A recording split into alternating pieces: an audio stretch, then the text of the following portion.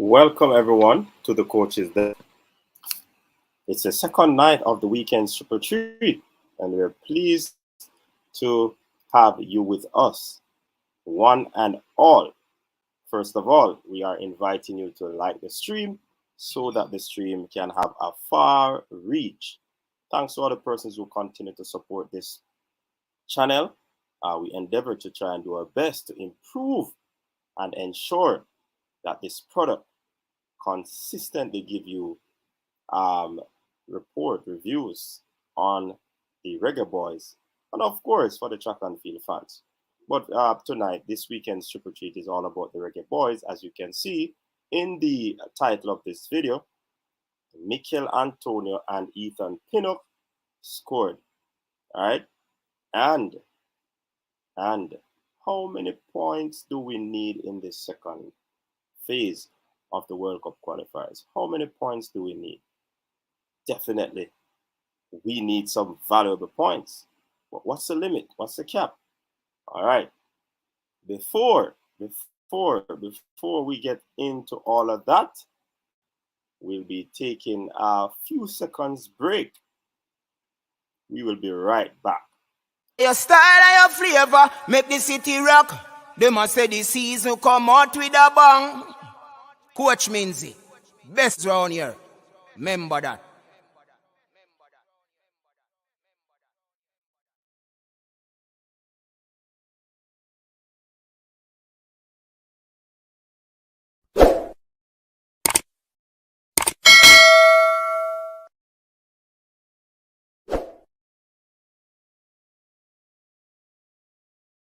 Welcome back, everyone. We are back with you in the second night of the Weekend TripleTreat. And of course, we have some reports, some news report on football, in particular, the Jamaican Premier League. Good game. Two awesome games. First leg of the semi-final round of the Jamaican Premier League. And in the first encounter, you had Tivoli FC. They went up against Cavalier, and after a master stroke of a substitution, Cavalier took the advantage in the first leg after they defeated Tivoli Gardens 1-0. Also, it was a late goal in the second encounter, Mount Pleasant Football Academy versus Waterhouse FC, and Bradford gave Waterhouse FC the early advantage as well after he scored in the 79th minute. So, Waterhouse and Cavalier currently have the advantage as they go into the second leg of the semi-final action in the semi-finals of the Jamaican Premier League. Who will reach the final of the Jamaican Premier League? Is it Waterhouse? Is it Cavalier? Is it Mount Pleasant? Or Tivoli Gardens? Well, one game away for each team to decide if they want or they will actually reach the final of the Jamaican Premier League. Some exciting encounters in the English Premier League. Yes, one of our favorite league. A lot of people in Jamaica watch the English Premier League. Some of them watch it more than they watch the Jamaican Premier League. And I would assume that that is as a result of the quality. Nevertheless, they watch it. Yeah, so we can't really stop persons from watching that. And a matter of fact, it is easy to watch because there's a plethora of sites and channels that you are able to watch it on. With the Jamaican Premier League, even for the locals, it's difficult. You know what I mean? So let's give the results of what transpired in today's encounter. Formidable team, Chelsea. Or are they pretenders? Wow. Gabriel Jesus ensured the defending champions humble Chelsea. They edged them 1-0. I watched that game. It was a decent encounter. I tell you about Manchester City. Pep Guardiola possibly is just reminding the footballing world that he's still one of the top managers out there. It was a masterclass performance from Manchester City. They gave Chelsea no space. They were high press. They kept possession of the ball. They were just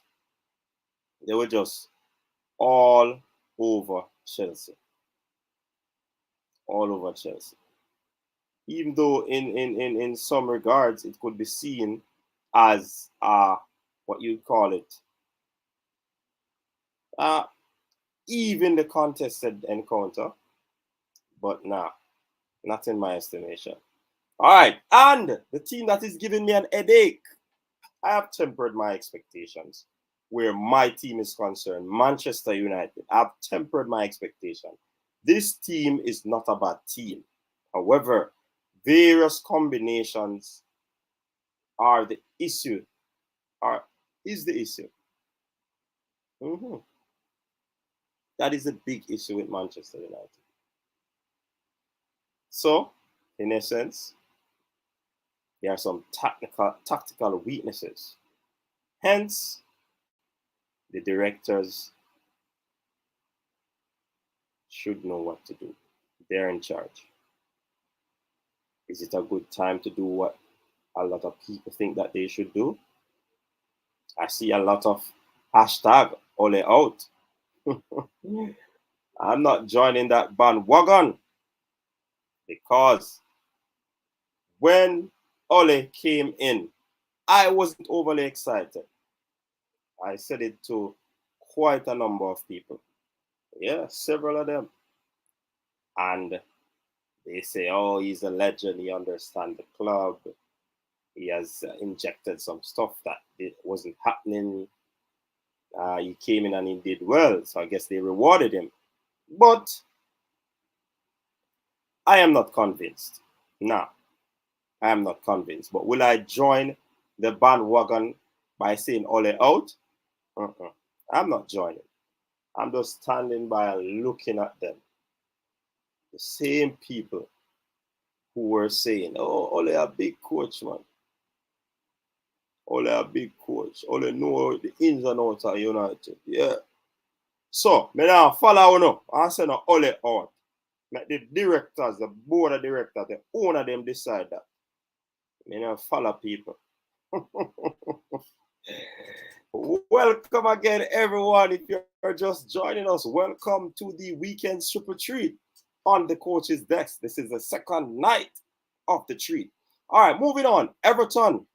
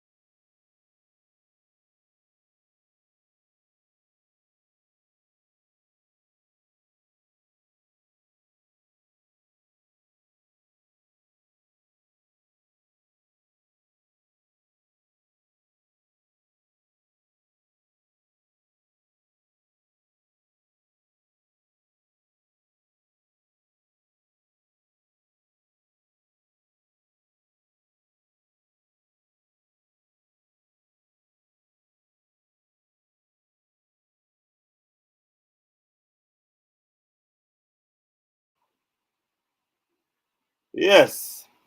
Me see one comment a while ago. And you know, me say to a brother not too long ago, me say if Leon Bailey did that, it was worse. Leon Bailey that run rings around the defense, man. Trust me. Trust me. Mm-hmm. That run rings around them, man. All right now, you see the emotional attachment with football. kind of, what I call it now, it kind of get tough for me. Take my emotions out of football a few, yeah man, for a minute now. So, continuing, Everton, they blanked Norwich 2-0. Leeds, the club of Cataract. Cataract, you have some explanation to do that. Because of some record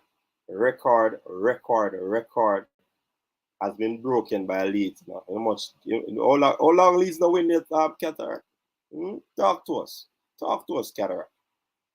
But of course, the Jamaican international, Michail Antonio, found the winner in the 90th minute for West Ham 2 edged Leeds United 2-1. Yes, sorry to say, but Leeds is a club that are Cataract. So nobody has anything to say to me this evening. None of the big teams would have won any game today. Except Manchester City. So you see the CEO and the assistant CEO of Chelsea, big bad team still enough. But they were humbled by Manchester City. Yeah, man. So them can't talk to me about no points drop. You can't talk to me about no points drop. Yeah? Because you drop points as well. You know what I mean? You can't do that. There's no way you can do that. Leicester City, former champions, they were held to a 2-2 draw by Burnley. Watford and Newcastle played out a 1-1 draw, and Ethan Rupert Pinnock scored in the 27th minute, but he was taken off in the 43rd minute for what looks like an injury. So let's hope and pray that Rupert will be okay and it is not anything serious. He's another Reggae boy that has joined the injured list. Wow. We can't deal with this right now.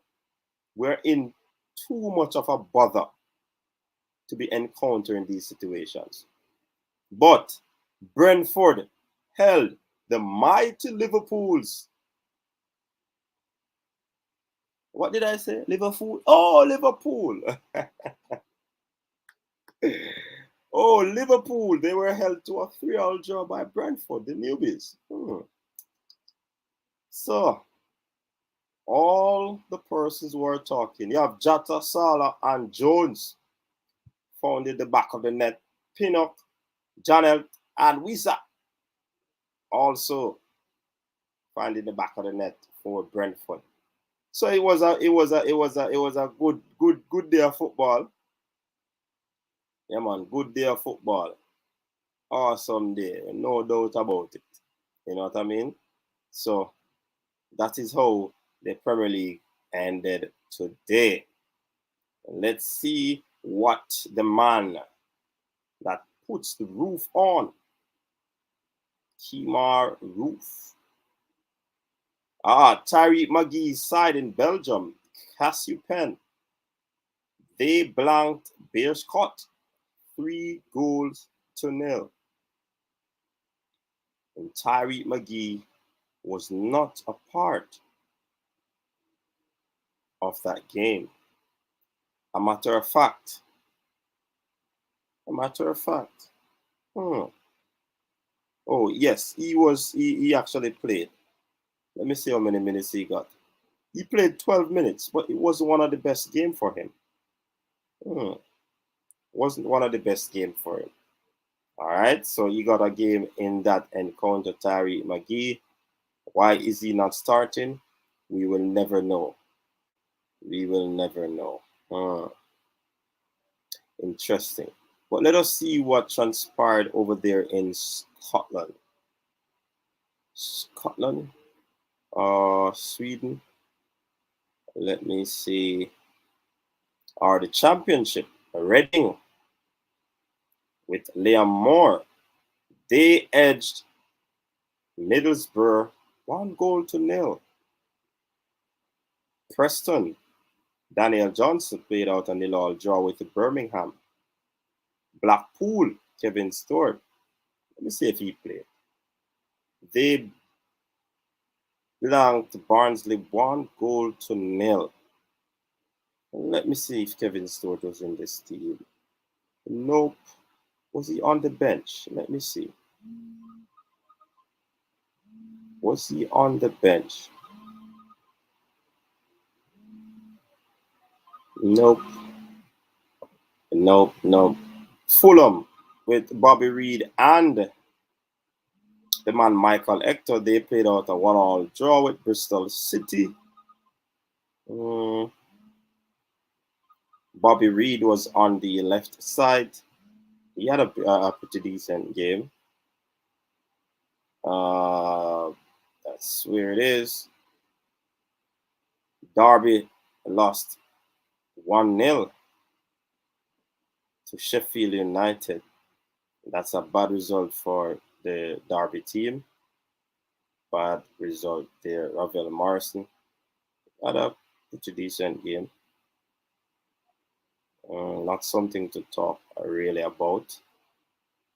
And then in the League One, Rotherham 1-1 with Crew. I think a Reggae Boy plays at that club. League Two.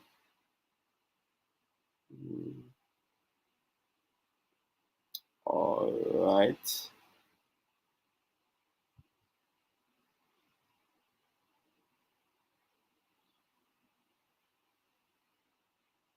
This app gives you all and every league.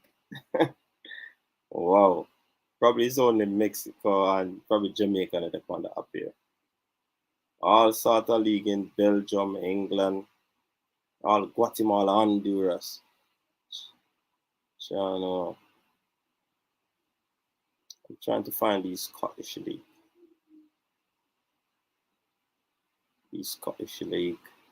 Even the Japan J League is on this. Oh, there, the Mexico Liga Max is there. No Jamaican Premier League. Wow. Every single holy team, league. Russian League, Saudi League, Rangers just found it. Kemaru did not score, but his team edged Dundee FC 1-0. He started in a 4-3-1-2 or a 4-3-3. He was in the head of the attack. So I think that is a situation where the Reggae Boys are concerned. All right.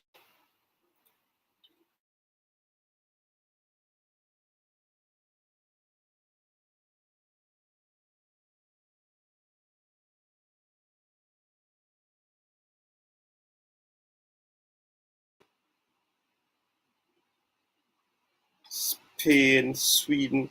Oh, let me check out this Swedish league. I'm not seeing where Blair Tuggart's team played. Even the Thailand League, Turkey League, Ukraine League, USL Championship in the United States. Venezuela League. Yo. All right, people. So that is that where that is concerned. Where that is concerned.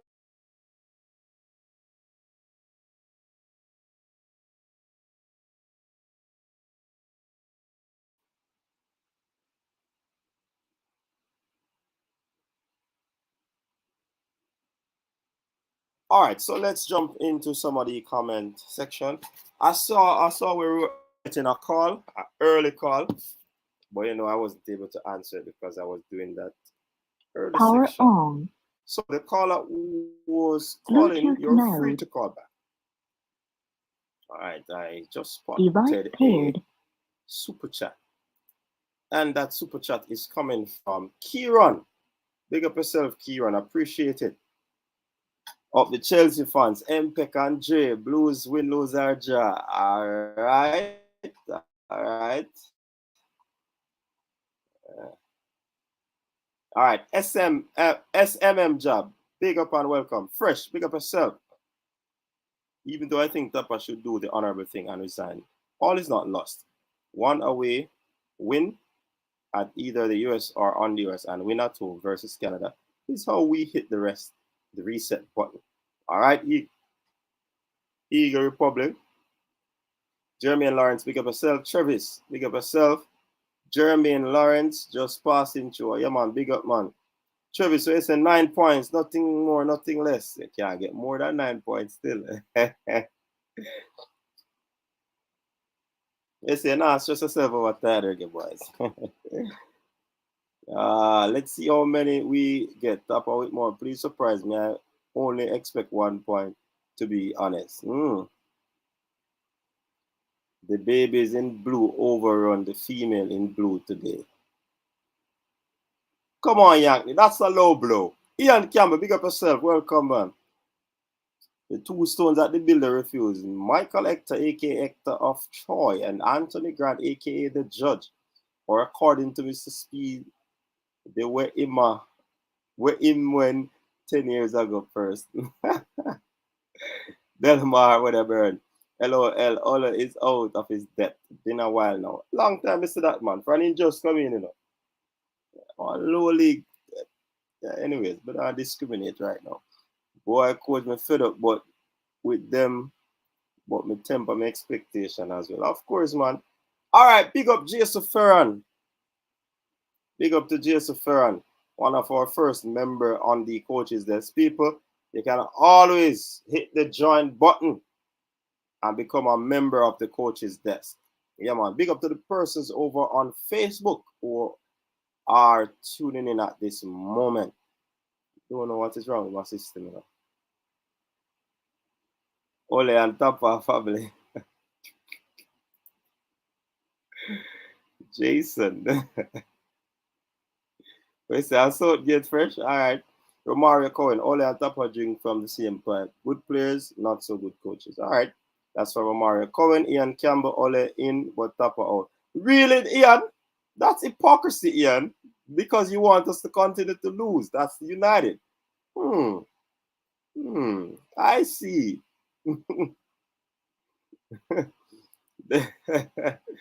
Coach, look, Leon Bailey was injured. That'll be worse. Yeah, man, it would have been pandemonium, man. Leon Bailey would have turned them inside out. Honestly, I believe so. Remember me say it last week, man? Who remember me saying it last week? Remember me say it, man? We know the game, I'll do a social media with the plan.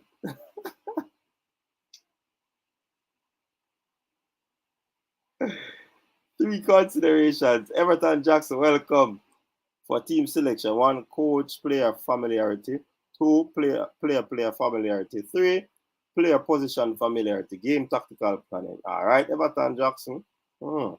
Kathleen Maxey, welcome. Greetings. Roderick Sharp, big up yourself. Bless up, man. Yankney, big up yourself. Jairus, big up. Ricardo Robinson. Why, man, I tell you. So the call coming, okay. Let me see who is this calling. Caller, you're live. No, blessing coach Menzies. I want to talk after year. Either you or Cataract. Oh, you can't give me a call back because me there.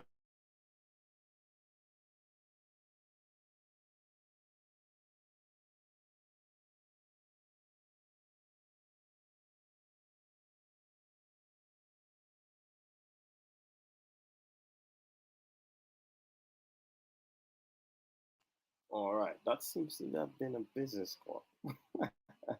All right, How we become a member. All right, Westland. All you need to do, Jason, show them how it's gonna. Jason, talk to Westland. All right. Fresh, Michail Antonio, my baller. Yeah, man. Ishmael, big up yourself and welcome. I can't say nothing. Chelsea lost today too. That me I tell you, man. You can't beat me today, no. Tonight, you know. Because the team lose. All who said Brentford a bug team think again. Tell you, say City did that. Go cram Chelsea. Yeah, that's true. Just bet smile today. Merch available, people. Yes, you can check the link in the description and go directly to the merch store. Daniel Dean. Welcome, welcome. By the way, who beat you again? A little unknown. Aston Villa look unknown, man. I want to talk. So, no, you just start watch football, Ishmael. No, coach. Can't style me side like that, man. Yo, I hold for Bridget Young, me have a Liverpool fan, and I see him and I tell them, man, that was bantering, man. Nothing. Owen, big up yourself. Wasted the double name are intellectuals. All right. Or the double first name, because everybody has a double name. First and last name. Anyways, Mark Chambers, welcome, man. Big up yourself. Salah should score the one on one chance with the keeper. Me get penalty and miss, so me not said nothing. Balakar, big up yourself. Everton Jackson, coach, what are your thoughts on this? Very important considerations for top one JFF4 selection. Coach, player familiarity, player familiarity, and player position familiarity. All right, Everton Jackson, you see that message here? Very important message. But what is going to happen is when more messages start coming, it is going to be hidden. So I want you to probably intermittently just send back the message until I put it up on the screen. I want to talk about this when the panelists then come on. Very important, very important. All right, Delmar, yeah, really big up yourself. All right. Omar Turner, what is the name of that app? It's what name again? What the app the name? Fuller League. Fort Mob. That's the app. Fort Mob. All right. Yeah, fresh. That's the app. Hold on.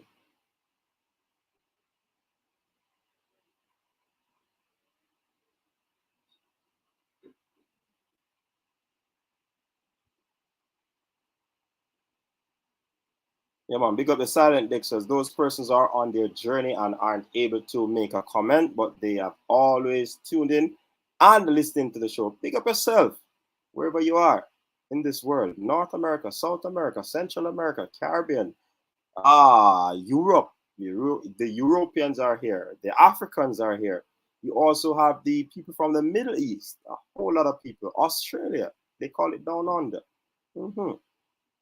Wonder if any Y is going to go up for that one. Anyways, Fabian Full, welcome, man, and big up. King Job, welcome, man, and big up yourself. Coach Taxi right now playing. He's playing at CB, though. Yeah? Okay. Big deal, then. Big up yourself, man. Everything blessed. Ole. Fabian Full. Telling us, I'm not join the wagon, you know. Who listened to the stream from early? I'm not joining any wagon and say Ole out. I'm not. Because a long time I'm telling you temper on expectation with this coach. Yeah, man. I told you all Manchester United fans. I told you. Chelsea got humbled and hit off their high horse. How high was it? They're still a good team, but I mean, they looked lethargic today. They looked out of sort. The high press, they did not have any space to play that ball.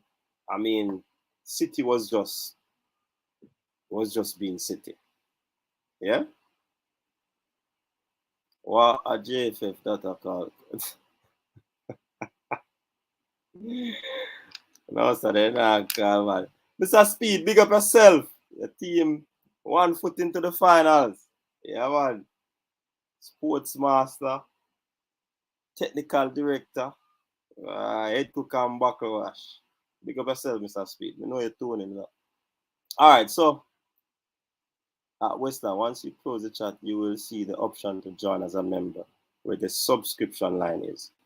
All right, Jason, big up. So Westland, I'm put up a message from Jason. How it gone?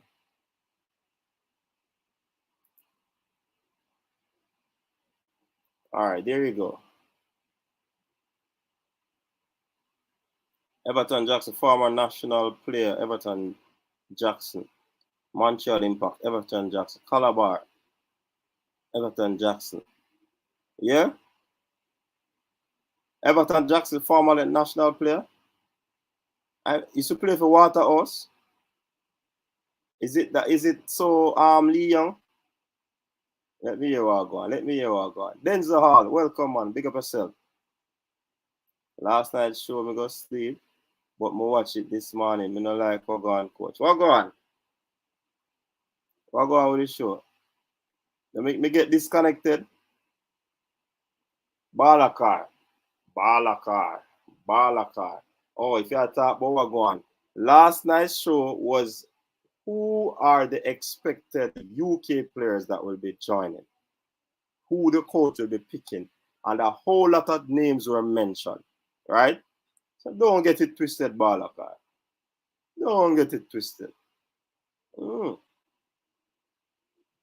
All right, Westland, same got it. Big up yourself, Westland. Journey, welcome, man. Ethan Pinnock, injury serious. We're not sure yet, you know. Not sure yet, Journey. I wish it is not. Man, they're on farming, man. Pinnock keep on shaming these Jamaicans we are styling.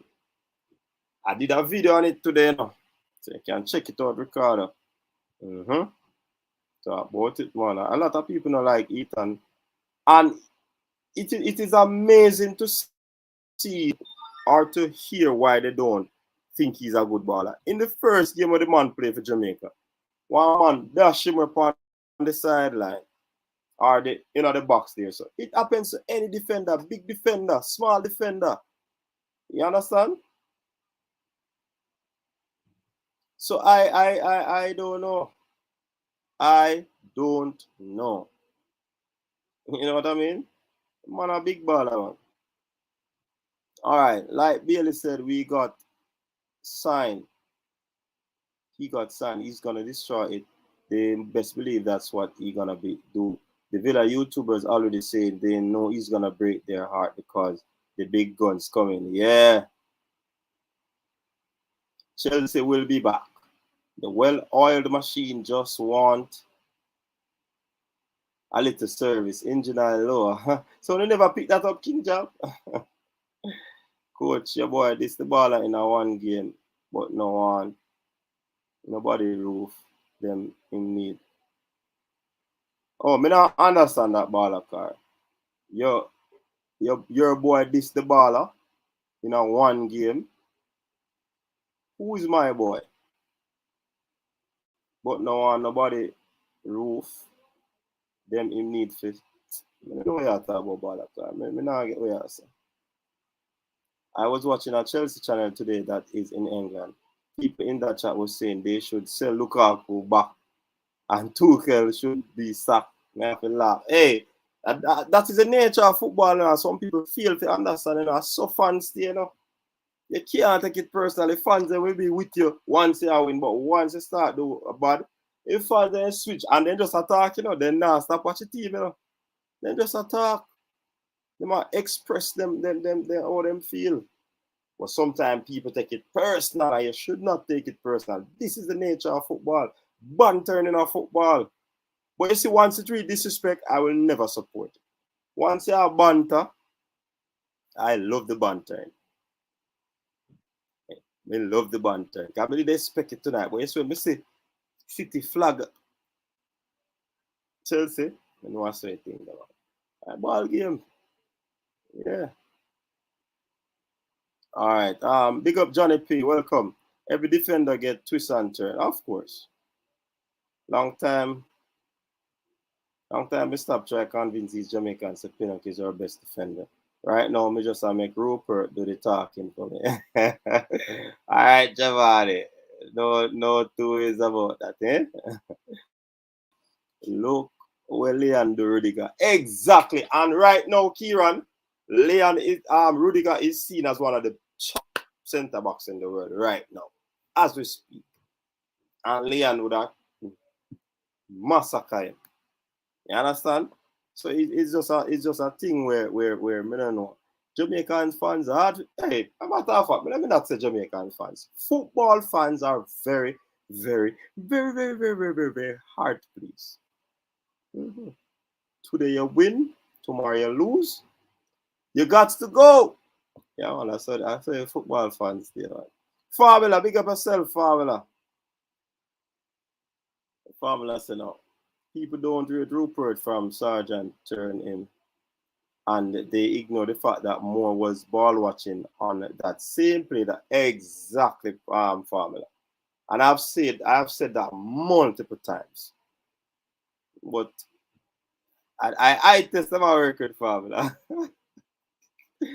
Marlon, big up yourself, Marlon. What's up, man? Big up. Long time we don't see you, Marlon. Hope everything is alright, you know.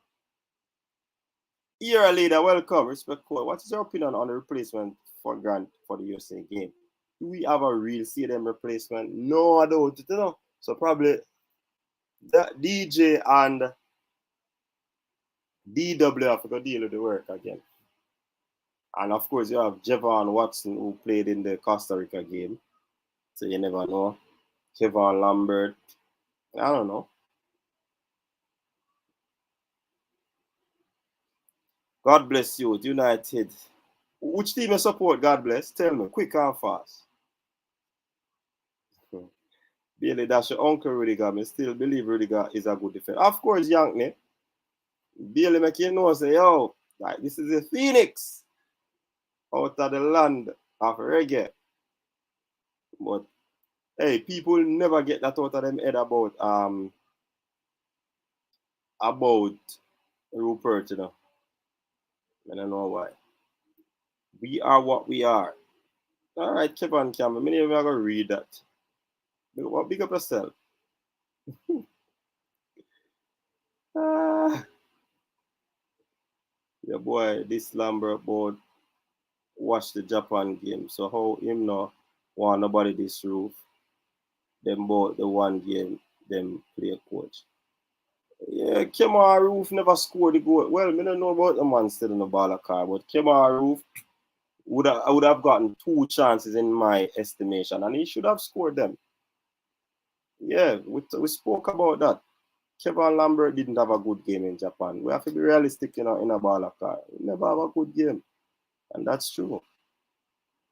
Roof had a decent game, but not one of the best game. In first international that, and he should have scored a double. It never happened. You see what I'm saying?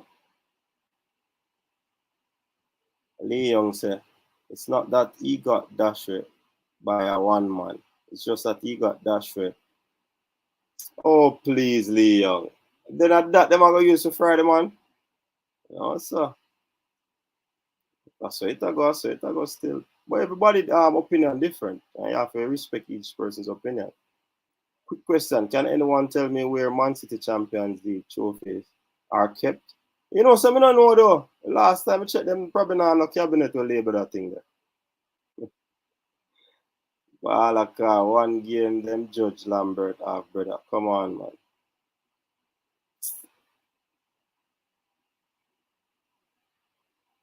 As a Jamaican fan, I want 9.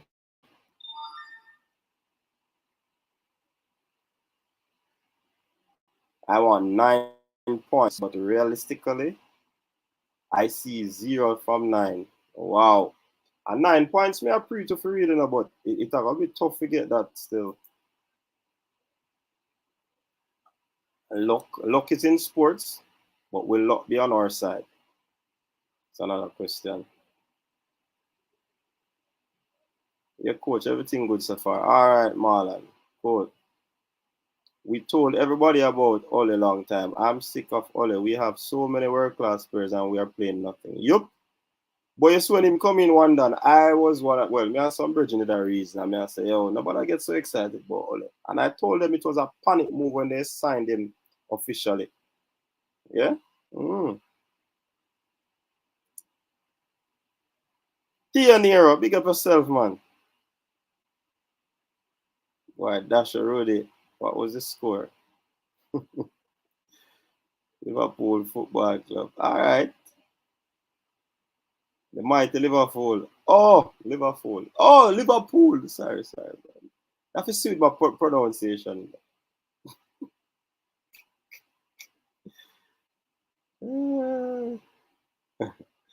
Lambert play good for Jamaica. Go watch the game then.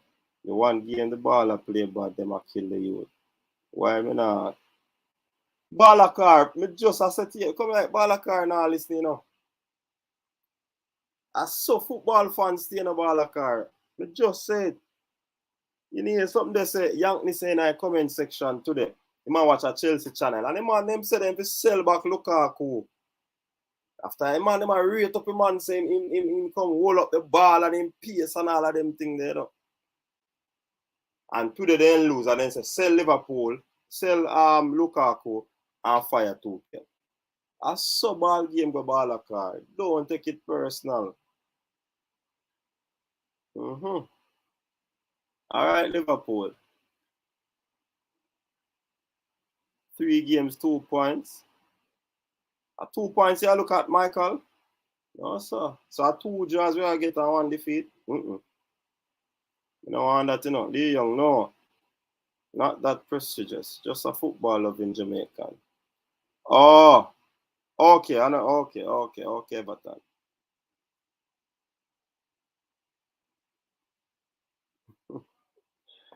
Why may I tell you? Defenders always get embarrassed by attacking players. Oh, me. Top defenders get beaten on the football field. Yeah, Marlon, and that way I tell them, man. So you could have be best defender in the world. When attacking players coming at you, you don't know what they're going to do. And you could have read the game like book. I think Jamaica needs head of Nico Henry. Yeah? Yeah, him name a call, you know. Yeah, him name a call. Giovanni, sadly, I think we'll get 2 points maximum. Wow. Yeah, a leader, defend the thing. Coach, we did feel away when we lose, but the man you lose it. Hey, we have a romance with Manchester United, you know. All of the haters them have a romantic connection with Man U. No matter where Man U do, they have to give their input.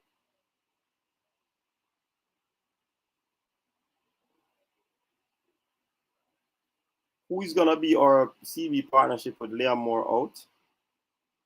Could be Mariapa and Low. With the massive division in the team and among fans regarding local and foreign-born players, we are going nowhere. All right, probably that needs to sort out. Big up Michail Antonio, 6 from 6 in our competition. Yeah, man, the boss are going on. He's on fire. Hey, we should play them local game upon me. Oh, wait, name, Nintendo or Sega Genesis. One out of them something. Then me a look boy. Then think them used to play. And when you play the basketball game, I hit 3 shots in a row, man. You the commentator say, he's on fire. So, Michail Antonio is on fire, man. Which side have P-Man on it, but have a female name? I know what they have, man.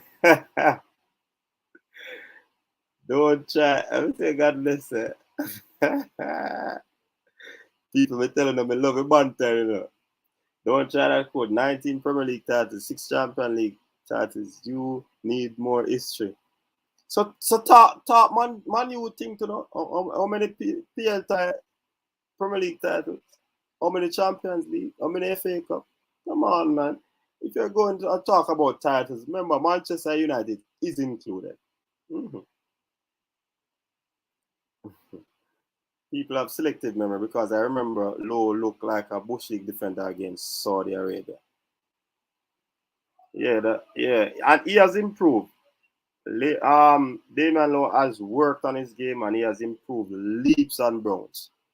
Big defender, you know. Trust me. And if a player play nasty progress, then you know some have to check things. And I have seen significant improvements with Damian Lowe.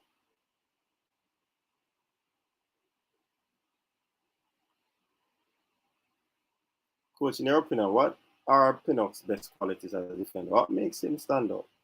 I think he reads the game well. He's very good in the air.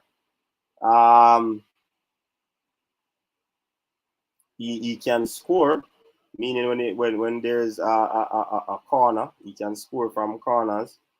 Yeah,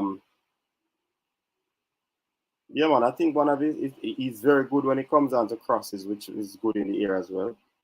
Yeah, the thing reading the game, he's able to intercept players. Yeah, man.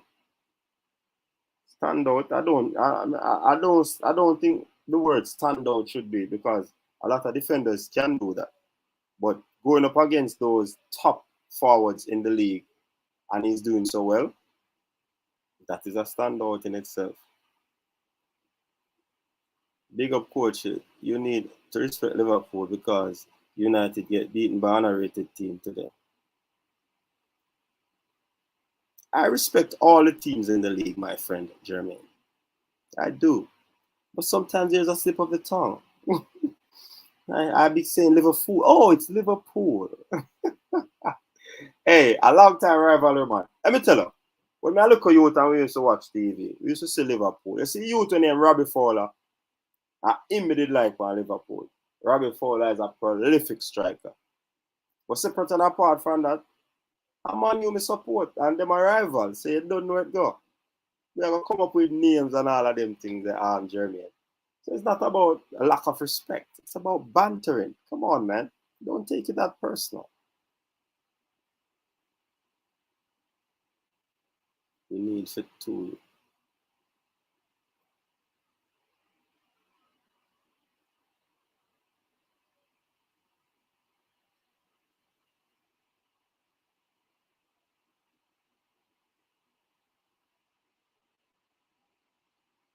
Hey, people, so the man them list out Casey Palmer last evening and saying, I look like whatever.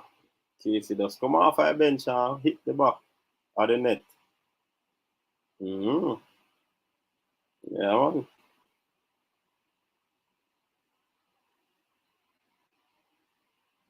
Who is Ole? What is Ole's style of play? Someone please tell me. Seriously, one done? You know, so that is no style of play. It's a pity we still having these problems as a team and a nation in 2021. Years, the Jamaica Football Federation to get in contact with Nico anyway. I don't them all get in contact with anybody else now.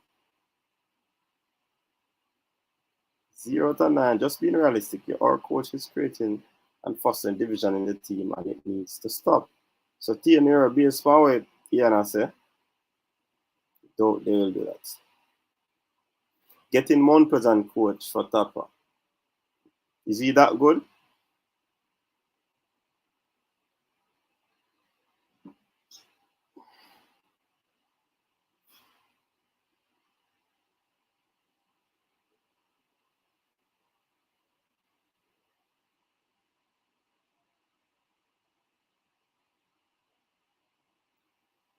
$13 EPL title.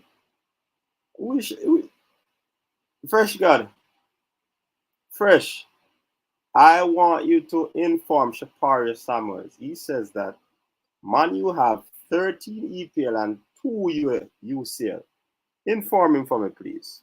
I'm going along to the next comment. A long time I preach about Rico Henry. The man no normal as left Power off. pace, skills, and his crosses on a next level. I agree, Damian has improved as a player. Low needs to cut out the rashness and running out of position and he'll be good. But that now happened, Giovanni. I didn't know. I thought his name was Nico telling me mistake. Yeah, man, Rico. But coach, when was the last time Man U win a title? A long time now, man.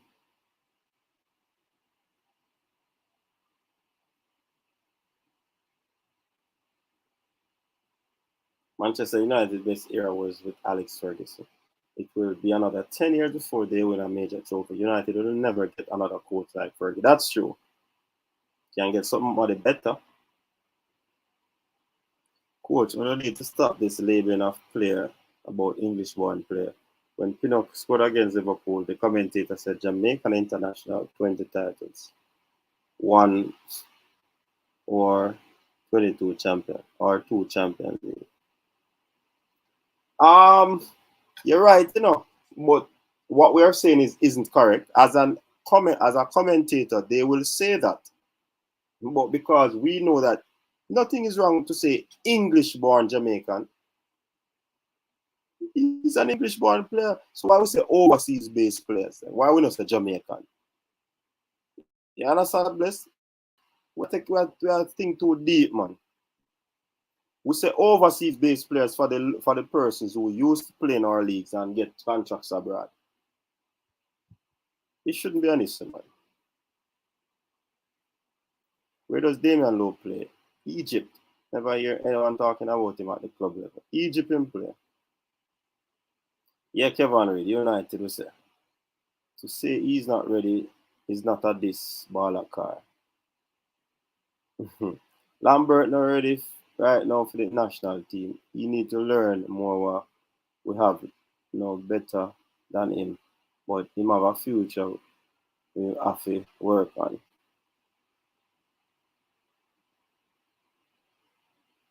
Balaka, we never diss the man, brother. I gave criticism, brother. We need to improve in game. Everything on us says at this. Sheldon Butler, where is Wes Morgan? I think he's at Leicester. Wish Lambert could learn from an Anthony Grant. So instead of Aka, bring Lambert. That's a good point, very good point. That's a very good point. Jordan King, welcome. To me, the team has a good talent pool, if not one of the best in CONCACAF. Jamaica just need to put the best 11 on the field and need two more creative midfielder. If we can't qualify this time, then 20 EPL title, we have Champions League title, 5 Carabao Plus.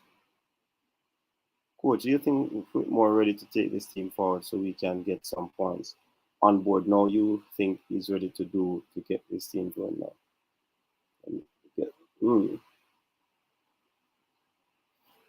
If he's ready to take the team forward, I believe that he has been ready. He has been ready. He's in the position.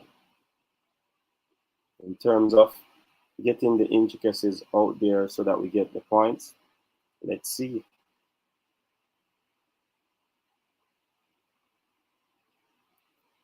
Coach, really understand how do you make a Scouts Brentford has Lakes or manager?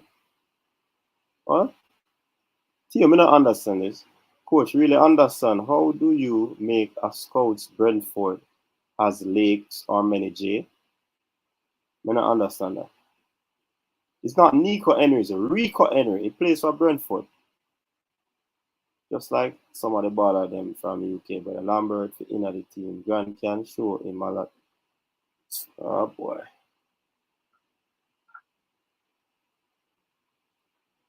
I'm right, coach. Shapari Samuel. What Shapari did itself then? So many comments. 3 Champions League. Thank you, big deal. 1 Europa League. 12 FA.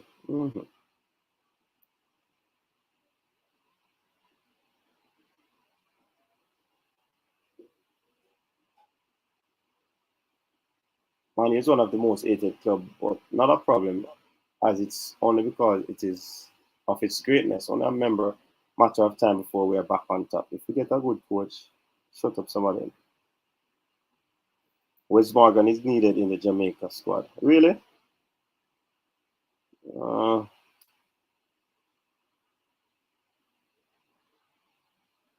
well, I agree that Lambert should be in the team over Aka.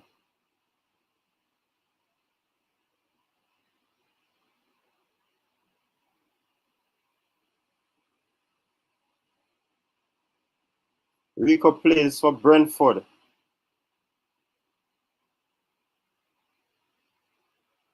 So, hey, been wanting some updates, man, at USA. Where is it? Then home to Canada. We'll all play it allowed, go and play in Jamaica. What the hell? Chris, all we are doing right now is just waiting to see the team that the coaching staff will pick. Then we know who the players are and who will represent us. Yeah, man, it's a bit tough. Canada better. Canada soccer than US, man. Coach, which manager would you like to see at United?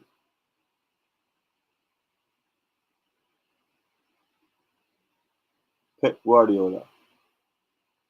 I meant to say that we have a lot of players that are eligible to play for us at Brentford at the Jamaica Federation needs to scout better. That's okay. Just I get rest.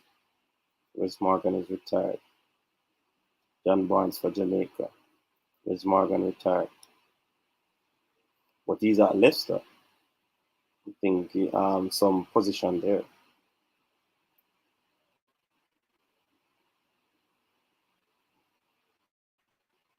Zidane Manu. No, sir. Wanna rate Zidane?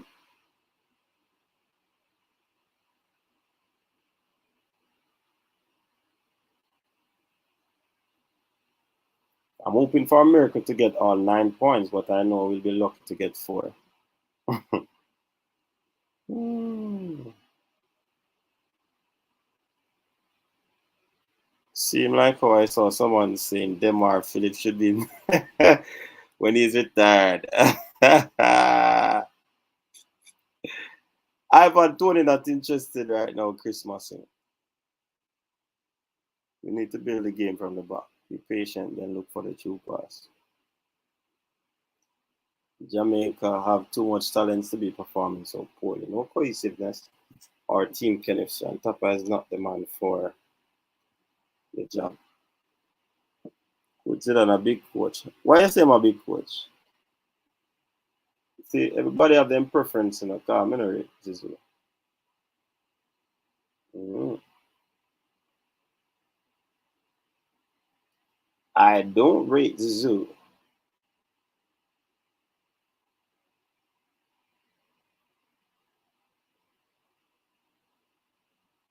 I don't rate Zizou. To be frank, Balakar is Cardinal. Lambert should be selected. Yeah, then everybody agree with that. Yeah, that is true. I agree with that.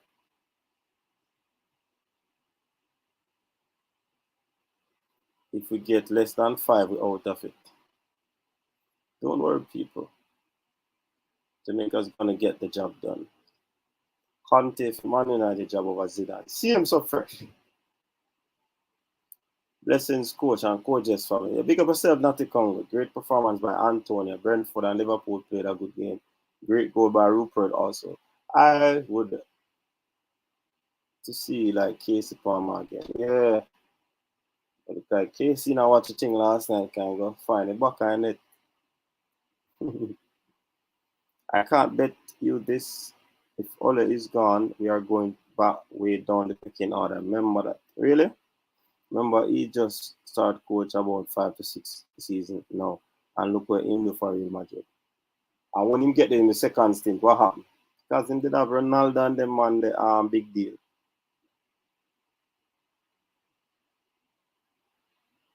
Tony and Antonio, Jermaine Chelsea, Lambert, and ready. don't see them and we have top up. Second over forward thinking. Lambert lazy and don't track well. But with as they were saying, still Jeremy and Michail, with having an Anthony Grant in the team and in training with him, you definitely develop. Yes, Herman Willis, big up yourself. Everything bless. Everything mucho.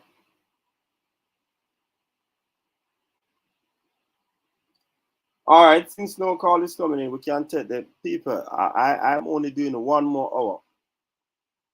Isaac Aiden interested.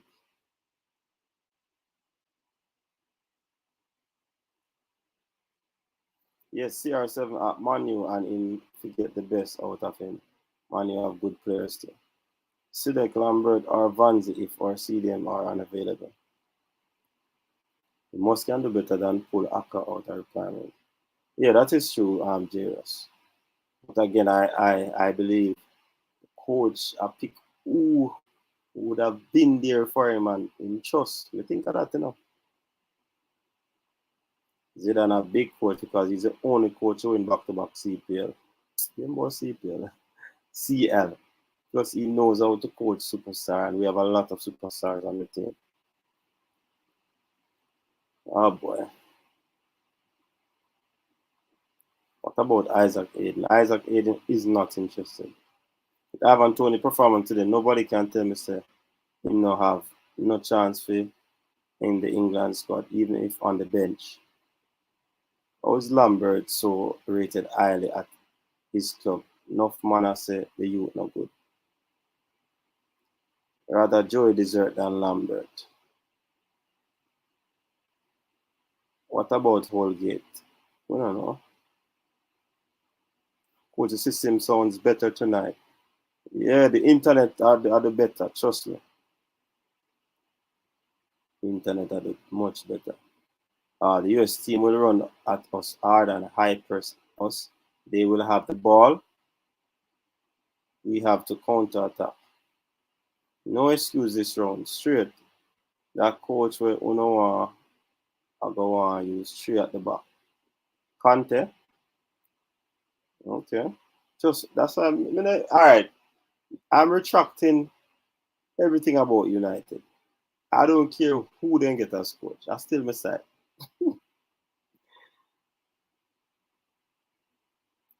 That is true, King Jav.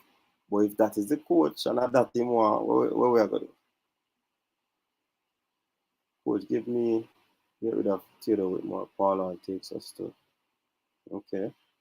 The players we have don't fit contest style of play. Zidane will be the best fit. Okay. Can we qualify if we lose against Canada and the US?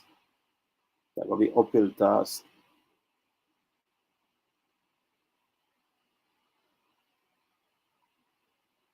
Hey, you know, so I don't drop the link. Last night I dropped the link. I mean, I tell you, say, the amount of spamming will go on last night. Now I drop the link, man. So,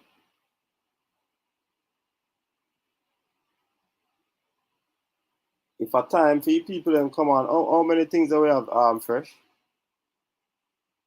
If we don't have no CDM versus US in Texas, 12-man stadium, dog name super. Sure. Can't lose to both Canada and US. That's a straight knockout. Yup. Zidane doesn't speak English and he doesn't want the United job. Only Conte wants a job. You have to do some CIA thing and all. Right now, too, I see if Jamaica start to perform in these qualifiers, I think all those guys such as Tony and Abe going to start showing interest. 12 likes, people. Just 12 likes we need for the 100 so the panelists them can jump on. Coach, what if Topper takes over as Manchester United job? They would be relegated to League Two.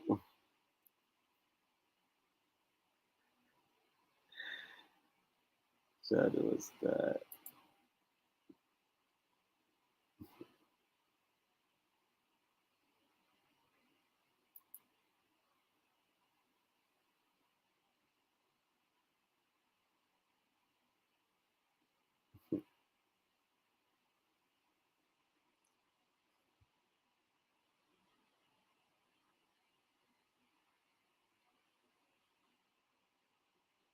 But one done. That's what I heard initially. That because he did not speak English well, that was a deterrent in him getting the job.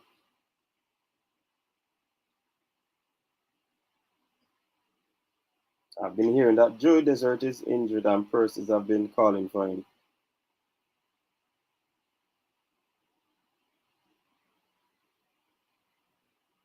Are we at 12? Let me check.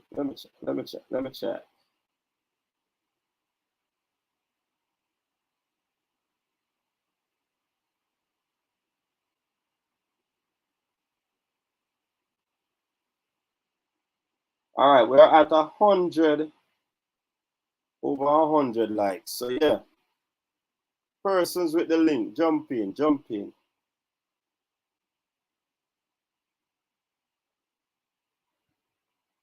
Jamaica is filled with talent. I just want to see the squad on the field and winning now. We are the best in the region. Time to show it against all these teams in this international break. All right, people.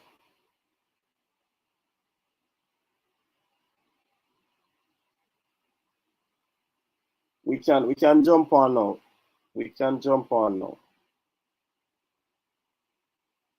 Yeah, Fresh guy, that is true. Initially, they said that his English was the deterrent.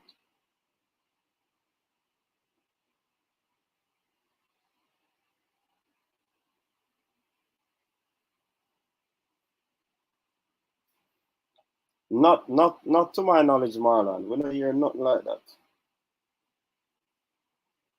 We have not heard anything of the sort.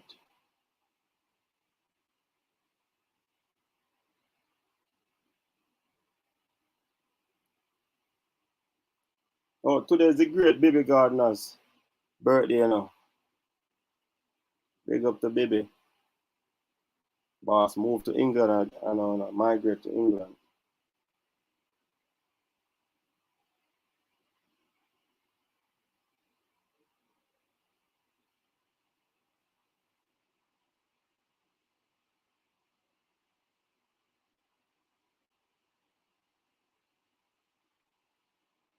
See, put the link. Jump on. Man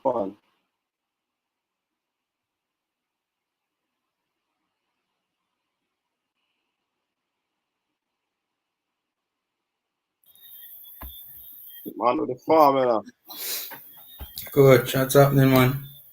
There, farm, big up yourself, man.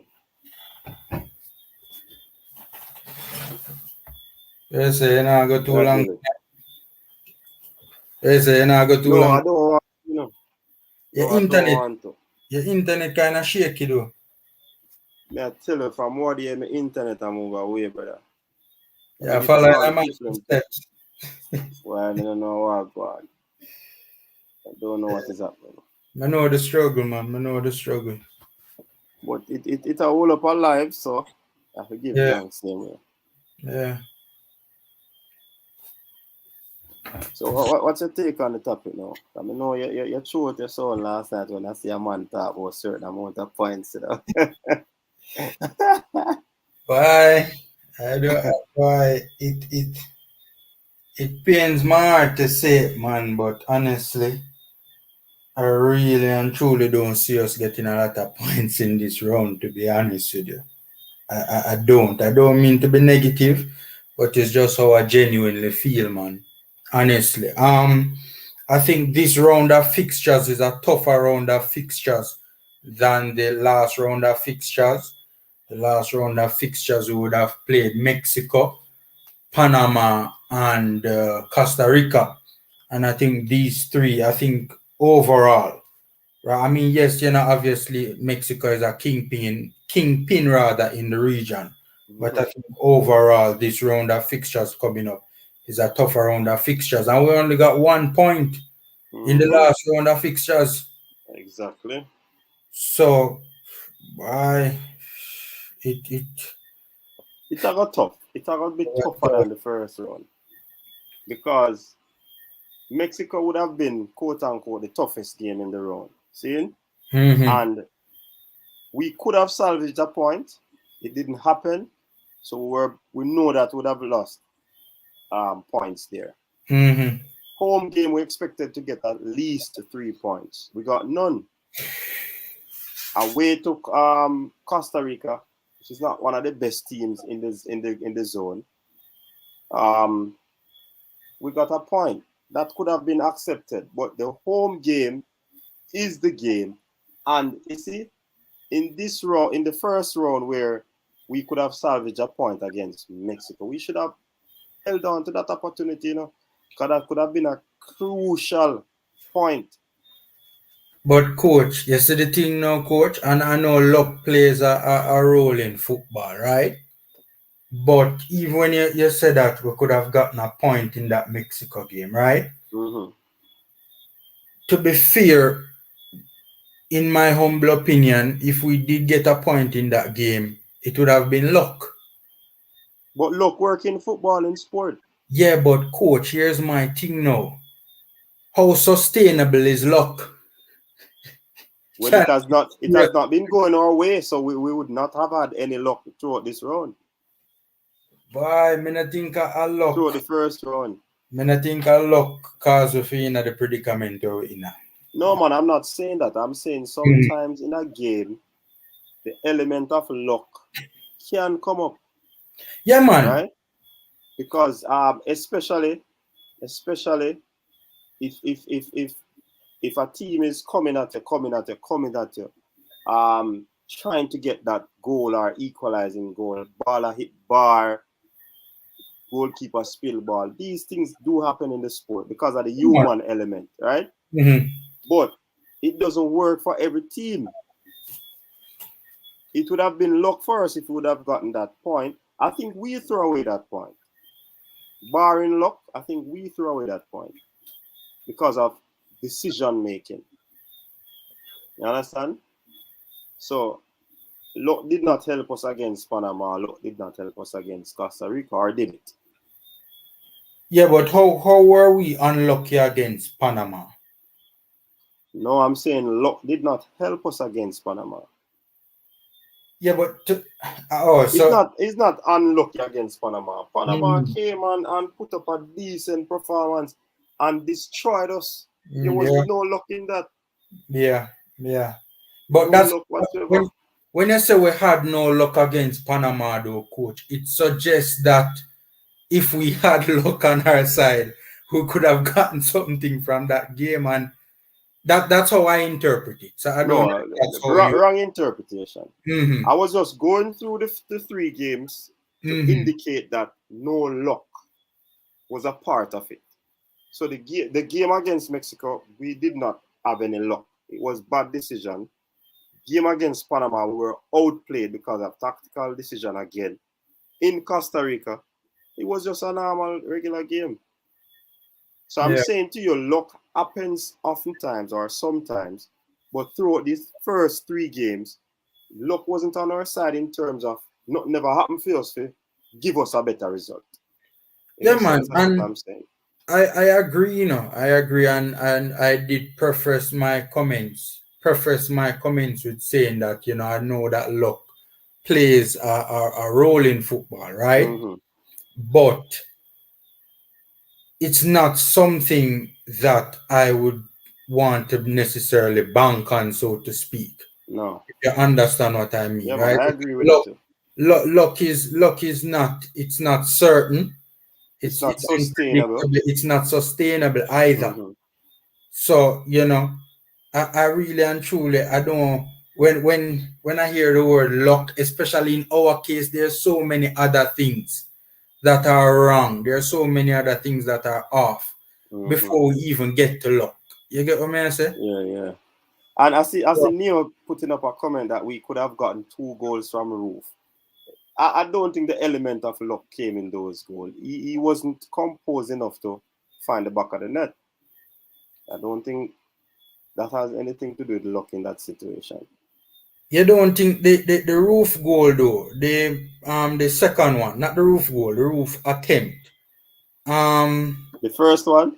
No, man, the second one. The first one was definitely the first one. Him dash it, no doubt about it. Him never composed He never have him composure in that particular situation. I don't think he realized how much time he had in that particular situation either.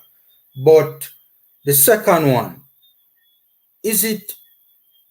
could you say that it was his fault? Do you see that as a miss for Roof or a good save on the part? The second goal, the second attempt. Was it a good reactionary save from the keeper or a miss from Roof? Because it was not brought up on the scouting report as a big chance.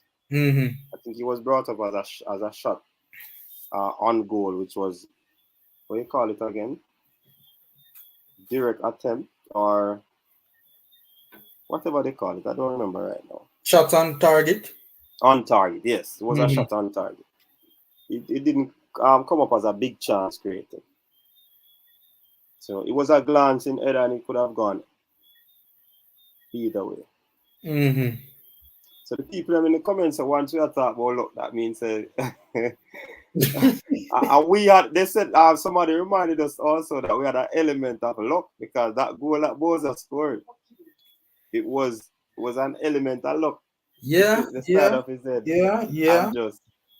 We could classify that as a and that is a very good point, Coach. That is a very good point because could you say that we were unlucky in that game when the mere fact that the goal that we got in that game had a huge part to play? So it wouldn't be unlucky. Coach, let's be real. We had no business being 1-1, in the 98th minute against Mexico, That could be seen as luck. We had no business. That the people never say, and how the goal was scored, it just hit by the side of the head. Or is it an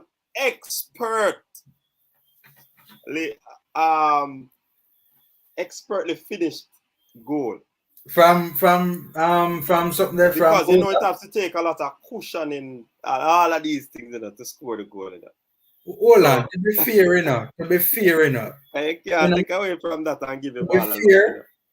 To be fair, luck was on our side given the fact that in that particular play, luck was on our side given the fact that, in all fairness, Boza is not the most clinical and the one chance him get in a game in dispatch it. Seen?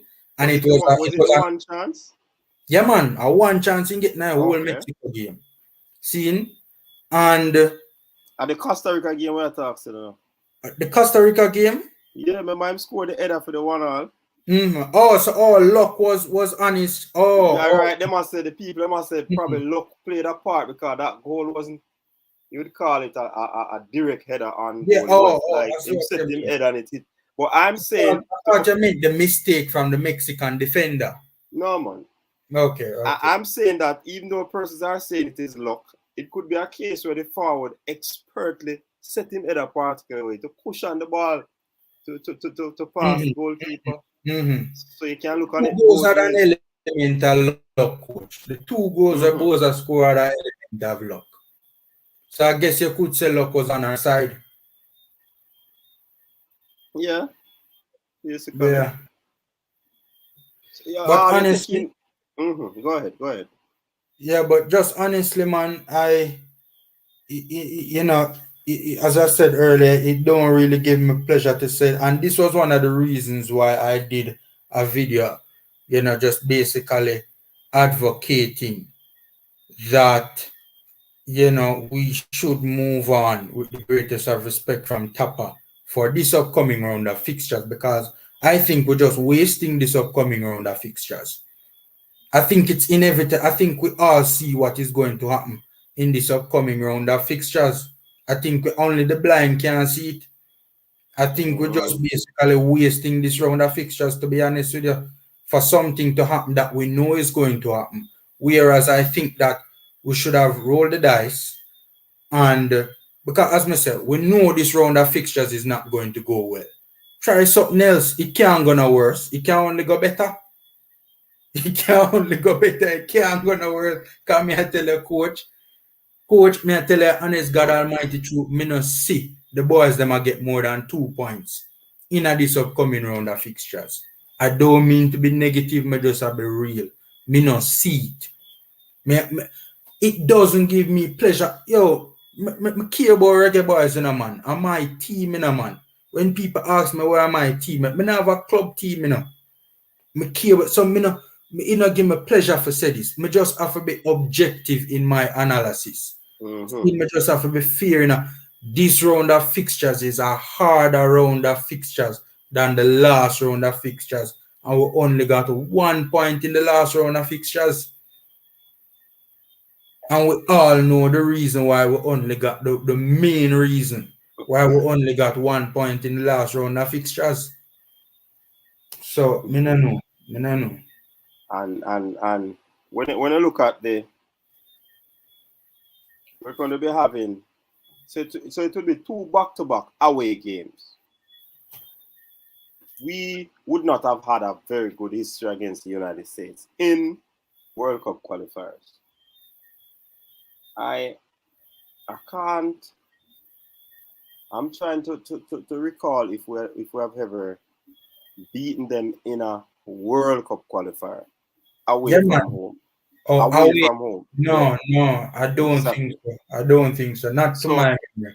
So we would have had a poor history away from home against the United States. So that in itself is against us. And as I've often said, history in football speaks for itself. But it is on the players or the team to go and try to break that history. Because if you notice, we have a bad record against Panama. We had a game at home. We could have ensured that we got a good result. But the history does suffocate us. You understand? So going up against US, it's going to be even more challenging. The mere fact that the last time we met US, we had a good run against them, but that wasn't US A team. It was a team that we would have had over a period of time. So it would have been a gelled team. A lot of people talking about the gelling thing. You understand? So I would say that game is going to be one of the toughest. What say you? You know, honestly, you know who I am concerned about? I am not even too, look, I'm concerned about all 3 fixtures. And yes, I do agree with you. It's going to be a tough game, right? But honestly, I am concerned about the Canadians. I am concerned about the Canadians, and I am concerned about yet another 3 home points gone begging. And I am also concerned that I'm concerned about what will take place in the National Stadium against Canada. I think Canada is a dangerous team. I mean, look, all 3 teams, I think are you know, to be respected in this upcoming round of fixtures. And I do agree with you. The America game is going to be a tough game, especially away from home. But I don't know. I just worry about that home game for me personally, in terms of not only the result but also the performance. I hope and pray to God we don't see another Panama debacle in the home stadium, this time just against another team. Because I think Canada is looking like a well-oiled machine, to be honest with you, from what I've seen of them. But yeah, this game is going to be tough for sure. You see, yes. All right. So let's fast track to the home game as you're on it. With the home game, for me, Canada is a very decent team, as you alluded to, and I agree. Checking our record against Panama at Canada at home, I think it is not so bad. Is it a case where Canada is a team that wants space to play football? Will the size of the national stadium be a deterrent to them? I'm looking at these things. Record plus size of field Yeah.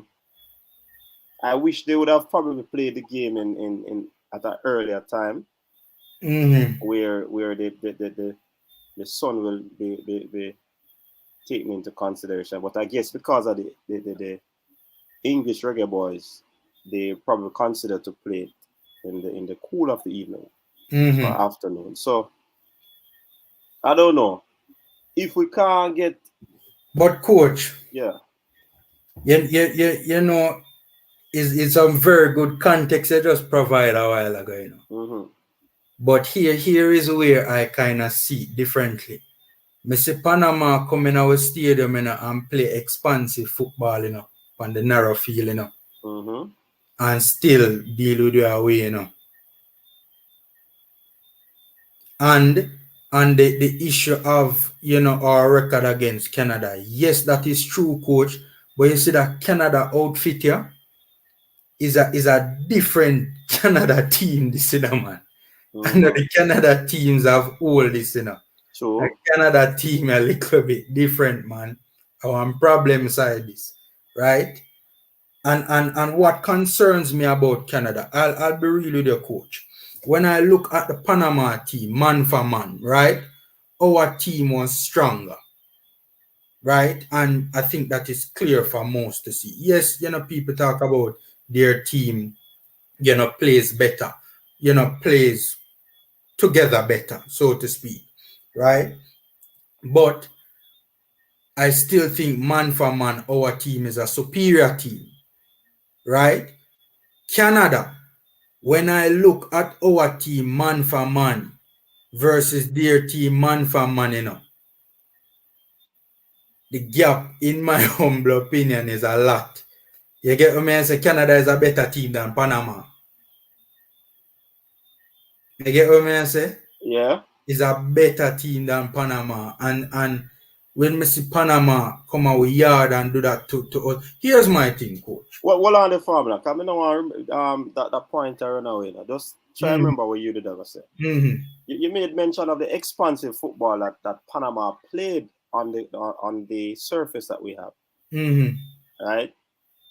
But I would believe, based on the analysis that Jerry Miller did, we were the ones who allowed the Canadians to play expansive football because of our shape and our Panamanians. Right, the Panamanians, right. Because of how the team was set up and the shape of the team. The players were indisciplined, not covering their zones, not blocking the channels, not closing the doors, not picking up the passes and all of these things.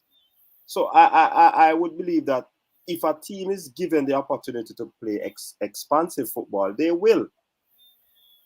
But if we don't allow a Canadian team to play that sort of expansive football, I think we'll be able to keep them at bay on the surface in terms of the size. But then again, another point to that is, will we have all the players that we need to play that game? That's another game. Part of the puzzle, you know. Coach, I will respond to you by saying, very good point, right? Very good point. But you talk about the indiscipline of the player. Do you really think, I look at it from a slightly different perspective. I don't think it is necessarily a player issue. It looks like it's a player issue because it's the players we see on the field of play and, you know, things not looking too right. But I think that it is a coaching issue. It is the coach's job, right, to pick up certain patterns of play that the Panamanians are running, right? Pick up certain patterns of movement. The Panamanians, them use movement and deal with it away in our backyard. It is the coach's job to recognize all of those patterns of plays, patterns of movement, right? Recognize all of those tactics that are being used to disorganize and unstable, right? And counter it. And he did not, and it all goes back to the main issue at hand. That is the thing, you know, coach. The problem is not our team on paper versus other teams on paper, you know. Right? based on paper, we should be able to hold our own against these other teams. The problem is, in my humble opinion, there's a vast disparity in coaching between our coach and some of the other coaches in CONCACAF. And that is where the problem lies, in my humble opinion. And I will agree with you on that. But in all the tactics that is presented by the coach, you have to have the players to play it, and you have to play it disciplined. Because if you look how the Man City team played today, to close down that Chelsea team that seems like a very well-oiled machine, you have to have the discipline to take out a team like Chelsea. So what I'm saying is that I agree with you that the whole tactical aspect of it was probably not organized. But could it also be that because the players weren't being disciplined in executing that tactical game, it looked all in shambles, and then at the end of the day, the buck stops with the coach? Boy, I coach, that could be an interpretation. It could, but there are too many coincidences for my liking, and that's why I think that it is an aspect of roles and functions. Right, and formula. I don't want you or people to get me wrong. I agree with you. Roles and the functions are not structured in accordance to how it should be for the team to perform with the quality that we have. Right?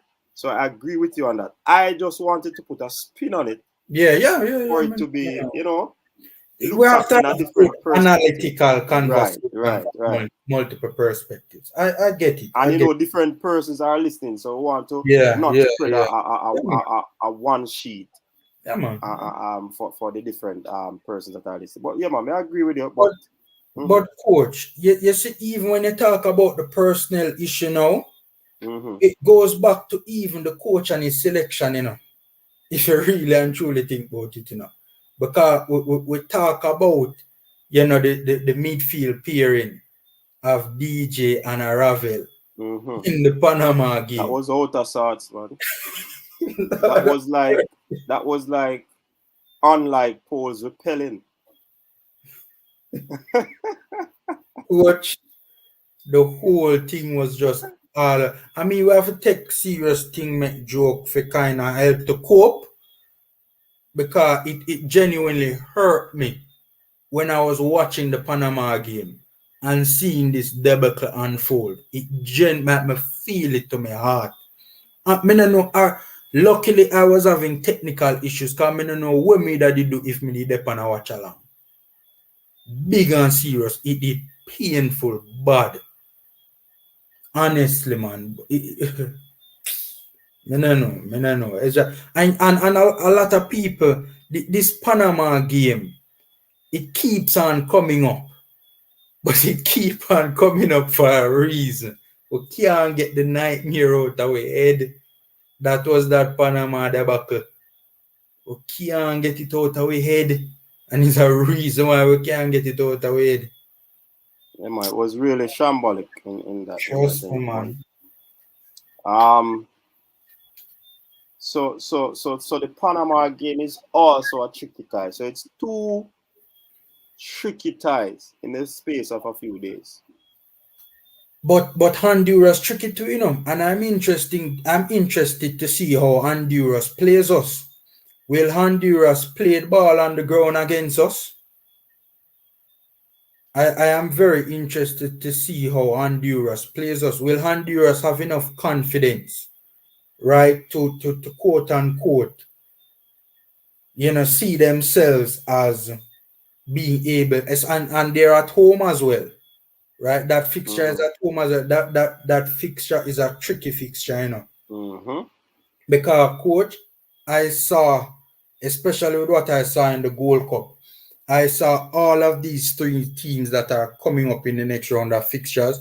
I saw all of them finishing ahead of us in the World Cup qualifiers. Mm-hmm. So when you say 2 coach, me respectfully disagree at 3 tricky fixtures. And see the thing with the Honduras team too is a dangerous little team, you know, because the man them physical to a coach. The And man the technical and as then well. technical. Mm-hmm. And I think that's one of the reasons why we struggle against Panama all the time too, you know. Mm-hmm. Because of the technical. The combination of the technicality and the physicality. Yeah, man. And then you add the new element of coaching as well. Right. You know what also jumped out at me when you were speaking was the fact that the Panama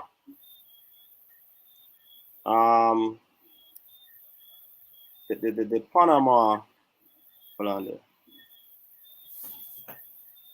I'm doing 2 things at a time. I want to send the link to.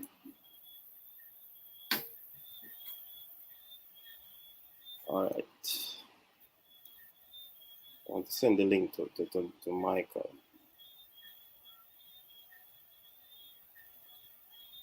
And then you add lack of cohesion and that too as well, which I do think is an element. You know, I don't think it's the main element, but I do think that has a part to play as well. Mm-hmm. All right. So our next thing, what I was going to say, I'm not distracted anymore. You really know that? Cause me need to ask this, you know. The Panamanian team. We alluding to the fact that the coach is more astute than our coach, right? So his football acumen is over the top.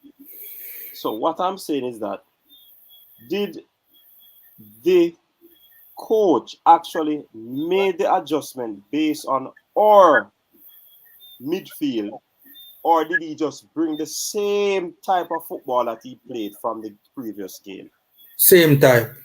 So obviously, generally speaking. So obviously, there wasn't any real tactical differences in his game coming into the Reggae Boyz. I mean, because is it a case where he had made adjustments in the game to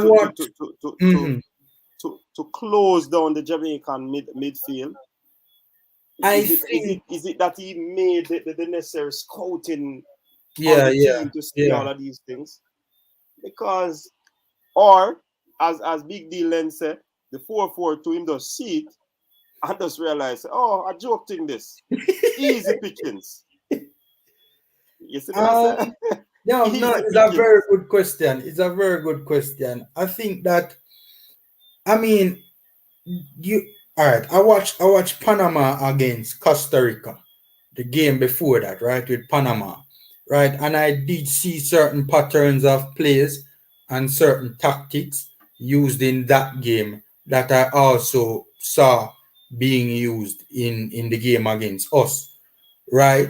But I am sure that there were also, you know, some things that were done in that game that were unique to us as well, right? Are unique to our game, you know, against, you know, Jamaica against us as well, right? I mean, common sense will tell you that, you know. But it's a very good question. It's a very good question, and it boils down to, you know, is our coaching regime, are they putting in the necessary due diligence, right, to basically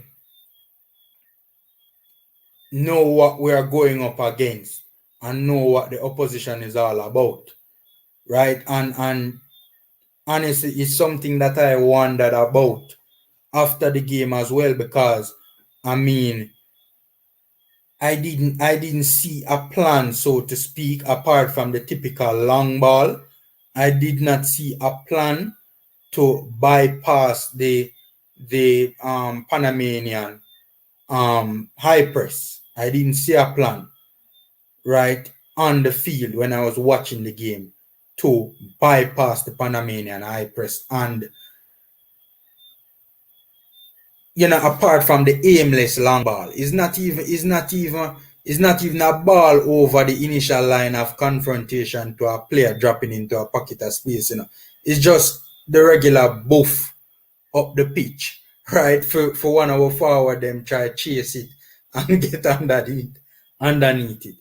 You know, so honestly, I mean, look, these things, you know, we're speculating because obviously we are not in the room when these decisions are being made, right? But it's also some amount of thought that goes into it in terms of us watching the performances and analyzing the performances and arriving at genuine and arriving at, you know, reasonable conclusions, right? So I wonder myself, the coach, if it's a case that due diligence was done on our part. I wonder myself. Yeah, man, it's a question that jumped out at me, man. Great question that jumped out at me because you were playing as if you weren't at home, or you were oblivious to the tactics that the other team brought to you. You understand? So Like it caught them by surprise. Yeah, and they just got deflated because the man them hit them early, and it's like you're clueless, no composure, no urgency, none of that was seen in the game. Yeah. Just man. So Michail said that he wanted to log on. I sent him the link. You can join us, Michail. All right, let me see this comment from Neo. All right, before Neo's comment, Panamanian coach did in-game tactic, meaning his counter-attack was different in the 3 goals scored. All right. Right now, our on-field confusion is what is defeating us. Lack of organization, lack of cohesion, and players out of position. Teams expect more, and observing our confusion, they relentlessly run at us. But good coach, to that comment before Neil's comment, you know, it could also be a case where it's just it could also be a case, you know, that is just the flow of the game, you know, the natural flow of the game, you know. Seeing, I don't know if you agree with me on that particular one. Say that again.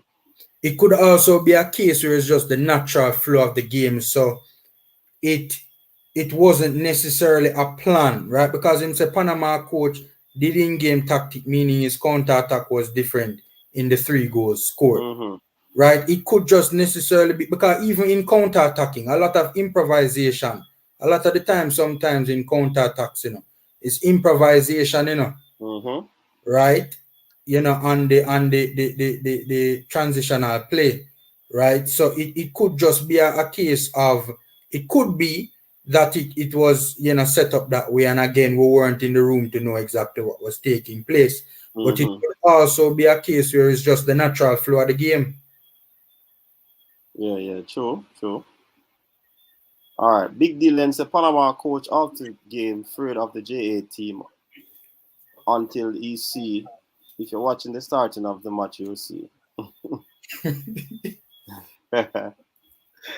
All right, no scouting teams, but picking friends and open spirit on field. Coach, honestly, I really and truly don't.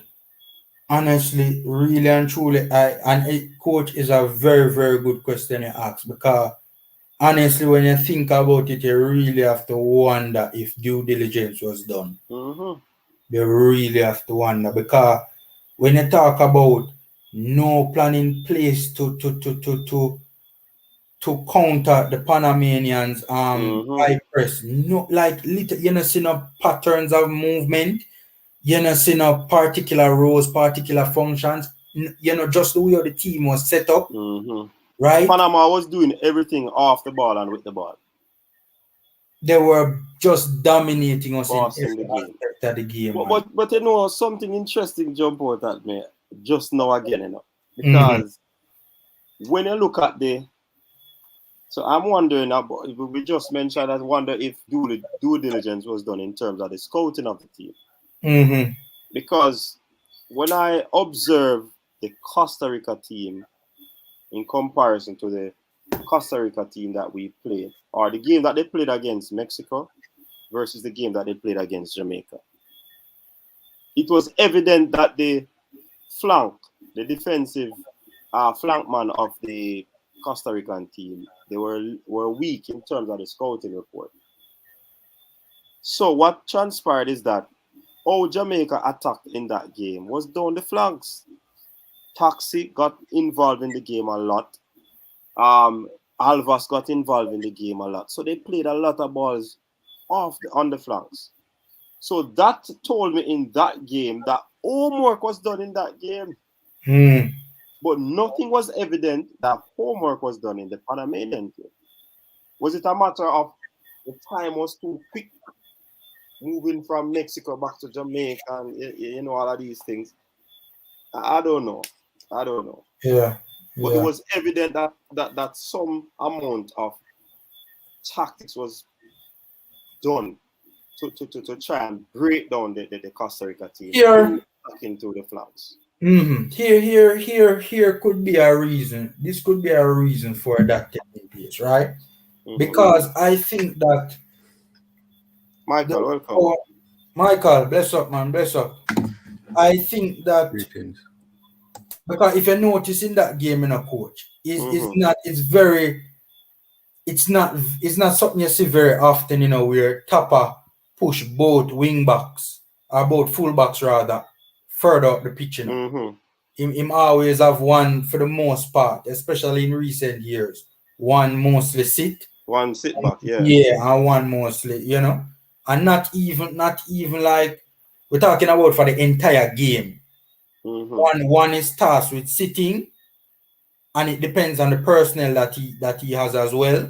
So I notice when Bell is playing for the Reggae Boyz, he's always sitting, right? And whoever is on the other side of the pitch is always pushing up. I think that Tapa was under serious pressure in that game, right? I mean, the fans were really up in arms about the way the team looked on the pitch, right? And how negative the style of play was, right? I also think that he would have gotten a little bit of confidence from what transpired in the Gold Cup, where we played against them and we played well against them, and we played with the same formation that Tapa has been known to play, throughout.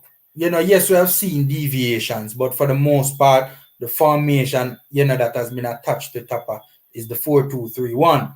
Why on God's earth Tapa decide to change from that the World Cup qualifiers against? Well, I could understand the Mexico game. I could understand why he had the 4-4-2 with the flat midfield 4 against Mexico. Though, for the life of me, I don't understand why.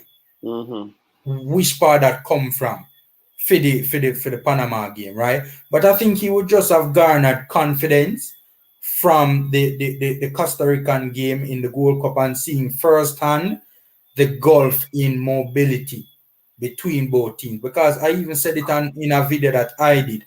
I think that particular game against Costa Rica, even before the game, the World Cup qualifying game got underway, I said that it was going to be technicality versus mobility, right? I think, with mobility favoring us and technicality of the players favoring the Costa Ricans, right? And I think that Tapa would have garnered confidence from the Gold Cup performance, seeing the gulf in mobility between the two teams, and hence it would have given him more confidence to go out onto the pitch to try and play a particular way. And especially given the fact, his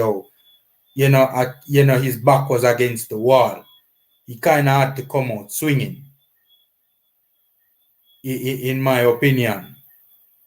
So that's how I interpret it. I say Michael shaking his head. It looked like him have a different interpretation. Boy, Tapa's back has been against the wall since before the Gold Cup, man. Come on. I mean, it's not no people asking for Tapa to get. Yeah, but Michael, he had lost that game and the team never played good. He would have been sacked. Surely. You agree or disagree? I don't agree for the simple reason that until the JFF have money, they're not sacking him. You know, I mean, you know, let's call it what it is, man. Tapper is our coach right now because we can't afford anybody else. So wait, Michael, you are saying, let's say for instance, argument's sake, Michael, if we perform poorly in this upcoming round of fixtures, you are of the genuine belief that they are going to still keep Tapper for the next round of fixtures? Michael, I don't know. No, well, put it this way. The JFF is in a no loss situation. If he does poorly, there's absolutely nothing to play for after that. Let's face it. If we don't take at least 4 points out of this round, at least 4 out of it, there is no way on God's earth we finish in top 4. All right. So if he don't get it, then there's no reason for them to go and spend extra money to replace it. Here, right? Because here's the thing, you know, replacing Tapper is not simply firing him and hiring a new coach, you know. Yeah, true. It's firing him, buying out his contract, yeah, finding a coach, paying them more, and paying a whole set of extra stuff. So why would they undertake that now? There's no viability to that at all. So he's in a situation where he can try anything he wants right now. But my thing is, I'd like him to be brave with it and actually try to play proper football. I mean, he's still playing this very defensive sort of thing with a bunch of players who have the talent to play so much better. You know, so this is what I don't understand, honestly. But Michael, you know, you talk about here's why I disagree with you, right? And I see the merits in your argument, right? I do. But here's why I do disagree with you, Michael, that I do think the JFF, if Tapper fails in this round, I do think they'll fire him, because if they don't, the culpability would lie with them. That's the thing now, you know. Right now, people seeing Tapper, you know, right? People seeing Tapper as the main reason for this thing falling apart, right? If they do not fire Tapper after the next round, if God forbid it doesn't go well, liabilities is also going to be laid at their feet as well. And they are going to have questions that need to be answered. And they are while public opinion doesn't necessarily play a part in whether, you know, in their position, so to speak, in terms of them remaining in their position or even getting where they are in the first place, it's still not in their best interest to have the public see the World Cup campaign failure being on their shoulders. You understand what I'm saying? I get what you're saying, and in a how do I put this now? In a more rational business context, yes, it would make sense. But at the JFF we're talking about, when last you see them act rationally? When last you see them make a business decision? True. Think about it. We're going into a World Cup qualification round where we quite possibly have the best squad, the best pool of players we've ever had. And you can't even buy a damn jersey. Come on, man. Does this look like an administration that plans, that manages anything? Do you think culpability matters to them? If culpability mattered to them, every one of them would have committed harakiri a long time ago. No, these are not people who give up. I don't want to use a bad word, but they really don't. They're not at that level. They're still trying to get players from their clubs into the national program. You understand? They're not seeing it at this level. They're not seeing that the investment needed to have been made to put the team there to get how much $1 million that the World Cup generates, right? To restock the coffers, to build the program, to make a real proper run for 2026.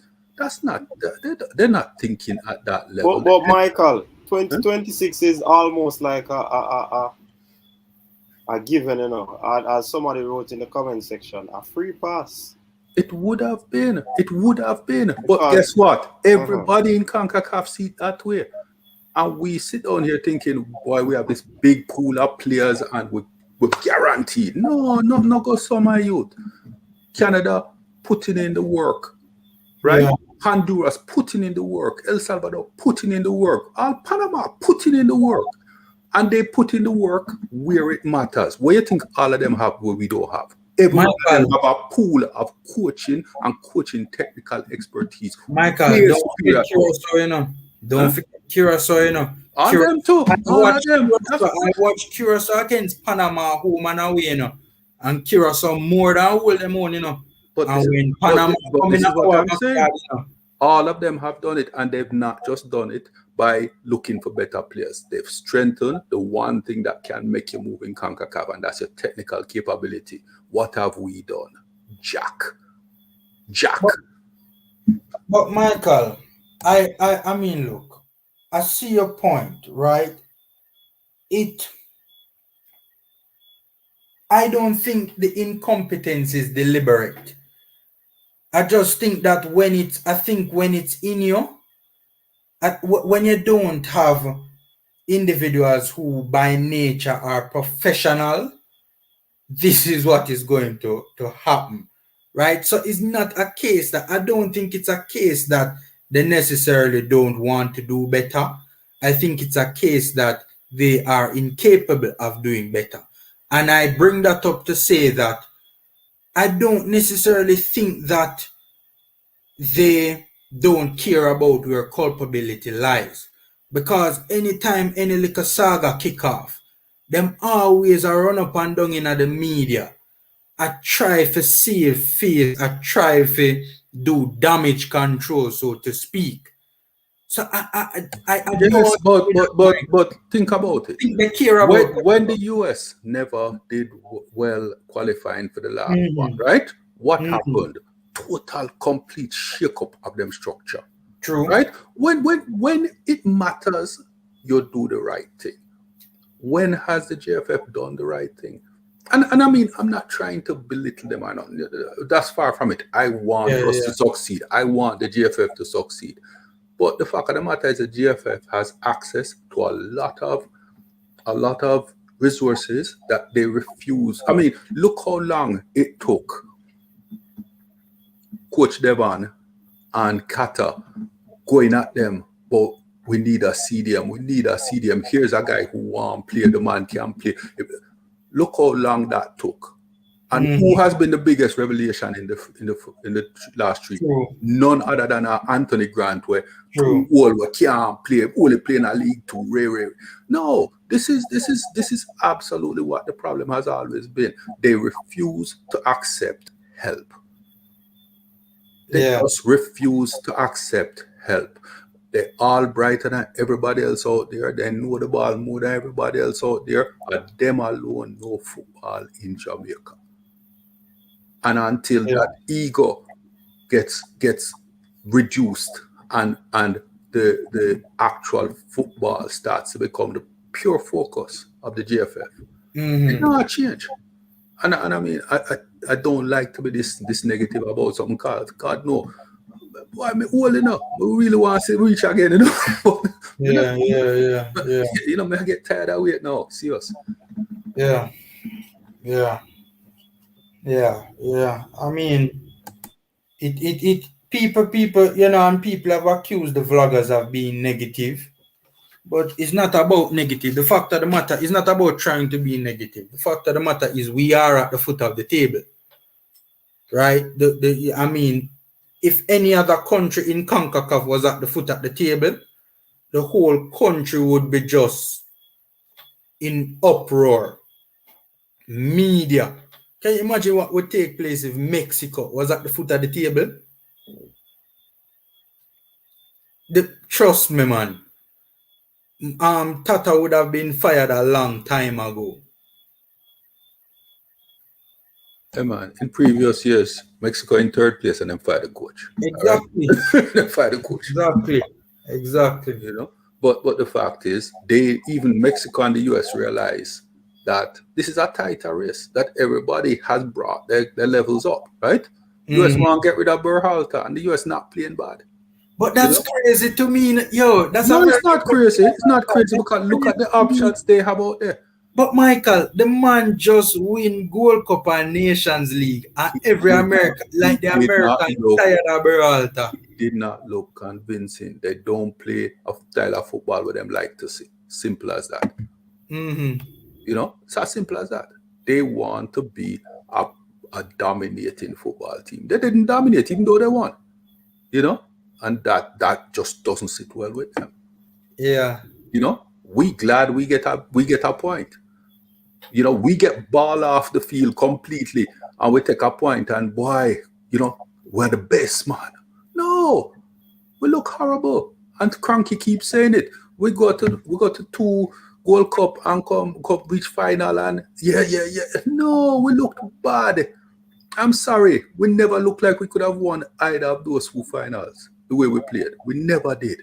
Yeah. You know, you cannot win football games in the modern era if you only have 40% possession. It don't work so. You know, but even, I mean, it could work if it's a case that it's a deliberate tactic. It's not deliberate on our part. No, we just get outplayed. We're just getting outplayed. you know. I mean, and a lot of it, unfortunately, comes down to the personnel we choose to pick, because you cannot pick players who run at people and can't defend, because everybody knows. You know, if you look at most of our players, they're essentially converted wingers, because they're all speedy and they all can dribble, right? But what's the biggest thing about that type of player? They lose the ball a lot. A lot. Right? And this is what we do. We lose the ball a lot. And if you don't have the ability to win the ball back, oh man, it's going to be a long night. That's all you can say. Every game is a long night. Yeah, unfortunately. I see Stan make a comment here. I don't know if you guys are interested in this as I am, but Stan said Formula Mexico have money to fire and hire. We broke. Stan, you know what is my answer to that, Stan? God help Jamaica's football if we do not get to this World Cup.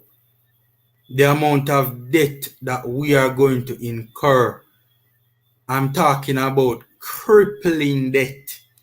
We need to get to this World Cup. And if we look and see that Tapa is not the coach to get us to this World Cup, we need to find some way for bringing somebody else to try and get this team to the World Cup, because I'm sorry, man, the current head coach not doing it. I'm not going to do it.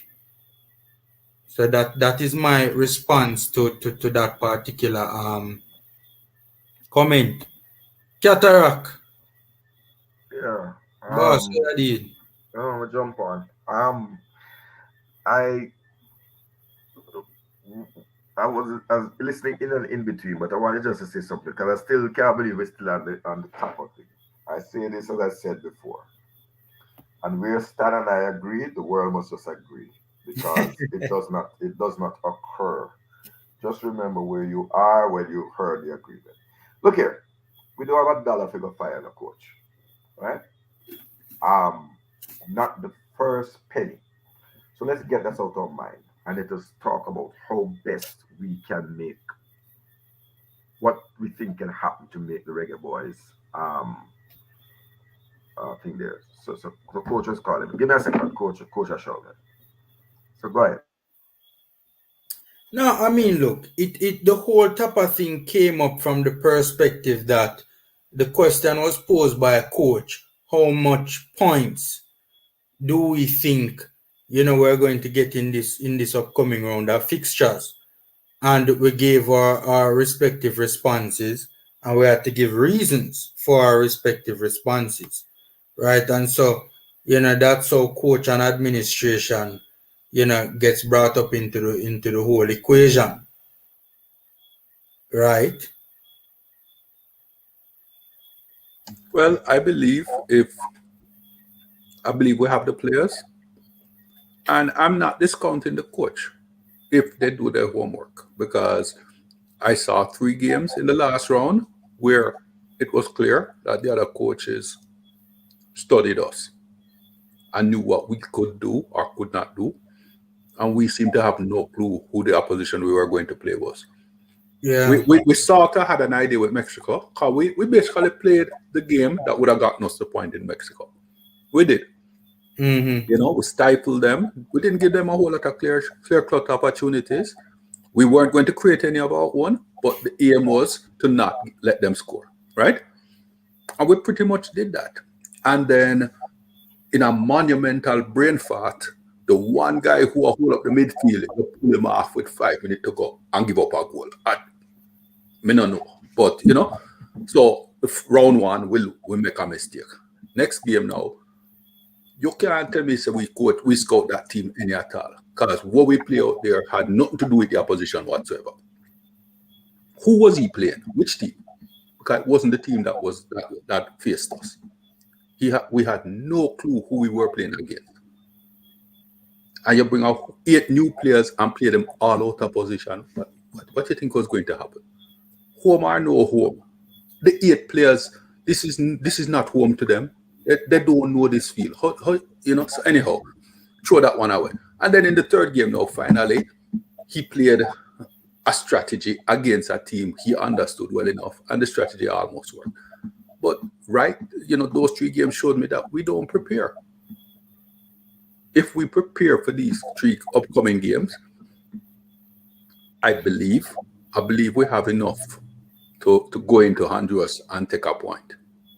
I believe we have the players to do it if we you know, basically play the game with a proper tactic, right? The US, again, this is not the greatest US team, and we have the manpower. But again, will we play the game not necessary? I doubt it, because we won't have access to Grant. We don't know who else we're getting as a good CDM, right? And in fact, the way the US plays us, we have to play 2 CDMs, because the only way to get a good result out of them is to hold possession, right? So that Could game, that be a blessing in disguise, though, Michael? it could In well terms be. of If he like I said, if Tapa is brave, it's a blessing in disguise. But between you and me, when last you see Tapa brave in a football game? You know, it's concerning in a sense, but it wouldn't be concerning if we do the right thing. And do the right thing in a manner that would enable us to make the most of that particular situation. And I think that is the main issue at play. I think that is the main issue at play, but it is a factor that we can't.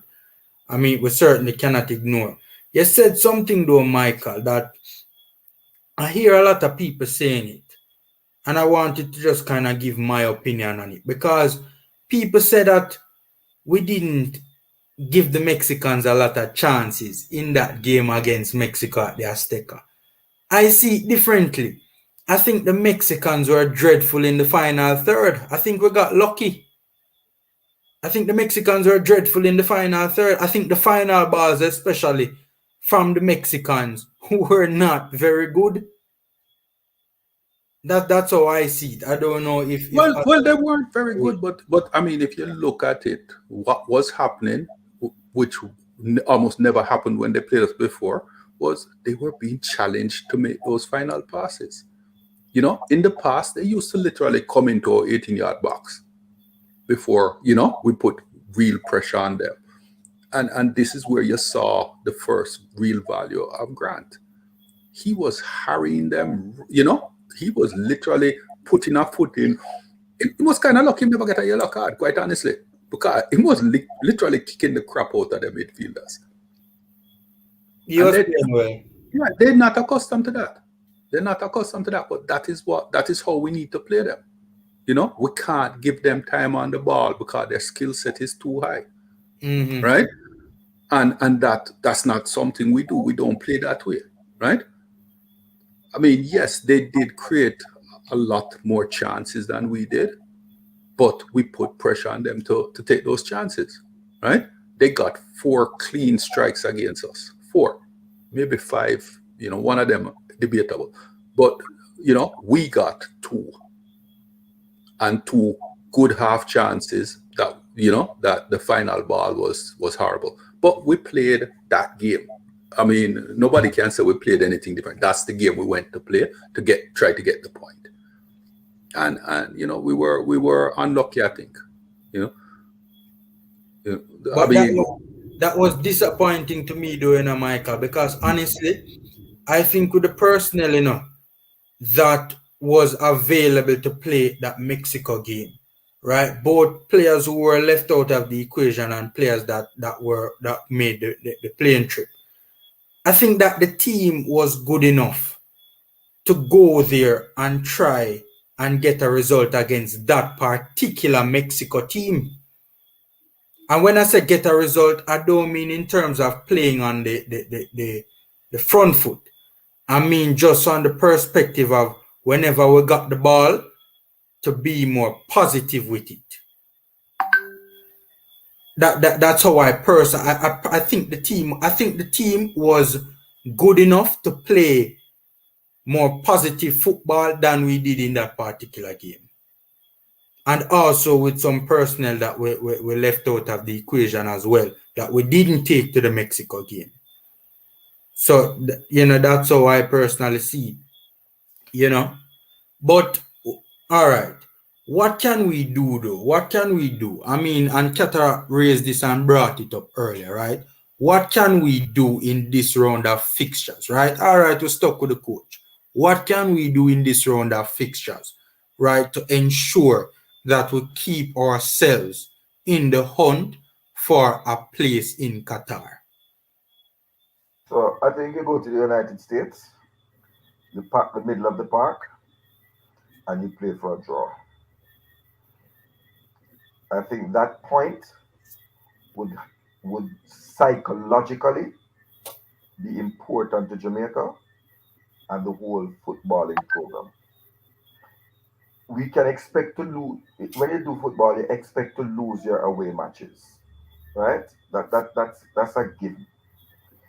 But somehow in Jamaica, we believe that we will win every game. So man, I will start because the coach and the whole mood in the camp and amongst the fans are going to go down, right? So I think it's important psychologically for us to get a result in the United States. I think the formation has to change, right? You gotta play with 3-5 in the middle, 3-5-2, and you clog up the whole thing, and you play with a lone striker up front. But I don't believe in going gung ho and try to say we're going to play for a result. I believe if a result comes your way and you hit on the counter attack, fine. But I wouldn't be going anywhere looking for a result. No, I look at us now as the Brentfords of the qualifier, right? But we are not really. So Brentford a big team, look at how Brentford dealt with thing today. They gave as good as they got, right? It's a shootout. And I think that's what people were expecting us to play against Mexico, against Panama. And that is where I think that we have to play, we have to go all out. This qualification rests on the Canada home game. We have to get a victory in the Canada home game, and then we have to either get a draw at Honduras so that we end the round with 5 points. I don't think 4 points is enough. I don't think 4 points is enough. So we have to get a result. But if we get 4 points, then you know what I mean, God will bless you because some other people wouldn't get what they were looking for. My take to JFF is that the JFF has work to do, and I do not see, for example, how a player the caliber of Ivan Tony says they are willing to listen to what we have to say And there's no report telling me that the president of the Jamaica Football Federation has made immediate contact with prospective reggae boy Ivan Toney. Do I they think know? it, Do they know Cataract? no, me done the joke thing, you know, brother. If a man don't know, a man just take him buckle and No, self. no, Cataract. No, Sorry, Cataract. but no, but edit it. You understand me as a formula? Really, really, if a man I go say to me, he does not know, and I might think he doesn't know enough because I don't believe them coming like us. I don't think they get up and read all the British newspapers.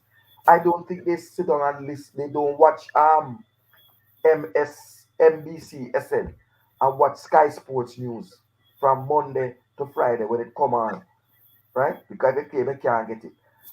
You know, so I don't believe some man in that. So I don't believe some man in GFF even have Sports Max package. I don't believe that.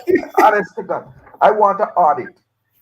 I want to audit. Tell how much of them have the Sports Max package that they had.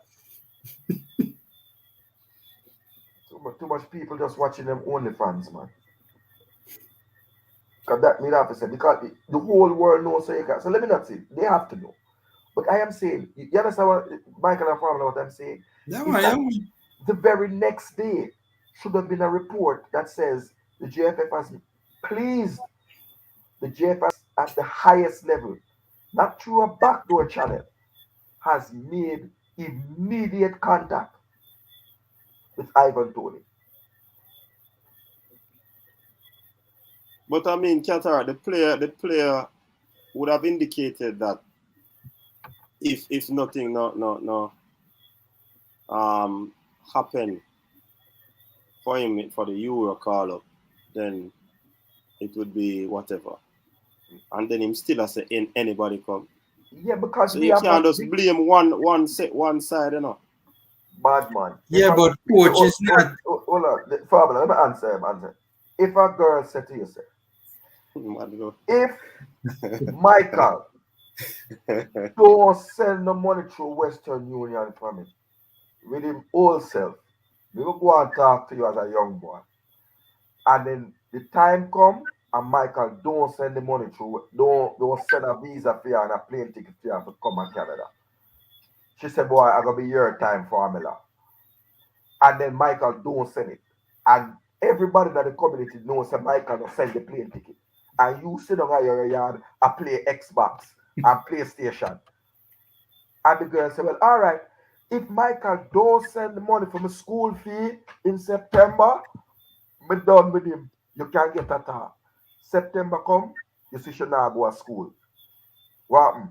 Boy, the money don't come from for your school fee. You still there by your PlayStation and play. I talk about and playing the Javon East. Yeah, but Qatar, that indicates that the man not interested. Simple. No, that indicates the man has been telling you several times to take up the phone and come and call him. No, you get me wrong. I thought the man if he make the advance is not interested. Well, that is my point. Exactly. And that is treasonous.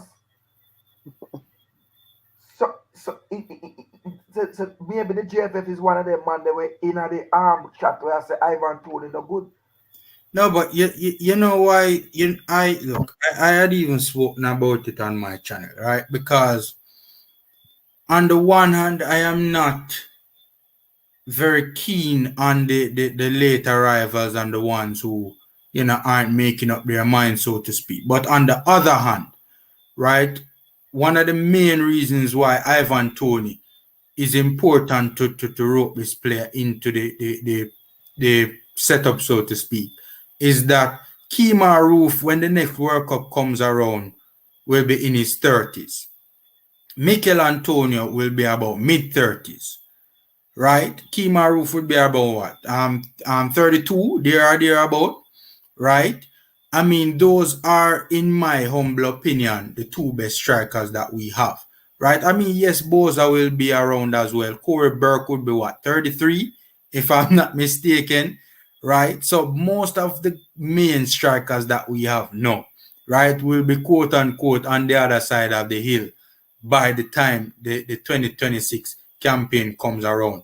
And my thing is that, in my humble opinion, I think that Ivan Toney has the capability. I'm not saying it will happen necessarily, but I think the player has the capability to go on and have a career for England, right? I think he has that quality. I think it's only a matter of time before he proves that at the highest level.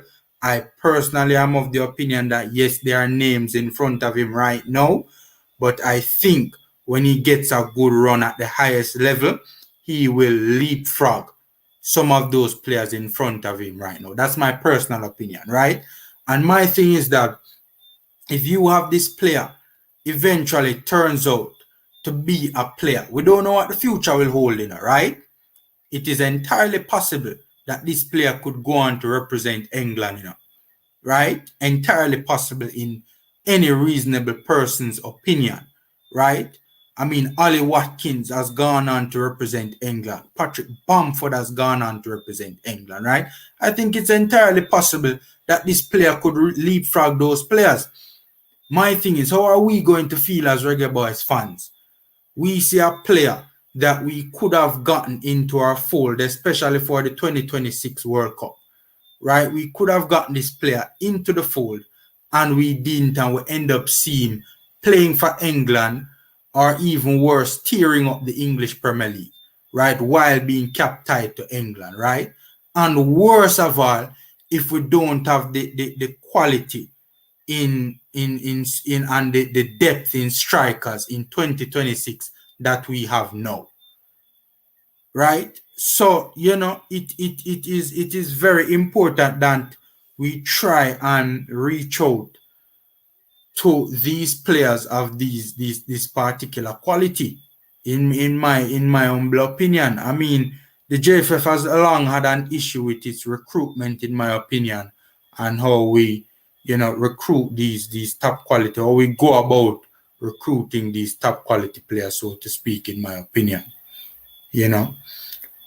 So, but Teddy Lee Gray said, but father, you're taking a lot of words to say something, brother.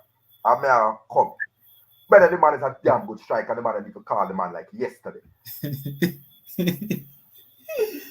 Oh, no, family have some eloquent way, like we have to start calling the Governor General, The man makes some eloquent speech to get to the point. That the point is that the man had nearly the best thing since sliced bread.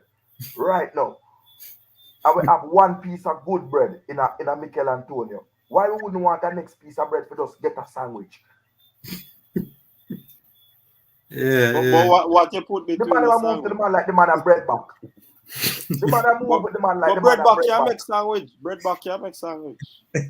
More like bread back can't make sandwich. You know, say you know the uptown.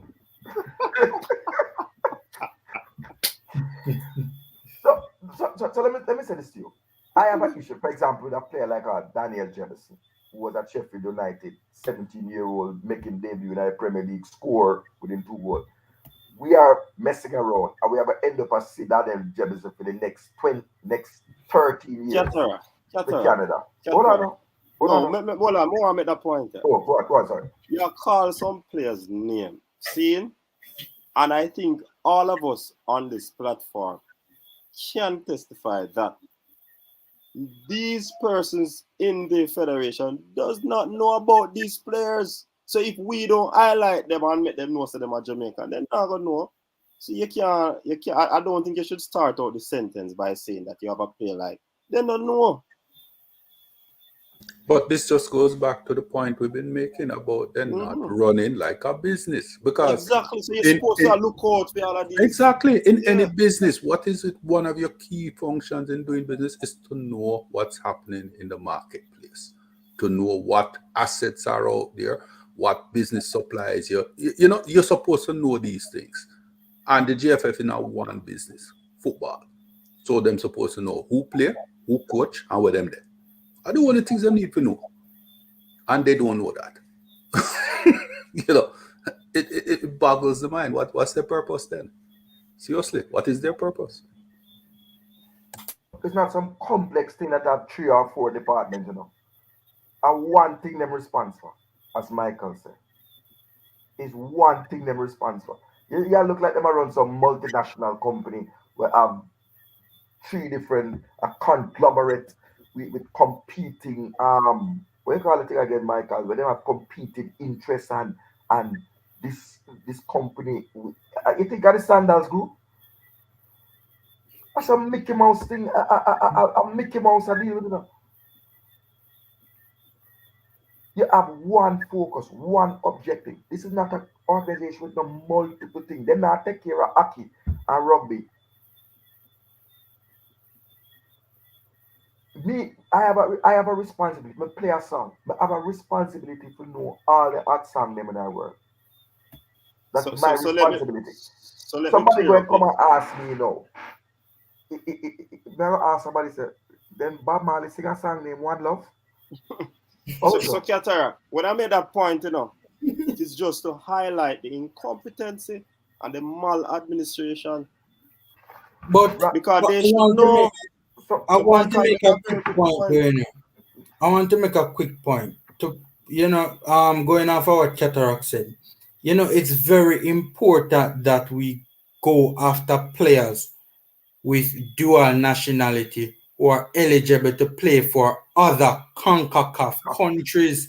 It is not only strengthening us, it is weakening our CONCACAF opponents. Think about this. Think about if Canada did not have Kyle Lauren.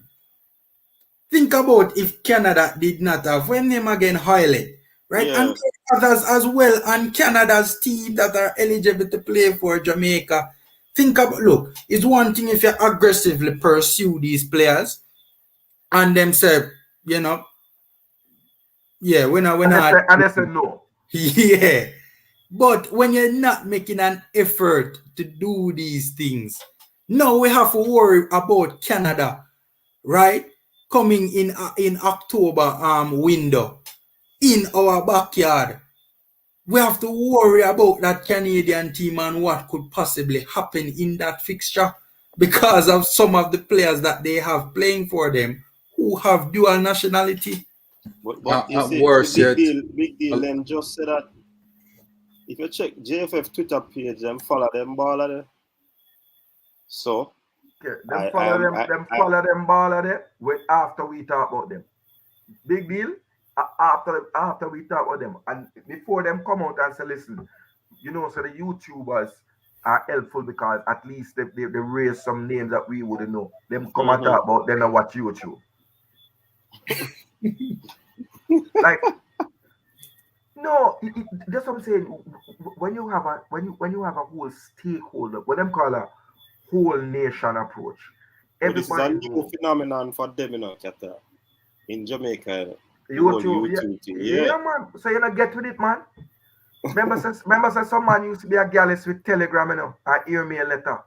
Michael used to have to send some email letter back in our district to a little girl in our district. When you say now I get a visa, but he said I want blue email and lick it together and post it and she pull it open and then put one of them plastic 20 Canadian dollar in there, so and she all right. And then he have to upgrade to BlackBerry. People never know what a pin was. I remember one time everybody in Jamaica, where's your pin? Where's your pin? Everybody want a pin. Till some people are get joke with common pin.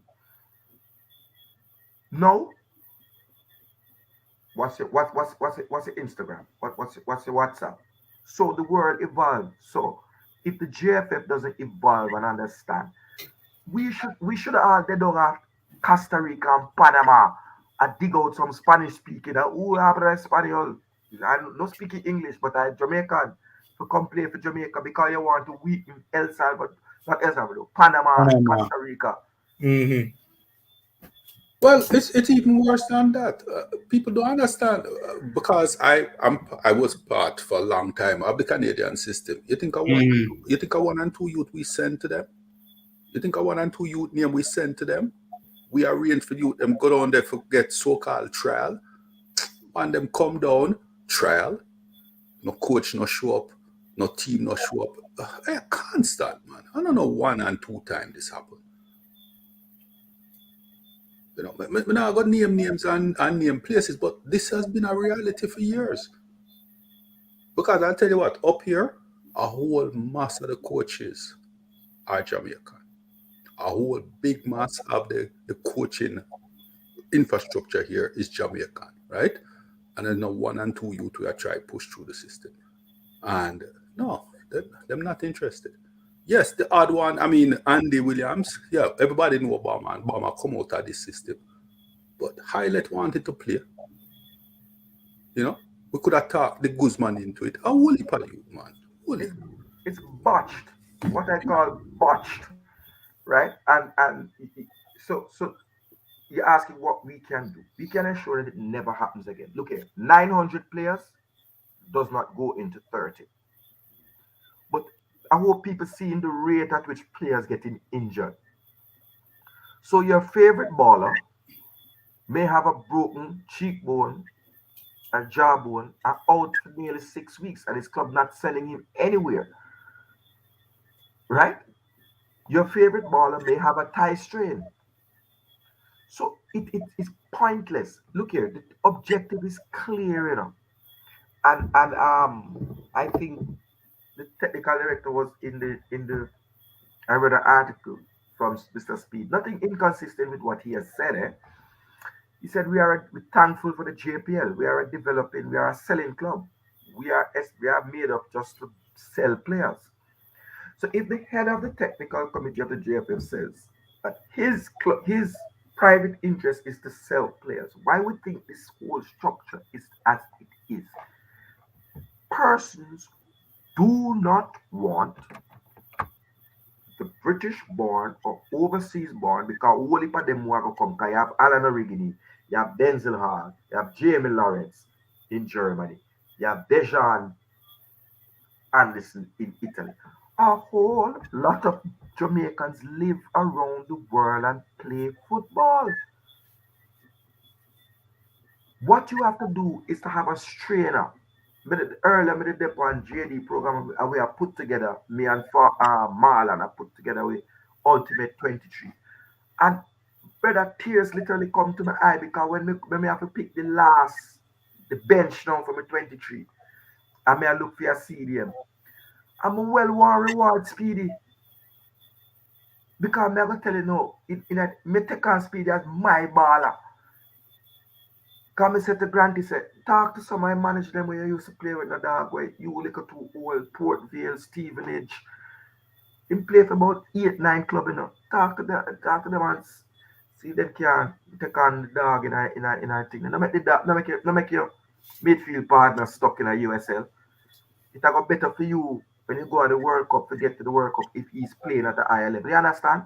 Yeah. You can't make a call because you're seeing a man well respected. You know? When the man they leave Port Vale, a player of the year.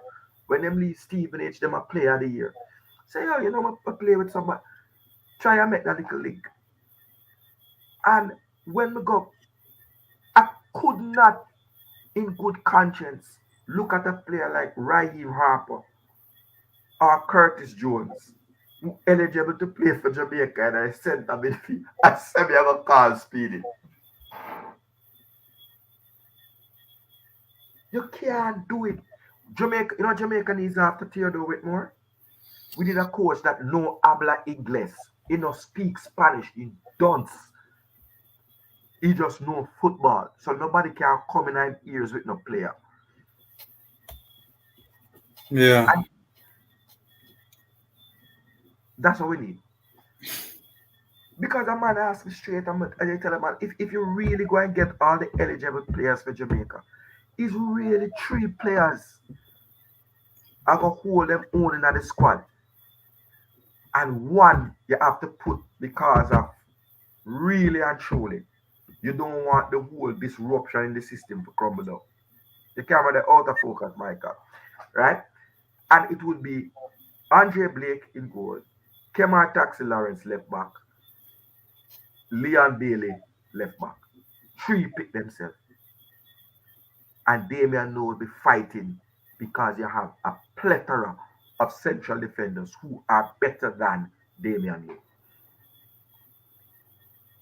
But you would have to keep him in there because you want the chemistry.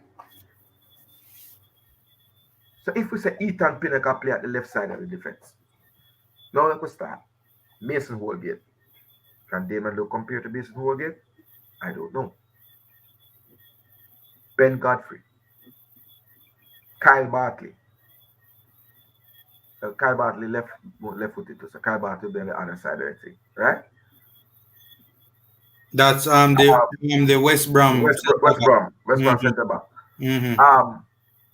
When name again now? Buba. Who me did have in my team? Don't you have one down at Reese Williams? Oh my God, I forgot. Reese Williams at Liverpool. Don't you have one at Sheffield too? What the one at Sheffield name again? Oh. I remember his name. Which Sheffield? Depends on which Sheffield you're talking about. United. I don't know. I mean, I can't keep up. I can't keep up. There's one at Sheffield United, man. I'm going to get his name. But before you get to know BNI Championship, Reese Williams at Liverpool, 6'5", right-footed. I don't think that Nana is on the same levels as him. Deshaun Bernard, Manchester United product.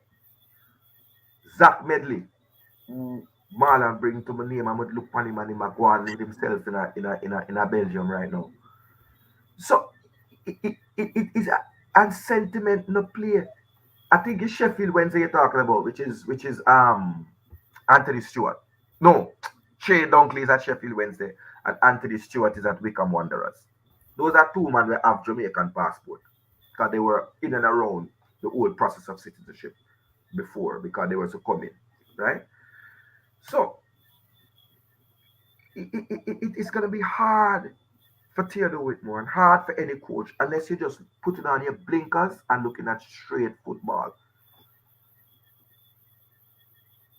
We were here and I was here and watch. No, I don't think he's better than Damian Lowe. I wouldn't say Stewart is better than Damian Lowe or Shea Dunkley is better than Damian Lowe. I wouldn't say that. I would say they're roughly on the same level because those are really championship level defenders. Yeah, but no, hold on. I am not saying these players must come now, George Douglas. I'm not saying the players must come now. I am saying these things should have been done 2 years ago. Yeah. So right now, when we lose, if we don't pick up no points at the end of this thing, we just need to clean shop and be a young English player and young Jamaican player, and you start for 2026. And that's the madness there. And you can't have nearly 100 people in press the like button. Now, what I do with that? Like up the live, guys. Like up the live, man. Come on. This a man. A man said, Nate, Holgate is nothing. Oh, man. Someone a good man. Then yesterday, someone never tell me, said, Rupert, to sit down on bench. Ethan Pinnock, no poop. What am I today? I came on late. What am I today? Hey, the members of the Ethan Pinnock no good church. on a throw up some. Steadily, I think steadily I want to be there. Yeah, I'm on identify myself. Steadily, me no want falsely accuse you, steadily. Are you one of those a part of that church, the Rupert no good church? Identify yourselves. Yeah, man. People talk the truth, man. Uno. Steadily, me no want falsely accuse you. No, man. We need to get this thing straight. The people, them, and there were many. There were not one or two. True. Said that Ethan Pinnock no good. Fatal Flare Music said Pinnock no good. Right. Okay. So see, man, identify himself, man. 7 goals to game for Jamaica. Yeah, man. Ethan Pinnock are rubbish. Right now, Brentford fans. Hold on, man. Brentford fans only need to go to the stadium and demand that Brentford sell Ethan Pinnock because he is no good in the January window. Get rid of him right now. Okay, my apologies. My apologies. Hold on, man. Brentford fans watching this live or anything, gonna march on Brentford and tell him to get rid of Ethan Pinnock because he don't good. All him know for do a pop up in the box and score against Liverpool. That's all him good for. He don't have no use. The boy Ethan Pinnock. Yeah, man. And who need a man who can throw the ball long into the box? When the thing is a roar with the lap business in McWalmy, he must sell Ethan Pinnock in a January window, January 1st, and he must buy Damian Lowe right now because Ethan Pinnock too good. Do I sound like a sensible somebody? Or do I sound like a mad rah? All right, my apologies, Teddy. My apologies. Fatal Flare Music. He does not do it for us because if Coach allows us to bring up the heat map for the Panama game, you will see he's not playing with a CDM. But even in the Panama game, he played reasonably well. I mean, the man played reasonably well. In the Panama game. Those goals had nothing to do with Exactly. Ethan Pinnock. Exactly. None to come down for inside. Yo. People, if you're playing without the protection of a CDM, you are going to get those issues. What happened? I'm gonna bring up the sofa and make porch. You can share it yourself, you know.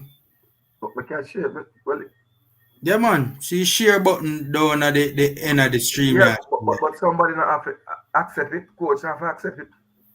I don't think so. Yeah, man. Coach have to accept it. Otherwise, them little way you call them people that would have share share all their nude picture. but let me see if I can bring up Ethan Pinnock and show someone the difference with what we're really about. Someone go and talk. But some of these comments are doing, you have to really wonder, you know, because football is a business, right? If somebody can play, somebody will pay. The fact that most of our local bred players, let's call them that, who have gone overseas, are playing in lower leagues, in the mid to upper 20s.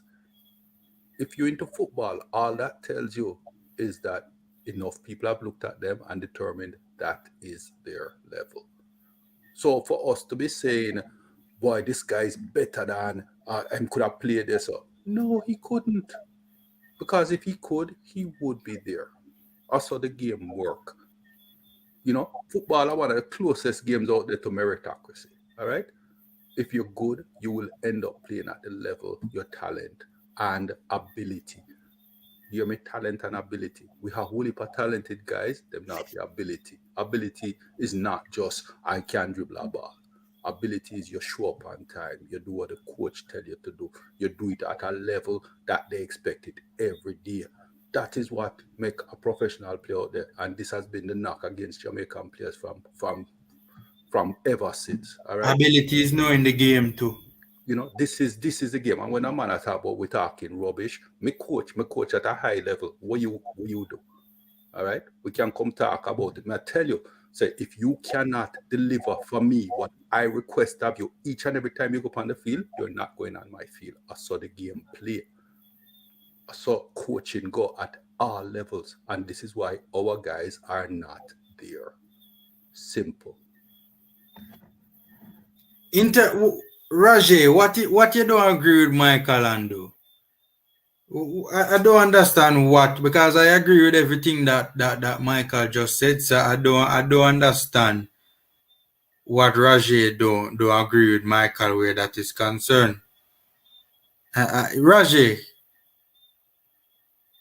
clarify in the comment section, my boss. Where you not agree with what Michail just said? Yeah, but Reggae, you're labeling his statements as not being good statements, but you not make a counterpoint. So me not understand that. Yeah, but yeah, man, I agree with everything that you just said. You know, I mean, there's no denying that, right? There's absolutely denying that. One of the things that I think our local players struggle with sometimes is the technical understanding of the game. right? I genuinely do believe that some of the players, I mean, some of them, when they get exposed to a certain level at a certain age, I do see where they move a little bit differently. But there are others as well that I do think the technical know-how of the game is not ideally where I think it should be. Cataract, you're making you're me not hear you, boss. You're mute. We are look for the various heat maps so that we can have a serious football discussion. So, Cool. In the meantime, I want to, because Michael never answered this question. Cataract answered it. For this upcoming round of fixtures, right? What do you think that we need to do? Okay, fine. We can't get rid of the coach, Can't get rid of Tapper, right? And that's with the greatest of respect to Tapper. What do you think we need to do, Michael, in order to get some positive results in this upcoming round of fixtures and get a decent point tally come the end of this particular round of fixtures?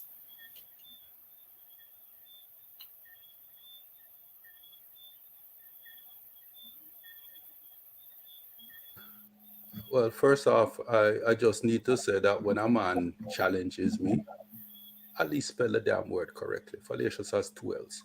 Anyway, I'll move on. For Tapper to play, for us to win or take points out of these games, we're going to need to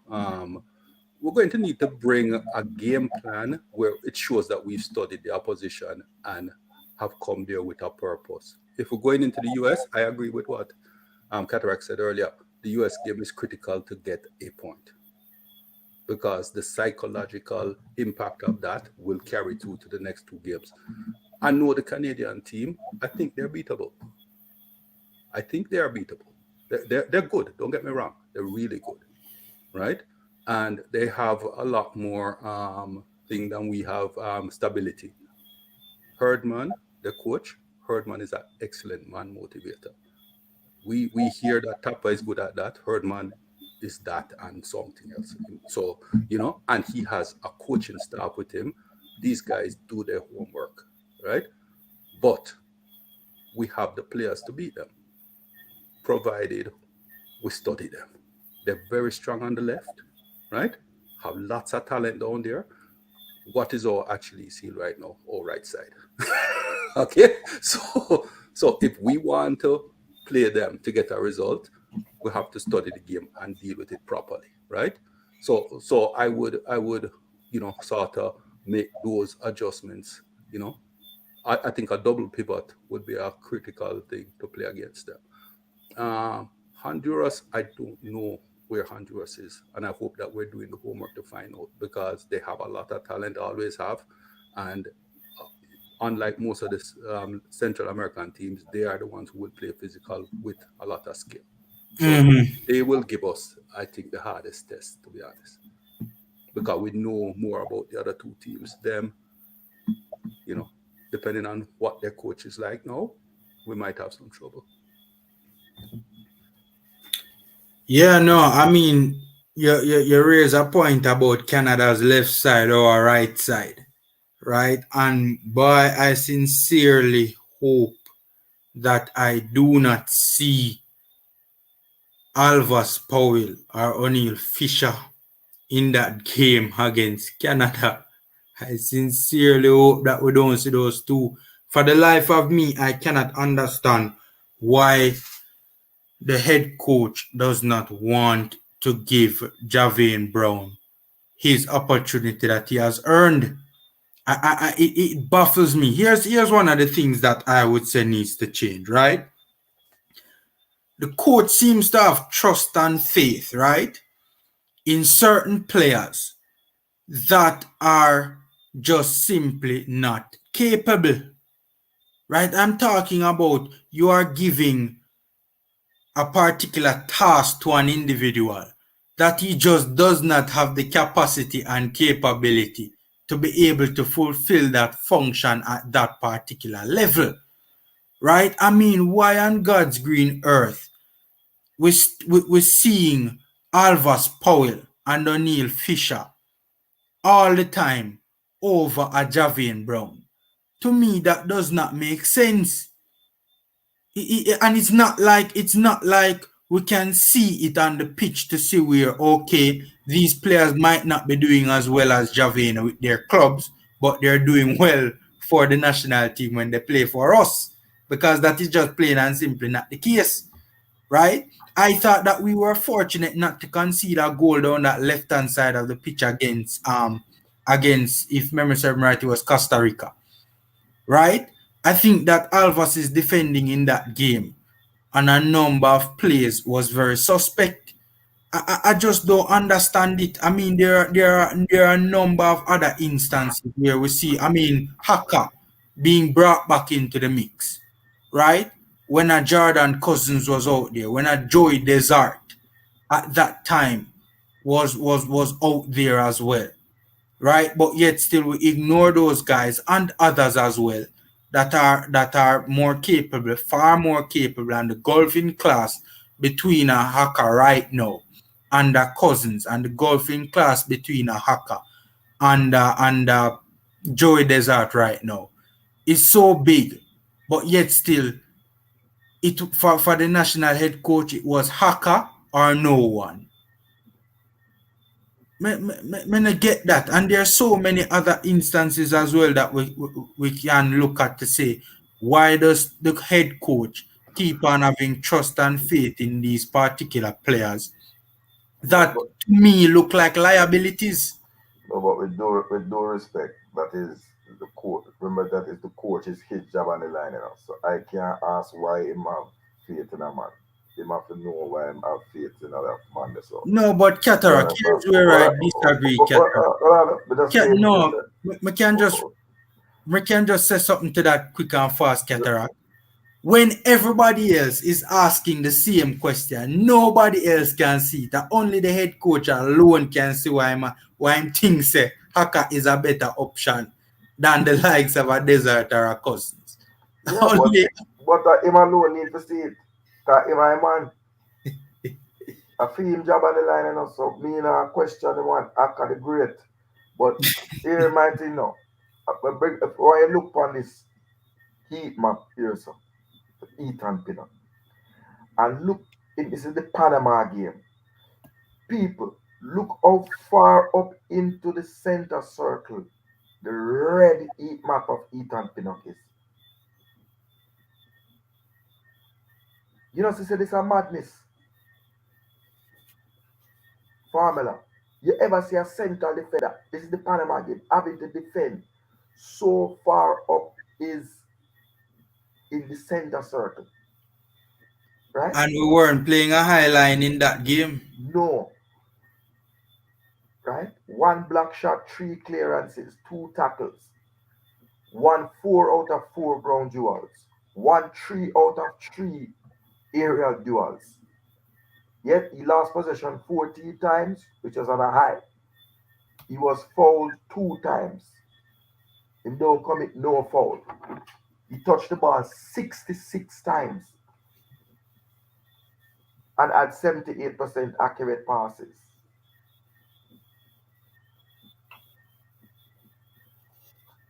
And had 1 shot off target. So how can this, you tell me this player, look how far up in the half line the man a defend, brother. He's not even in his 80-yard box. Much at all. Right? And the same, if I'm going to try to share for Leon Moore. Right? I'm going to just show you what was happening in the Panama game. Because sometimes we speak and it's like if we don't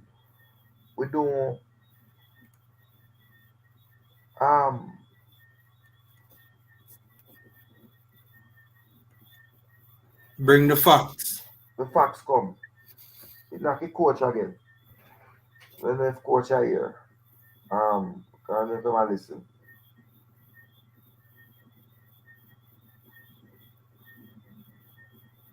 Look at what Leon Moore had to do. Right?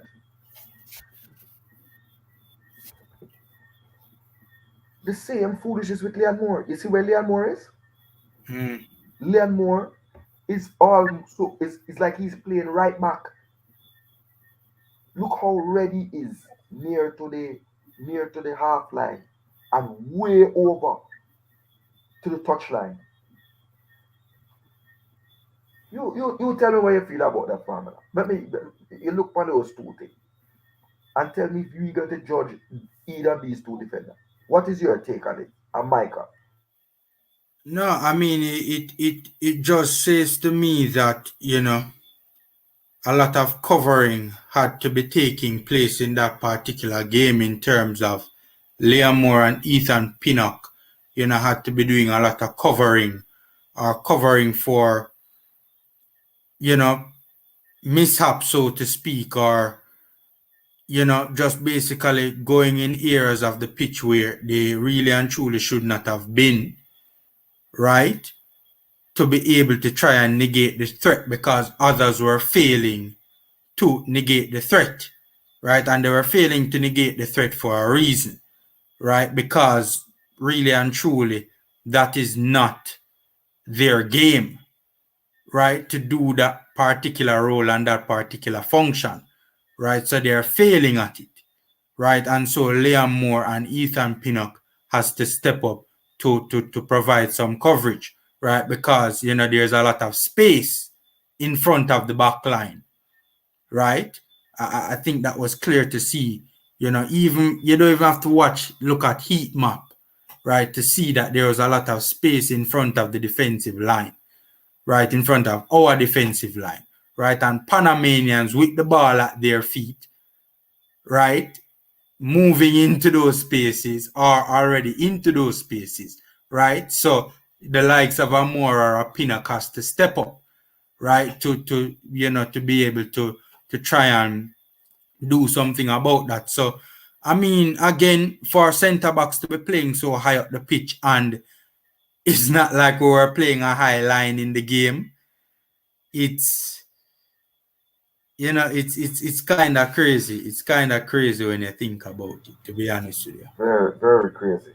What it says to me is we're playing with no CDMs. And two CDMs who had gallivanted up the pitch to join in with the attack because that's where their natural mindset is.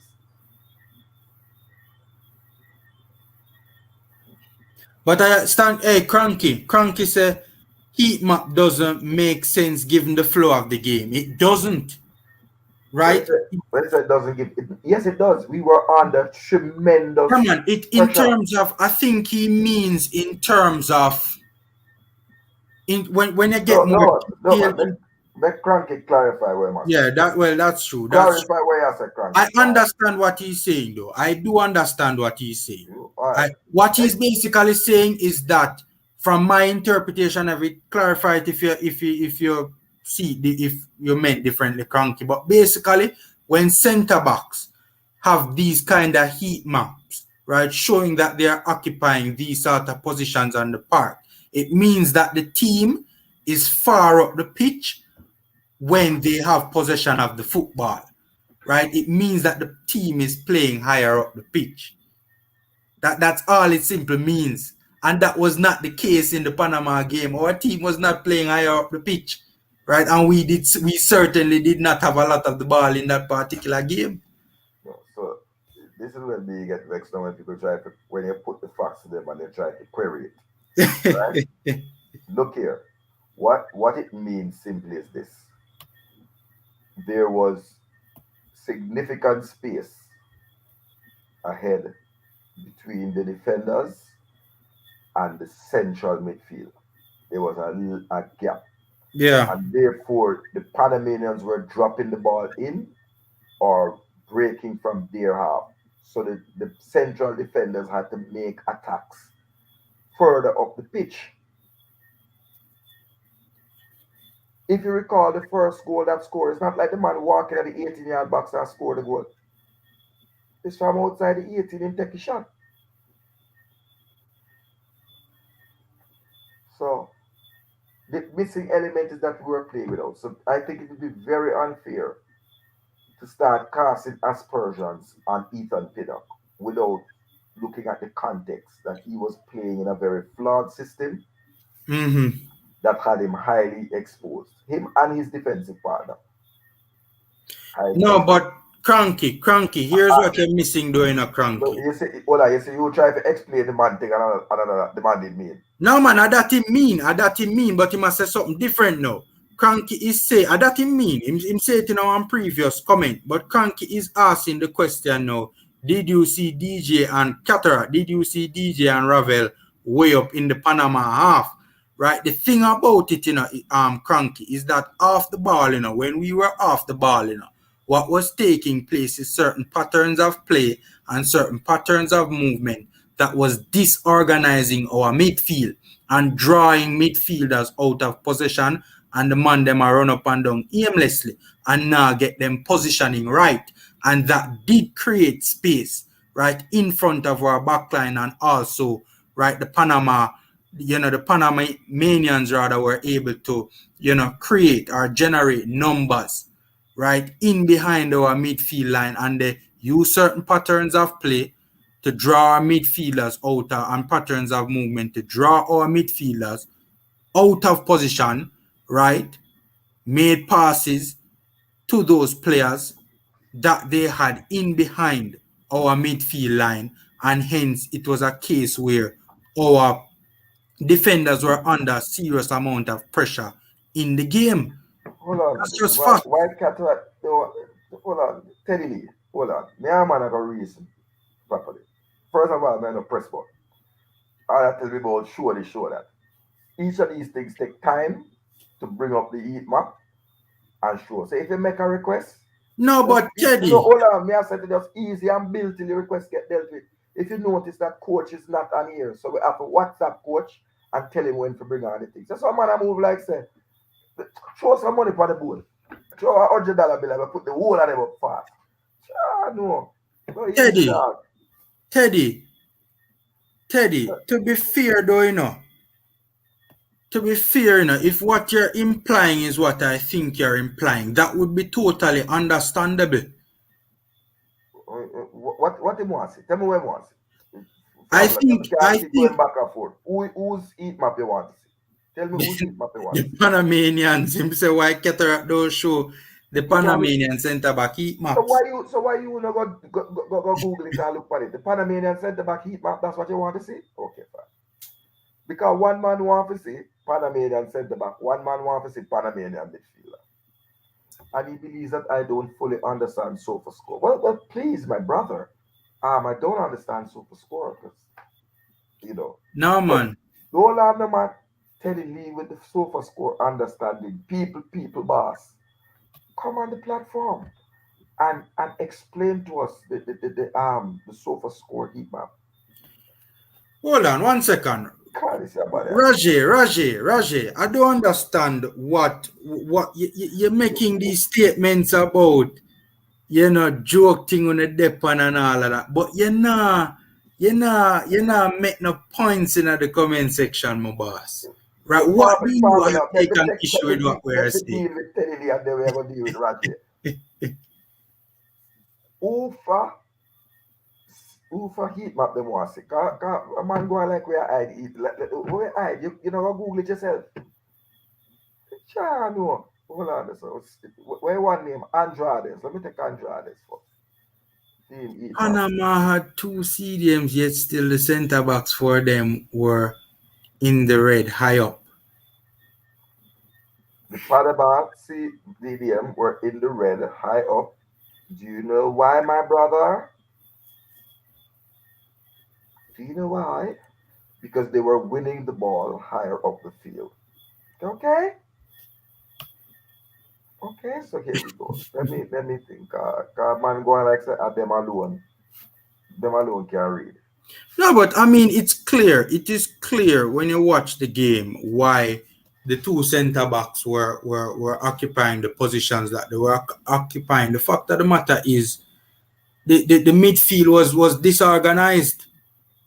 It's just as simple as that. The midfield was disorganized and certain patterns of play and certain patterns of movement were constantly being run throughout the game that was disorganizing our midfield. right? It's just as clear, and also given the fact that they were doing a lot of high pressing, right? And they were winning the ball higher up the park. And so it's either the defense is either going to step back or it's going to come forward. So I do understand. But you have a combined thing and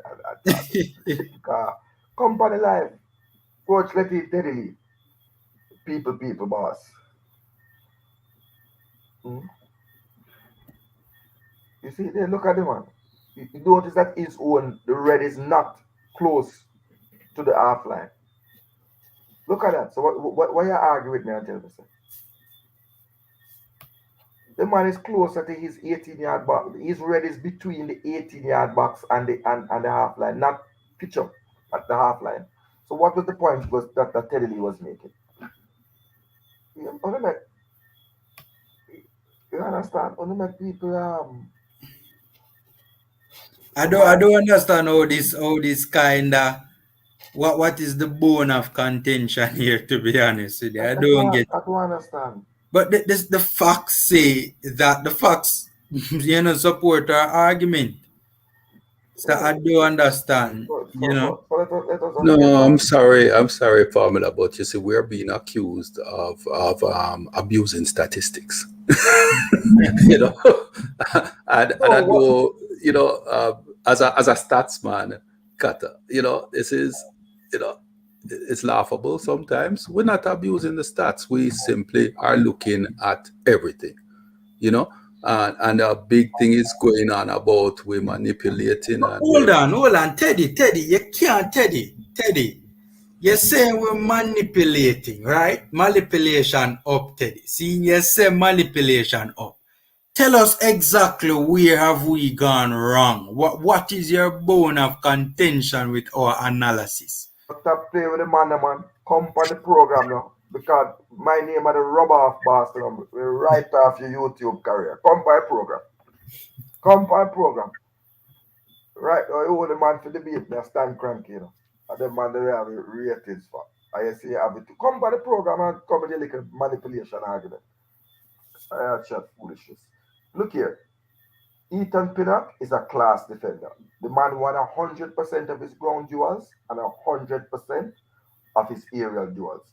Simply because the statistics do not support on a bumbling foolishness and xenophobic nonsense, on a start crying, oh, wow. We don't need to think. Everybody did it, see. But tell you, stop watching match with your transistor radio. It will help you in life. You understand? You don't have to come on YouTube and embarrass yourself.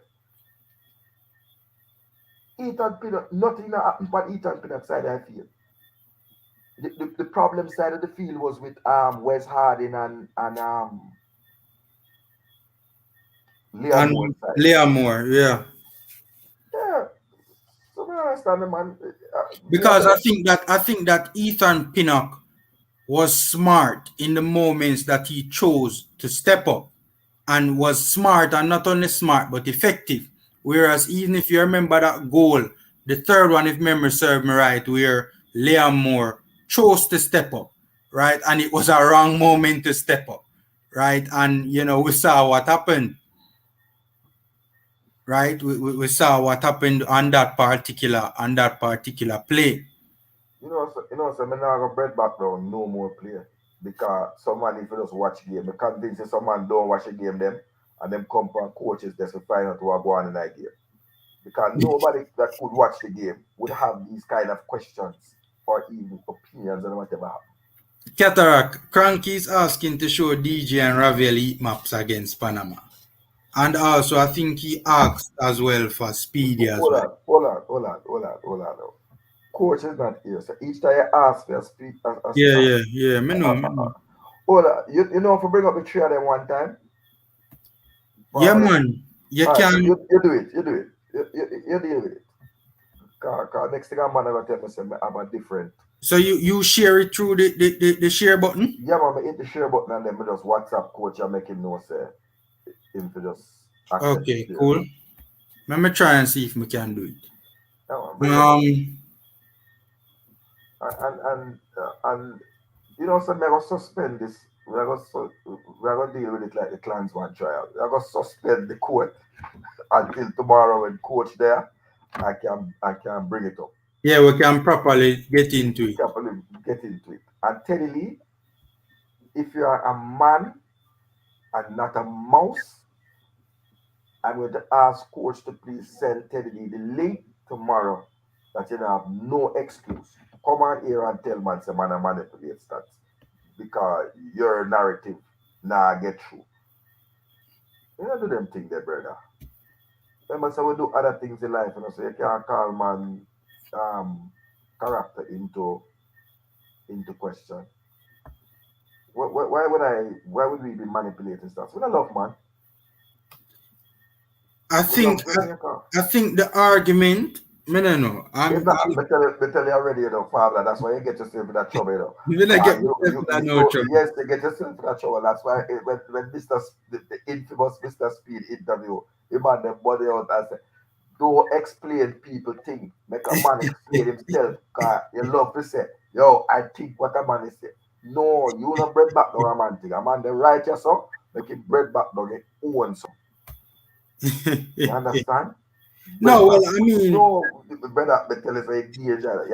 You are going to pay for your roast and boil, you know. And you are going to get caught with the thing there with your suitcase, you know. Don't carry up nothing that foreign to the body. Don't make nobody foreign tell you to carry nothing by YouTube. No. Good. Make them talk. All right. Let me show coach and tell you the show what go on. When I leave the thing like we don't know what go on. Ethan Pinnock a real thing, brother. Real deal. Me surprised when I see today. I'm frightened. Yeah, so at this Jamaica having it Arsenal. And them brother yeah, really they have to campaign for my side. Coach, I listen. Me never showed coach. Coach, I listen. All right. So you see Ravel, who was not in the game, you see them light color heat, but that's Cranky. Make we bring up Ravel first. Cranky, why you do it? Cranky, why you do it? Make we bring up Ravel first. Why? Cranky, you Lord and Savior, you're gonna get problem now, you know.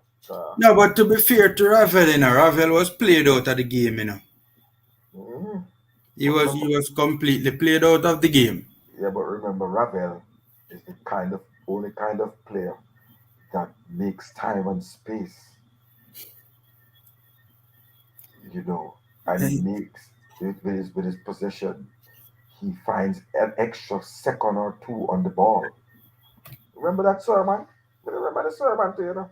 No, Ketara, I can't agree with that one. Then no, Ketara. I don't know why you agree with it. That's the truth. No, that's not the truth, Ketara. He was made to look ordinary in the game. No, he was made to look ordinary through no fault of his own. Through absolutely no fault of his own. So why is it Ethan Pinnock's fault that he was made to look ordinary? Hold on. Nobody, I never said Ethan Pinnock was ordinary. Not you, dog. When I say you know, we are talking. Okay. Man, them say we are manipulating the thing now to make Ethan Pinnock look good enough. Mm-hmm. Right. I mean, I said to you, so there are other players who look very ordinary in the game. But go through the map and talk to the way you see. Talk to you about what? Yeah, tell the people them where you see on the map. Explain the map. Because remember, some me don't know how to read map, you know. So, me don't know how to read it. I mean, it was clear from the map that, I mean, he only played 45 minutes, right? But it was clear from the map that, you know, he wasn't very present in the game. I think that's no high line, no low line, no nothing. Just out of it. Through no fault of his. And truth be told, when you look at actually his stats, you know, in terms of his touches on the ball and what he would have done from a statistical standpoint, you know, he wasn't really poor, to be honest. Right? I mean, 17 attempted passes, 15 of them were successful, 88% passing accuracy. We all know one of the two passes that was not accurate. Yeah. And truth be told, I don't blame him for that particular play. Who you blame? I think Roof was to blame in that. Yeah, man. That pass should never have been made. Yes, there were other options for passing. That's true, but I think in Ravel's body language on that particular play, it suggested to me that Ravel was getting a little bit fed up at the fact that we weren't progressing the ball, and so he was trying to force the ball. Force it. Yes. Yes, it's a fair point that Cataract, but I think that when you look at the main culpability for that particular play going awry, Roof stood and waited on the ball. He should have stepped to the ball. Responsibility of a pass being accurate lies with the passer of the ball. Do not make a pass if the pass was accurate, Cataract. The pass was accurate. Yeah, but if I give you a pass with 3 men, with 2 men around you, he was being double teamed. There was one player standing behind him, and Roof allowed that player to come from behind him and get in between him and the ball. That is Roof's fault. Roof, you're a real man. I don't want a man stand behind you, you're a bad man. Football we are talking about. Something different. You are man not stand behind Roof. No, man. Cataract, you are made something different. That's why the man. The people that give ridiculous. People are giving ridiculous explanations for facts. So we just go on to the same. It doesn't make no sense no more. Hey, what you guys think about this point Pagan been making about whether playing Ravel and DJ together is a good idea? I don't have a problem with it if you have defensive midfielders who can give them the ball. Okay, I see what you're saying. No, but Kareem make up. No, Kareem. Me realize where this are going on. Them are trying to make this a local base versus an English. But you never know that, man. Kareem. So bring up the next midfielder, them, man. Bring up the next midfielder. Kareem Grant. Ravel was played out of the game through no fault of his own, right? When you have a scenario, right? Remember what took place in the second half, The Reggae Boyz were starting to play the ball on the ground a lot more, In the first half, especially when we came under intense pressure with the high press, man. I am presuming, and I think it's reasonable to presume, that the tactic to counter, so to speak, or evade the Panamanian high press was those long balls that we saw. And it got to a point where every single time we're playing out from the back, we're not putting the ball on the ground, we're not trying to get Ravel on the ball and getting him involved in the game. Blake just send it long, aimless ball to nobody in Wonderland. Right, so when you say that, Kareem, that is not fair, Kareem. Come on. The tactic was clearly different instructions in the second one. Why do they feel like the man them fear? A long time the man them want to burn out the English baller. You never get that. Yeah, man. Remember saying, hold on, man. Hold on. But Cataract, we are fair to both English and local in a Cataract. No, you just a Speedy and your baller. I tell you something, I get a tremendous respect for Speedy. Tears come on my eye today when I'm on JD program. I couldn't put Speedy in a World Cup side. If Jamaica had every single player available to us, who would we pick if we face the top of dilemma? And Speedy couldn't make it 23. He couldn't. I did feel a way about that because you saw the man a ball for the national team. The man play and the man give him heart to it. But then we realize, you know what? There is no sentiment in football, bad man. There is no sentiment in football. Some man have to get with there, and some man have to go ball while we're dead here. And some man have to ball while we're dead here. Say them not dead here. A whole heap of balling. But one ball have a W and one ball have 2 L. No, Richard Robinson, you are correct. We don't expect them to fit in. And remember, Ethan Pinnock is playing a very unfamiliar system. He has played most of his life in a back three. Most of his life he has played in a back three. It's not like Liam Moore that came up in Leicester that played the flat back four with when they had Hoof and Wes Morgan as the two centre back and Liam Moore understudy. Liam Moore come up in a back four. You understand what I'm saying? Family and Michail. So they have a more affinity to this. Ethan Pinnock is learning this back four system.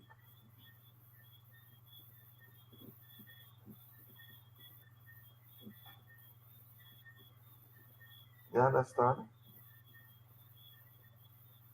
Yeah, man, it's clearly a local versus and you know it's sad that I think that even we as the fan base need to move up. Why people automatically assume when I say a particular player, let's say I compare a local base and an overseas based player, and I say a particular player is better than the other player, it automatically the fan base and the viewers and the subscribers automatically them brain go to local versus overseas when I'm just being objective.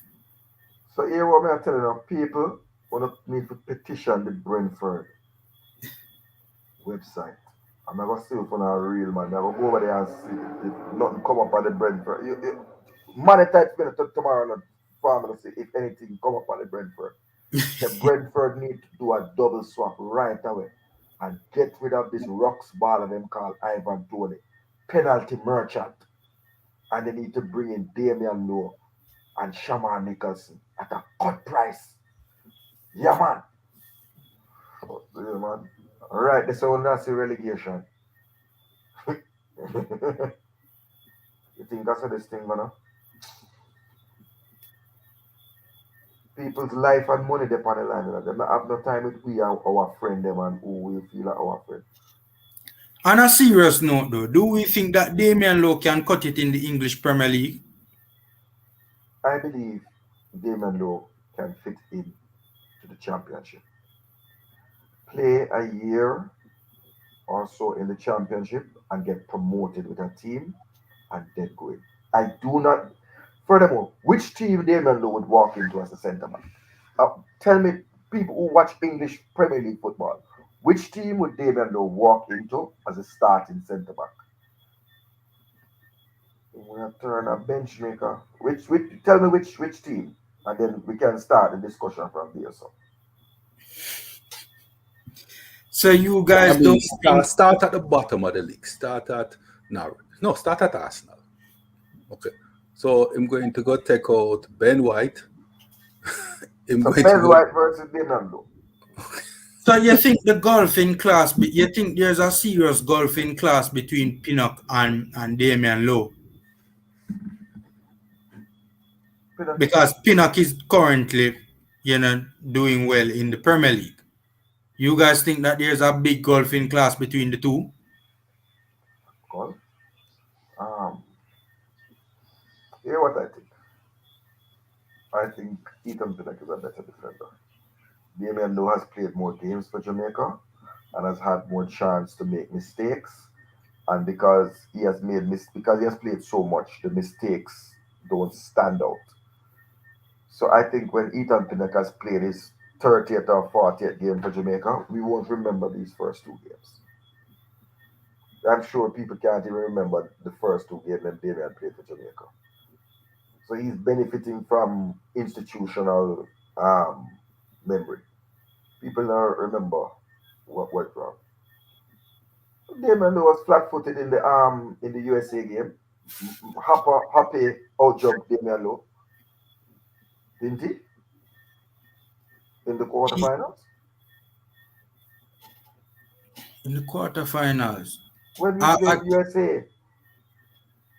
Lowe did out jump. When Fisher wasn't jumping. No man, a Fisher and something that is responsible for that goal, man. To be out jumped, one has to jump. Fisher was not jumping. I try to remember who was. I don't know if I'm unfair to him. Forgive me if I'm unfair to Damian. Forgive me, please. But there's a goal where Damian was. But even in Mexico, the goal was scored against Mexico. Who was at fault? Who was responsible for that goal? For the first one? Yeah. And the second one. Honestly, I wouldn't really say anyone was at fault, to be honest with you. The ball just going I left by itself. No, but it's not to all right, this is how I see it, right? It's not every time when a team concedes a goal, in my humble opinion, that means the team that conceded the goal, anybody was at fault. I think they did. I think yes, to be fair, probably one player in particular could have closed it down quicker. Right? Which one player? Don't be politically correct, my brother. don't try that political correct crap here. So you think that Damian Lowe was at fault in that game? I believe that. Look, hold on. I believe other things happened, So the pressure came down on them, Because the whole of the belly they gone when Grant went for the second goal, right? So they were at 6s and 7s because they became exposed. So I believe tactically, the coach's tactic was at fault, if you ask me, right? Yeah, agreed. Good. But the player with ultimate responsibility on the park still can't get away from the fact that he had responsibility on the park. But the coach's tactic would have let him down or leave him exposed. That is how I would define it. Okay. I see Coach Porter and Cranky join the conversation. All right, so I want to ask Coach Cranky. I wonder what took you so long, my brother. I don't like it when I'm here on my own. I mean, these people are not at the debate level, so you know what I mean. They like playing them like a young song, because some of them then I play some of talk about manipulation. The song don't make no sense. The argument don't make no sense about manipulation. At least Stan always has some logic to his argument. I want to find out who should be the CDM pairing. Who should play the central defensive midfield role for the USA game? And I'm challenging everywhere I go. I challenge 1-1 and I challenge Owen because they were very vocal in their critique, in their lambasting of Anthony Grant. So now that Anthony Grant is more than likely not available, please tell me who should play that role. And even if he's available, who should play the role? Because on the set he was rubbish and he was walking in the field and he busts after 5 minutes. So who should play that role?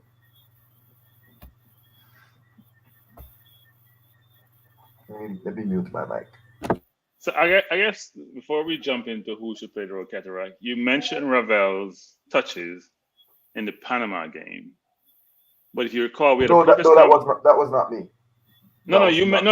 Formula talked about it, and you mentioned you had some comments. Not the most laudatory comments. No, you did. I was watching the stream. Don't let me know. No. Because you were saying about Lord Ravel and what we said about Lord Ravel and all that. Because the heat map wasn't that great.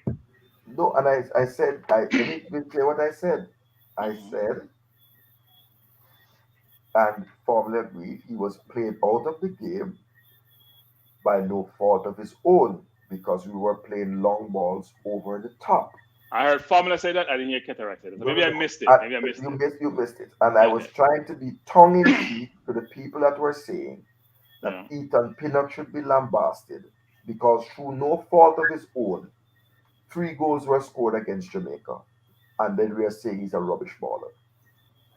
Right. So I'll say something, which is, if you recall when you and I talked about the Mexico game, the few touches that both Speedy and Anthony Grant had in that game, right? Yes. So when you don't get to possess the ball, and when you're constantly under pressure, you're not going to get a lot of touches, especially a player like Ravel who likes to touch the ball. And the ball he tried to give to Roof was a 1-2, and Roof didn't react quick enough. I don't think you're probably right. You're probably right in both cases, which is he probably should have made a pass, and Roof should have done a better job of coming towards the ball, which then created turnover, which then created the goal. But I do think if you don't have possession and you're always under pressure, the possession stats not going to be that good. If you think about the Mexico game, I think Low, was it Mexico or Costa Rica? But he and Alvarez had like 20-something turnovers each.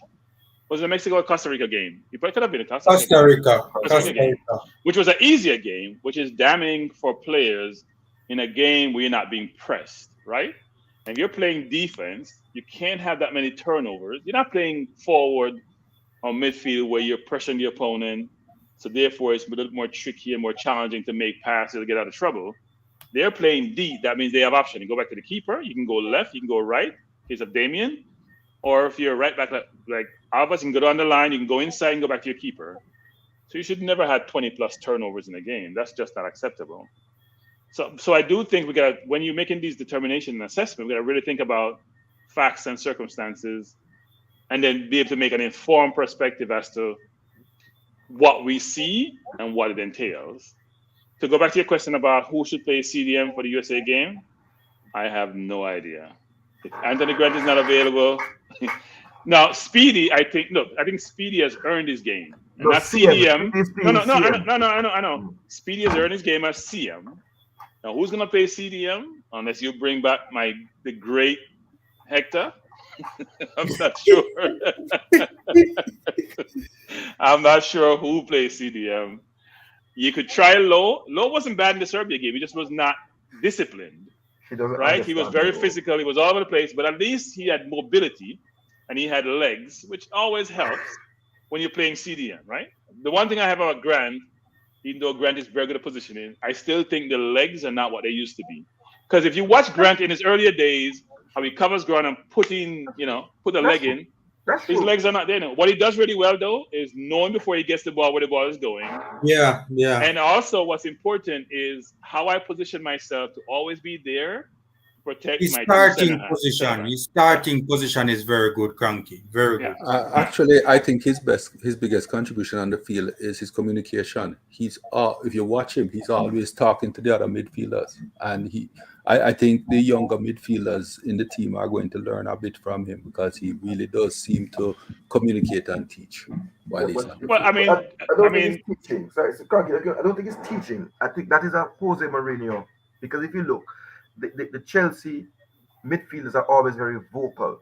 I've noticed that. Frank Lampard and other Chelsea midfielders always seem to be vocal. Even when they came into England, that was one of the, if you remember, Cranky back in the day, there used to be a difficulty between Lampard and Gerrard, and a certain dislike between the two of them when they came to England, because I think at some point Gerrard used to feel like Lampard had talked down to him, because Lampard is a much more vocal player. Gerrard is can be vocal in his own right. Cataract, the whole team dislike each other. What are you talking about? Well, they did. Okay, fine. Ferdinand dislike Lampard and dislike everybody dislike each other. You know everybody dislike each other because the club came into the team, which it shouldn't have been, right? These kids are not friends. The older team were not friends. But I'll say this though, is that what a CDM's job is to provide direction to the team, because it's the link between the defense and the attacking midfielder and the forwards. His job to direct traffic. You're too far the defense to direct traffic to your forwards, and you're not close enough. In terms of where the CDM position, that's his job. Exactly. He should be the brains on the field. Exactly, and that's what I said. That's what he brings to the team. We've tried to put people there, but if you notice, they weren't doing that. No. Jordan Cousins is not available.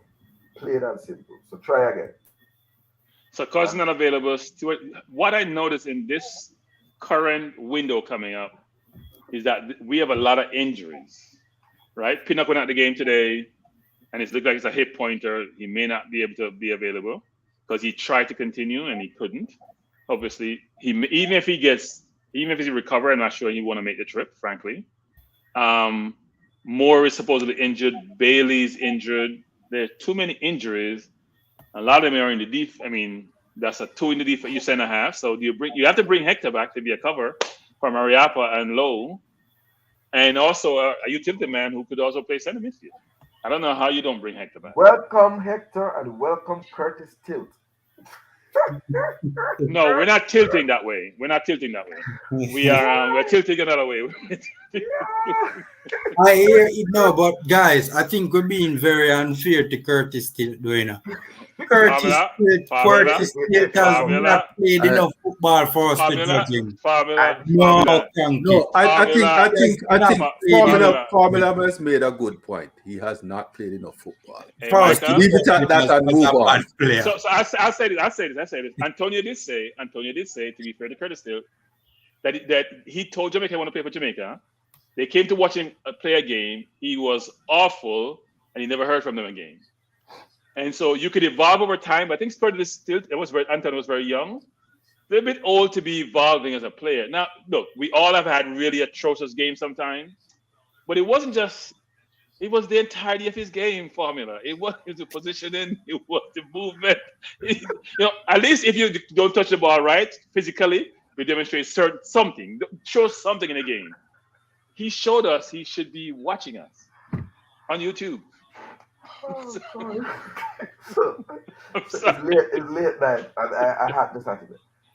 My view on Curtis Tilt is that, look here, Mr. Tilt, all the central defenders. Oh God, no, big up Curtis Tilt, yes sir. Cause I want to score a goal this season, So it was to a monkey face. Curtis Tilt has not played enough minutes for Jamaica. That is correct formula. Yeah. And more importantly, he will never be playing any more minutes for Jamaica. That's the more important fact. I'm not going to say that. I'm going to say Curtis didn't have a good game. He had an atrocious game. My hope is that we can see a better Curtis in the future someplace. He came on. No, but which of the game he played in? He never even played a half of football. But it's not the coach take off Curtis, it's Curtis substitute himself. The man say, yo, this thing enough for me, dog. How will I go them fast chop up? No. Remember saying get a sign. I think Curtis did what a JFF personnel should do. Pull yourself out of the game. If it's not working, pull yourself out of the game. I think that self-sacrifice is appreciated. The man said Titi are the best national. Brother, somebody go back to them baby days. No, but I want to be fair to Curtis, though. I don't think we had a big enough sample size. To be fair to Curtis, even though he played poorly, we don't have a big enough sample size to judge him. But he did play poorly. And one of the games that he did play, I mean, both games, to be fair, both games that he came on, I mean, it was a hot miss. It was a debacle. The US game and the Japan game. Yeah. It was a debacle. So can we really hold that against him, especially given the fact that the man never even played an entire half worth of football? Big up Curtis still. You make coaching. Yeah, but formula. Big words. Debacle. Yeah, he did say debacle. Formula. When you go on the field, formula, just show me any semblance of ability, just a little bit. Even one touch, one pass, one touch, one run off the ball, one tackle. Just show me something. Don't go on the field and then I'm calling the coach to take you up as soon as I see you go across to the ball. Don't do that. Put a tackle in. Put a tackle in, formula. Put in a tackle, a hard tackle. Even take a red card. Remember, so when Aka come on for 3 minutes, and Aka get a yellow card. I think that was because you was tired, formula. Cataract, you're tired. You don't take a rest. I thought what you were going to say is Haka had not perfected the Haka at the end. Well, he didn't know about the Haka. But what Haka can do is that the next time that Coach Whitmore called you up Haka, what you need to do is to do a tilt. Right? As soon as you just jump and go so. Put our fat. Poor Haka. Hey, Devon. Good night, Devon. Hey, so Devon, what's up then, man? I'm good. I think. Devon. Yeah. Yeah, man. Go ahead, sir. Go ahead. I think we are a little bit unfair to the players. We should try to be positive I mean, it's not everybody was made up certain ways. You know, I hope Curtis still does not listen to Cataract. You know, but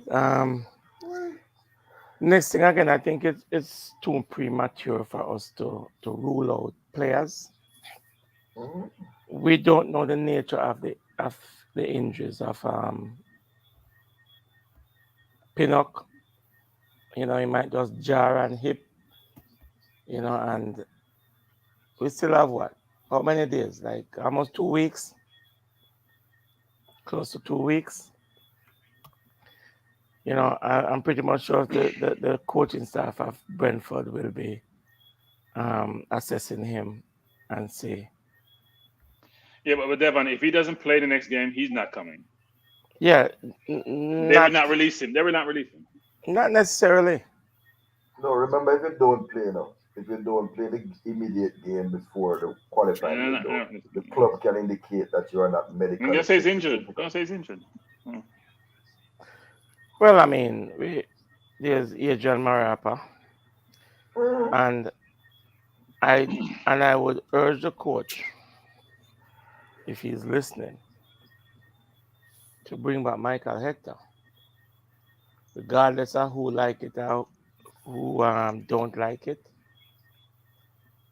Michael Hector has done a yeoman's job for Jamaica, playing out of position. He can help our backline, and if certain players is not eligible to play in the United States because of circumstances, I think Hector always play a good game against the United States. I remember the One Love friendly that we beat them, and I think he give a good account of himself. One thing I know with Hector is that he will tackle, and if you're playing in a CDM position and you don't pick up yellow cards, that means you're not doing your job. If you are playing, and I will repeat myself, in a critical area like the CDM and you never get a yellow card, I think you are not doing your job, because your job is to win tackles, intercept, break up players, and you must come into contact with players, especially the flair players. And Michael Hector picks up, and I'm going to put it, the necessary cards. What I mean by necessary cards is that when a player beats a player and get away and heading towards goal, you have no alternative but to stop him. And in any ways or form you want to stop him threatening your goal, you're going to pick up a card. So I would urge the coach to bring him back, because we need some steel in the middle of the park. It's not all about, sometimes I listen to people talk, even the comment that people make, and I'm wondering, what are they looking at? What type of game are they watching? You know, one thing I can tell you, if you're playing in a position like CDM and you are the flair type of player who step over ball, you ain't playing for me. A CDM does not do that. A CDM is a direct player. He's a no-nonsense player. You'll get away on the wing like a Turgot or a Leon Bailey. If you make mistakes out there, your defense and your midfield can adjust. But if you are, as a CDM, go and step over in the middle of the park and lose the ball, you cannot fix that mistake. And when I'm hearing people saying that we need to put Speedy at CDM, Speedy is not a CDM. And I don't even think he's doing a good job. when he plays in that position. That's not him. Speedy don't tackle well. Speedy don't read the game well. And people are talking out of sentiments. To your point, Sir Devon, when I do watch Speedy play CDM, you can tell that he's a makeshift. Well, yeah. I'm not saying that. I mean, if the coach don't have anybody at his disposal, he can't put him there. But the role is not for him. I would prefer if I have all my defenders at my disposal to play Damian Lowe there. I would 100 prefer, because guess what? I was all up to He will win. Went to that point. He will win the high balls. He will tackle people.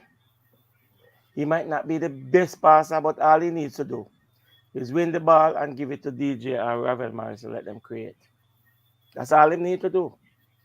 What was he playing? Yeah, but CDM. He was playing CDM, and so therefore I agree with you in part. And this is part entertainment, part whatever. So if a man get beat now and cry, I'm sorry, coming on a nipple back of a man.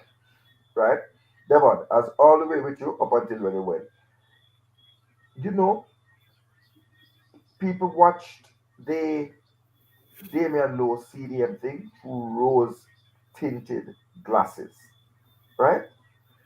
He was playing against a team that was very jet lagged in Serbia, and he was dragged all out of position, running like a man ahead.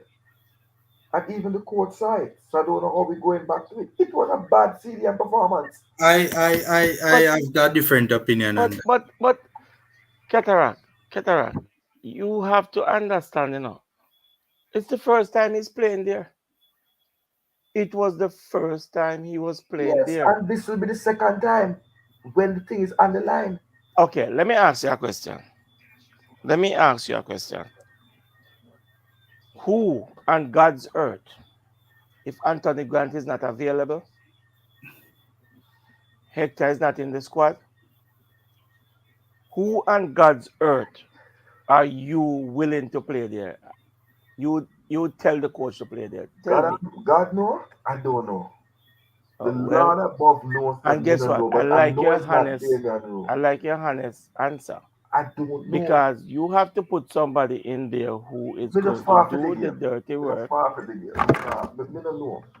You understand? If anybody to say it when someone can have a football sense, someone just called in Kevin Lambert.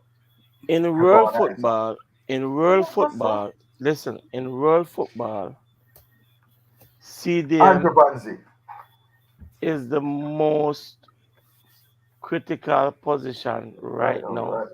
And it's scarce to find good CDM. Can't find them. It's hard to find them, especially in a national team.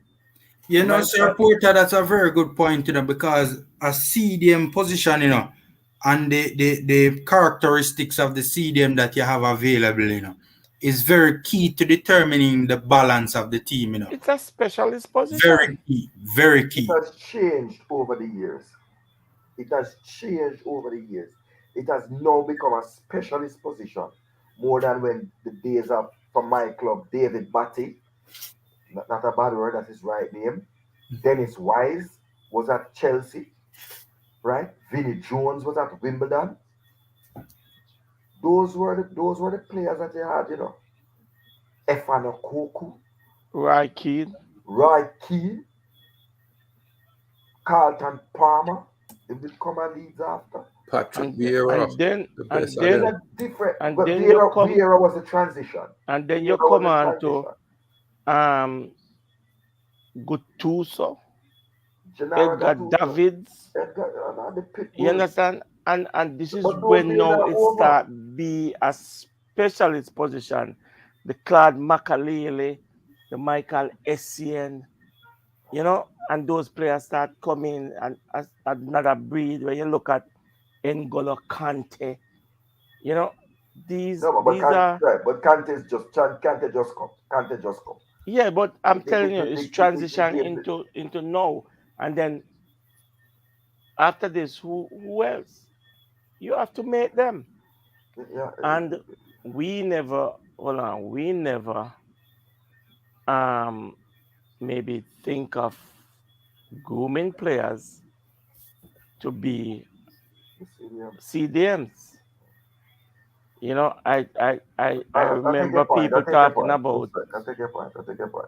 Yeah, I remember people talking about player in Jamaica like Winston Twinnibog Anglin. You know, I mean, where is the Twinnibog in Jamaica? Where are those players? You know, what we need to do is that we need to play more direct football locally.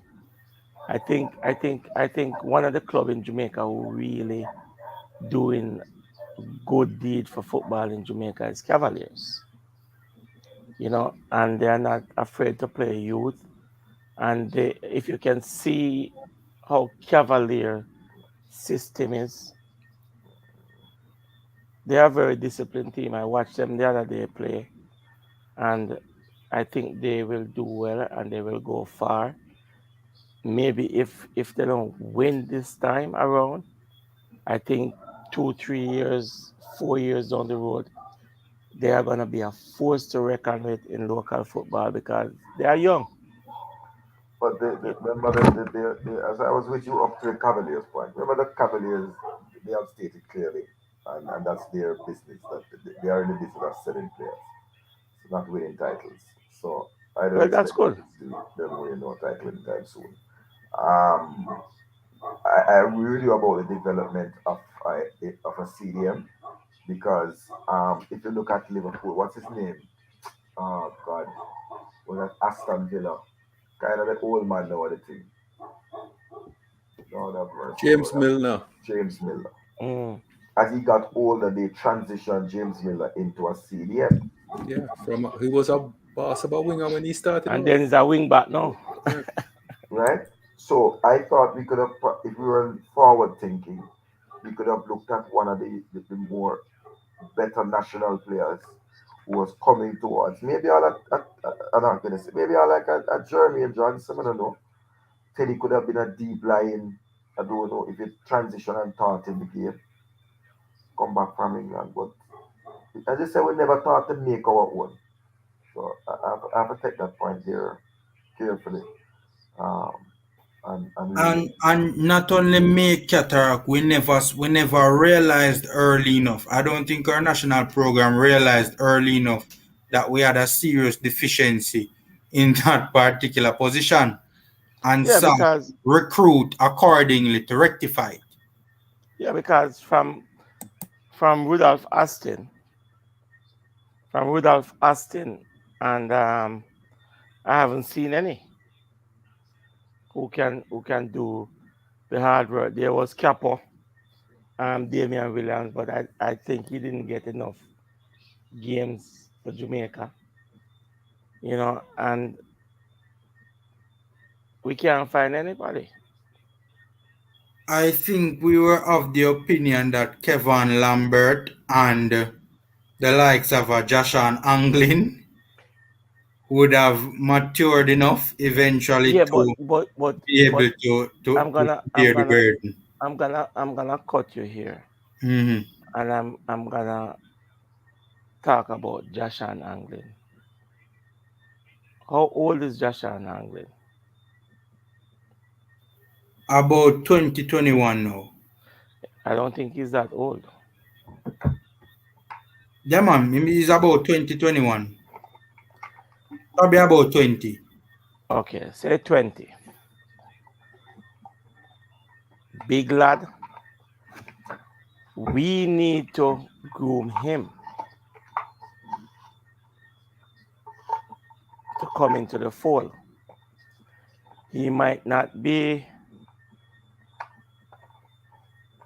playing at a big club, but he's still of the age that I think you can develop him into as a good CDM. He has all the attributes. all the attributes. The difference between him and Lambert is that, to me, Lambert play stagnant.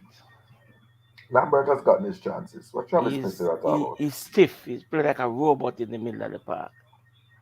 And with somebody who has that height, and I think he should be a little bit more, a little bit more urgency supposed to be in his game. Not mobile enough.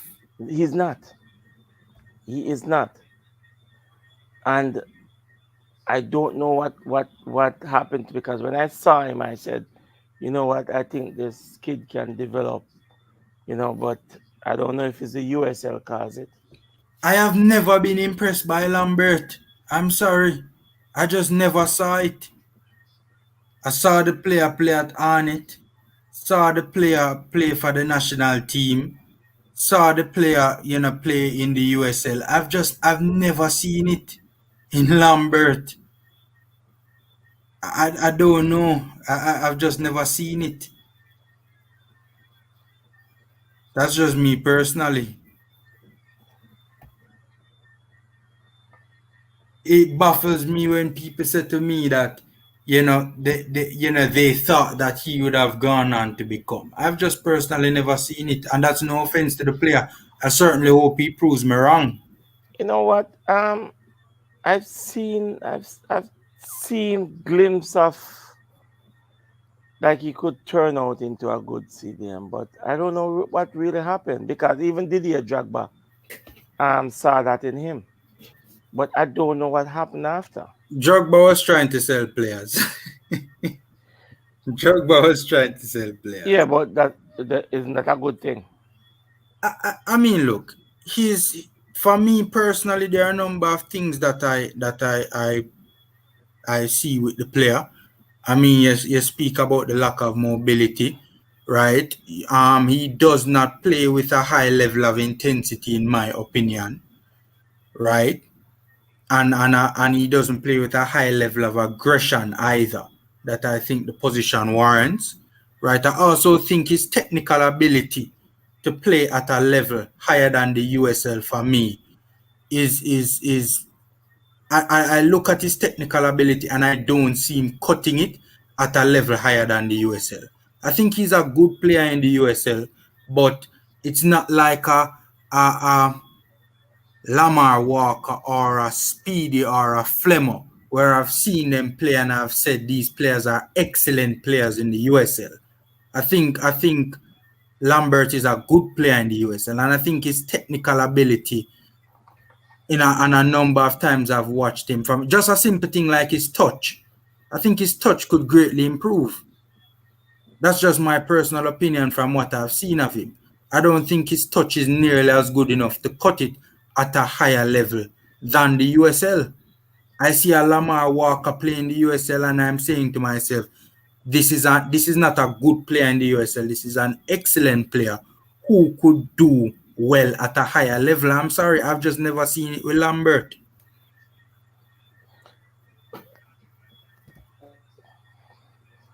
So, I think so that we are not accused of anything, I want us to, anybody watch the game,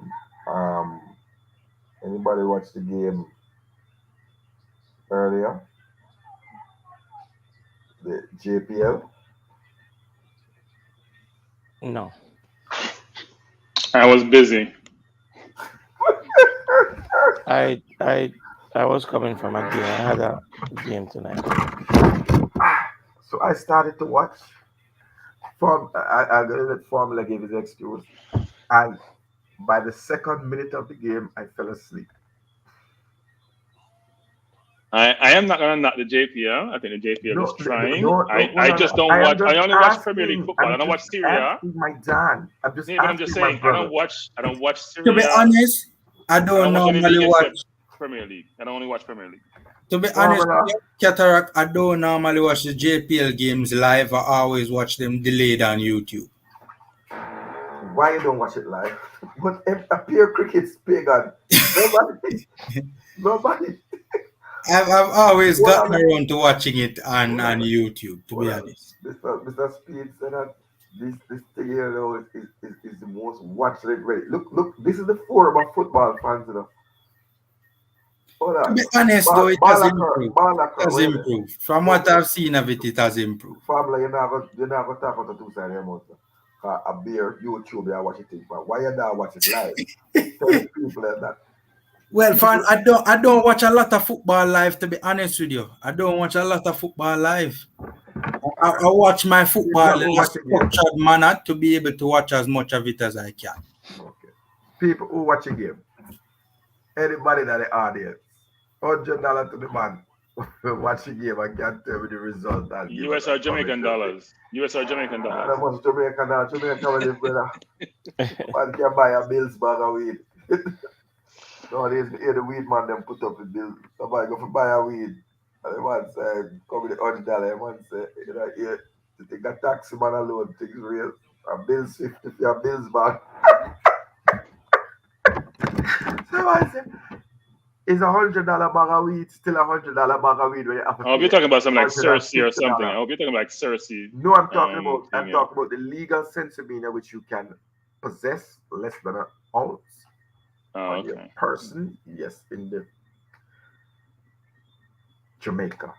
Medicinal marijuana. So how much is Jamaican dollar in US dollars? Is that like cents? They're like what, 70 cents? That make no sense. I give you 70 cents. Give the dollar 160 to 1. You know the red money. I said Jamaican dollar in a US you get pennies. Money. You can get pennies. You talk about cents. Pennies. You get pennies on your dollar, brother.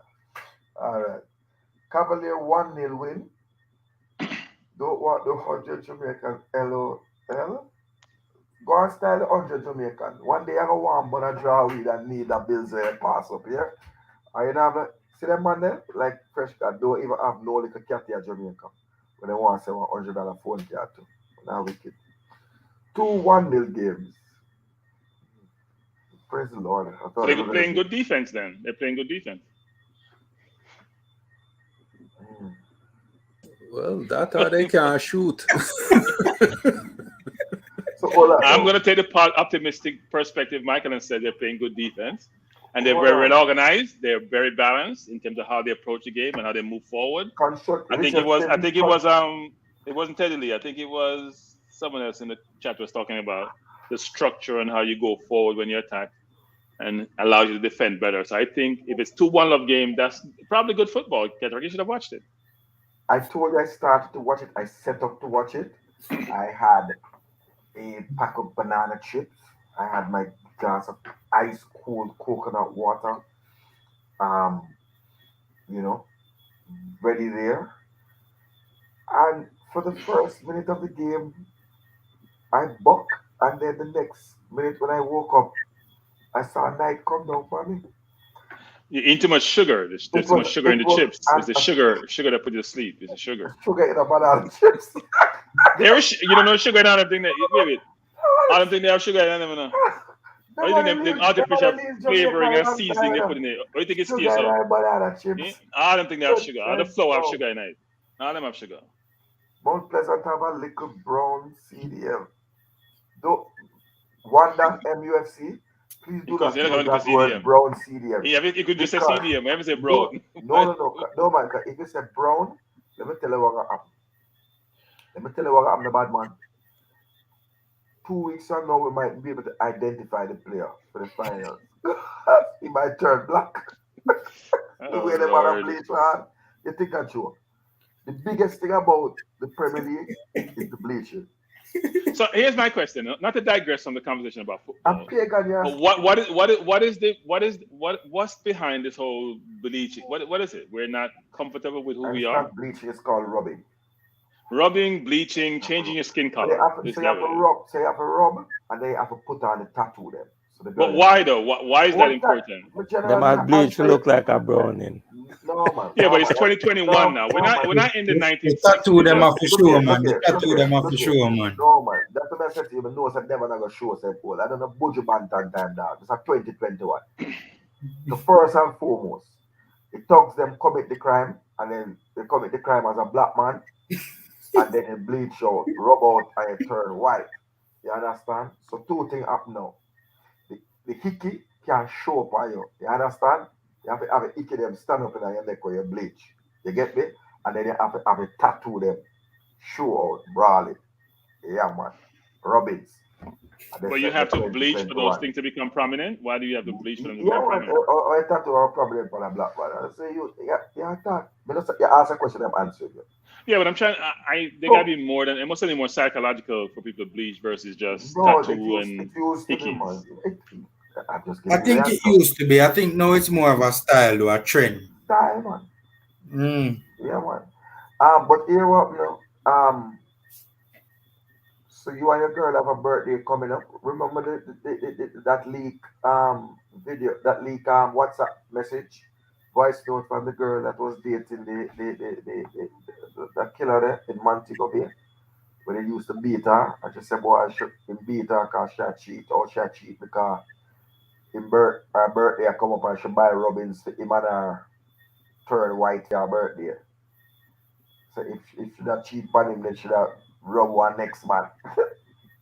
So these don't make sense. But I want to say something, Stan, an important point. I hope the JFF management, the man they are listening, I am sure sport. The JFF need to approach the makers of BioClear and the other bleaching products for major sponsorship. Because me sure then we outside of cash pot, the people ever follow football, I think KFC and BioClear are the three products them where the people they use. Cash pot, KFC, and BioClear.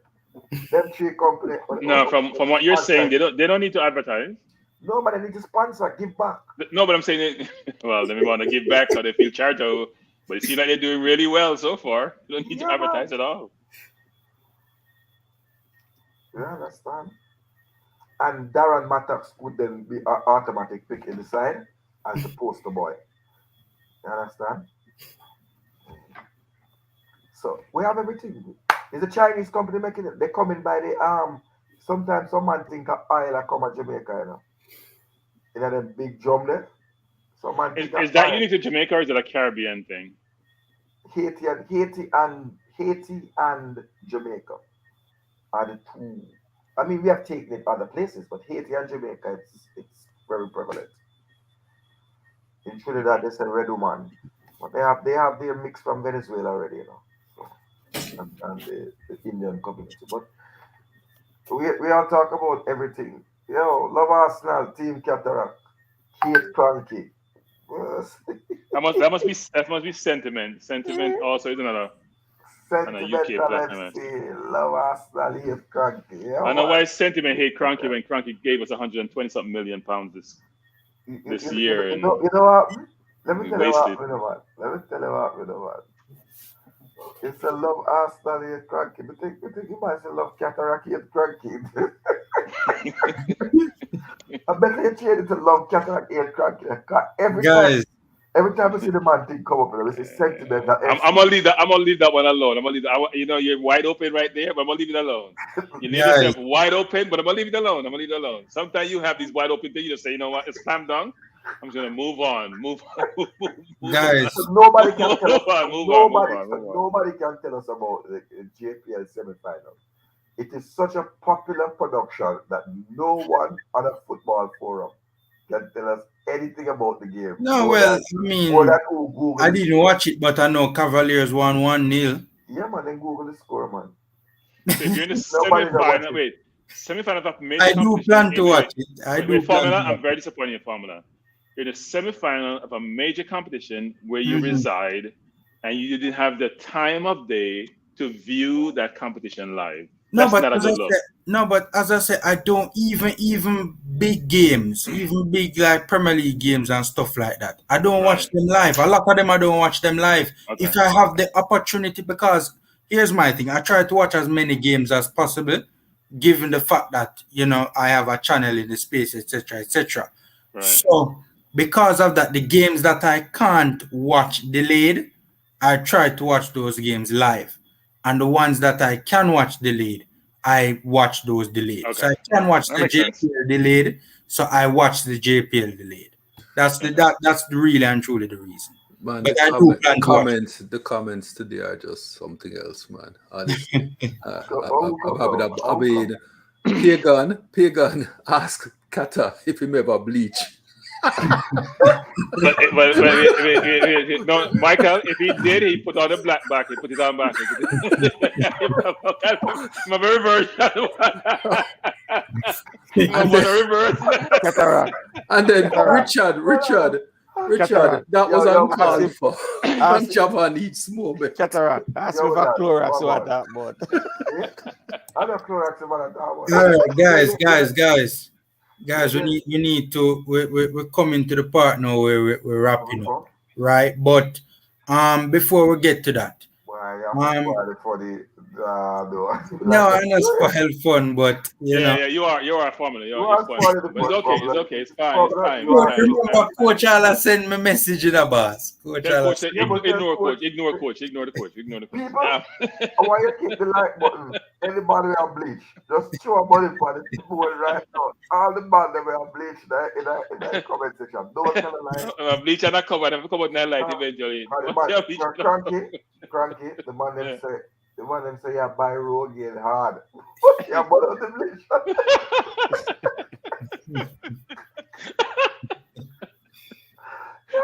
It's a matter of choice, Frankie. Actually, I have never even thought about myself in that way, So we all come in different shades and colors, and others are trying to enhance their color. I have no reason to do so. I'm very proud of my color. Very proud of it. I love the melon. I can go out in the sun, which I do quite a bit. I'm very proud of my color. You don't have to hide. I'm talk about the Rogaine, Cranky. That's the bad one. Rogaine? Rogaine and cranky, I think are two words that don't go in the same sentence. No. So that's what I say. I'm not this one in the dog. Hey, so fresh God. I want you to give us. Whoever asked that question, he needs to do some research on Rogaine. You have to have some farmer here to use Rogaine. I think the person is confused about what Rogaine's purpose is. What Rogaine's purpose is. And by the way, I didn't go bald when I shaved. I got tired of going to the barber every week, sitting on there for 4 hours a chair to have my back of my head bumped up when he used merchandise when he used tools which weren't sterilized. And I say, you know what? I'm gonna shave my head. It's easier. I don't have to go to the barber anymore and save my 4 hours every weekend sitting in the barber chair because I used to cut my hair every week. And plus, I was starting to get a little bit gray, and I didn't like the gray either. So that combination convinced me to get rid of the hair. And I didn't want to dye or bleach, by the way. So it helps. So Cranky, you did all of that to fight out the barber. You see what happened today? The whole lot of people and save myself some money. And I saved myself some money to come think about the cataract. I should have saved all that money. I figured I could buy. You know what? It's a good idea, I could have saved all that money and figured out what it could buy me after a certain number of years. Boy, it's people like you just mess up the economy, You forget about your multiplier effect. You need to support I redirected the funds businessmen. into something else. No, Michael, the funds got directed to something else. He's an accountant true and true, man. He's an accountant true and true.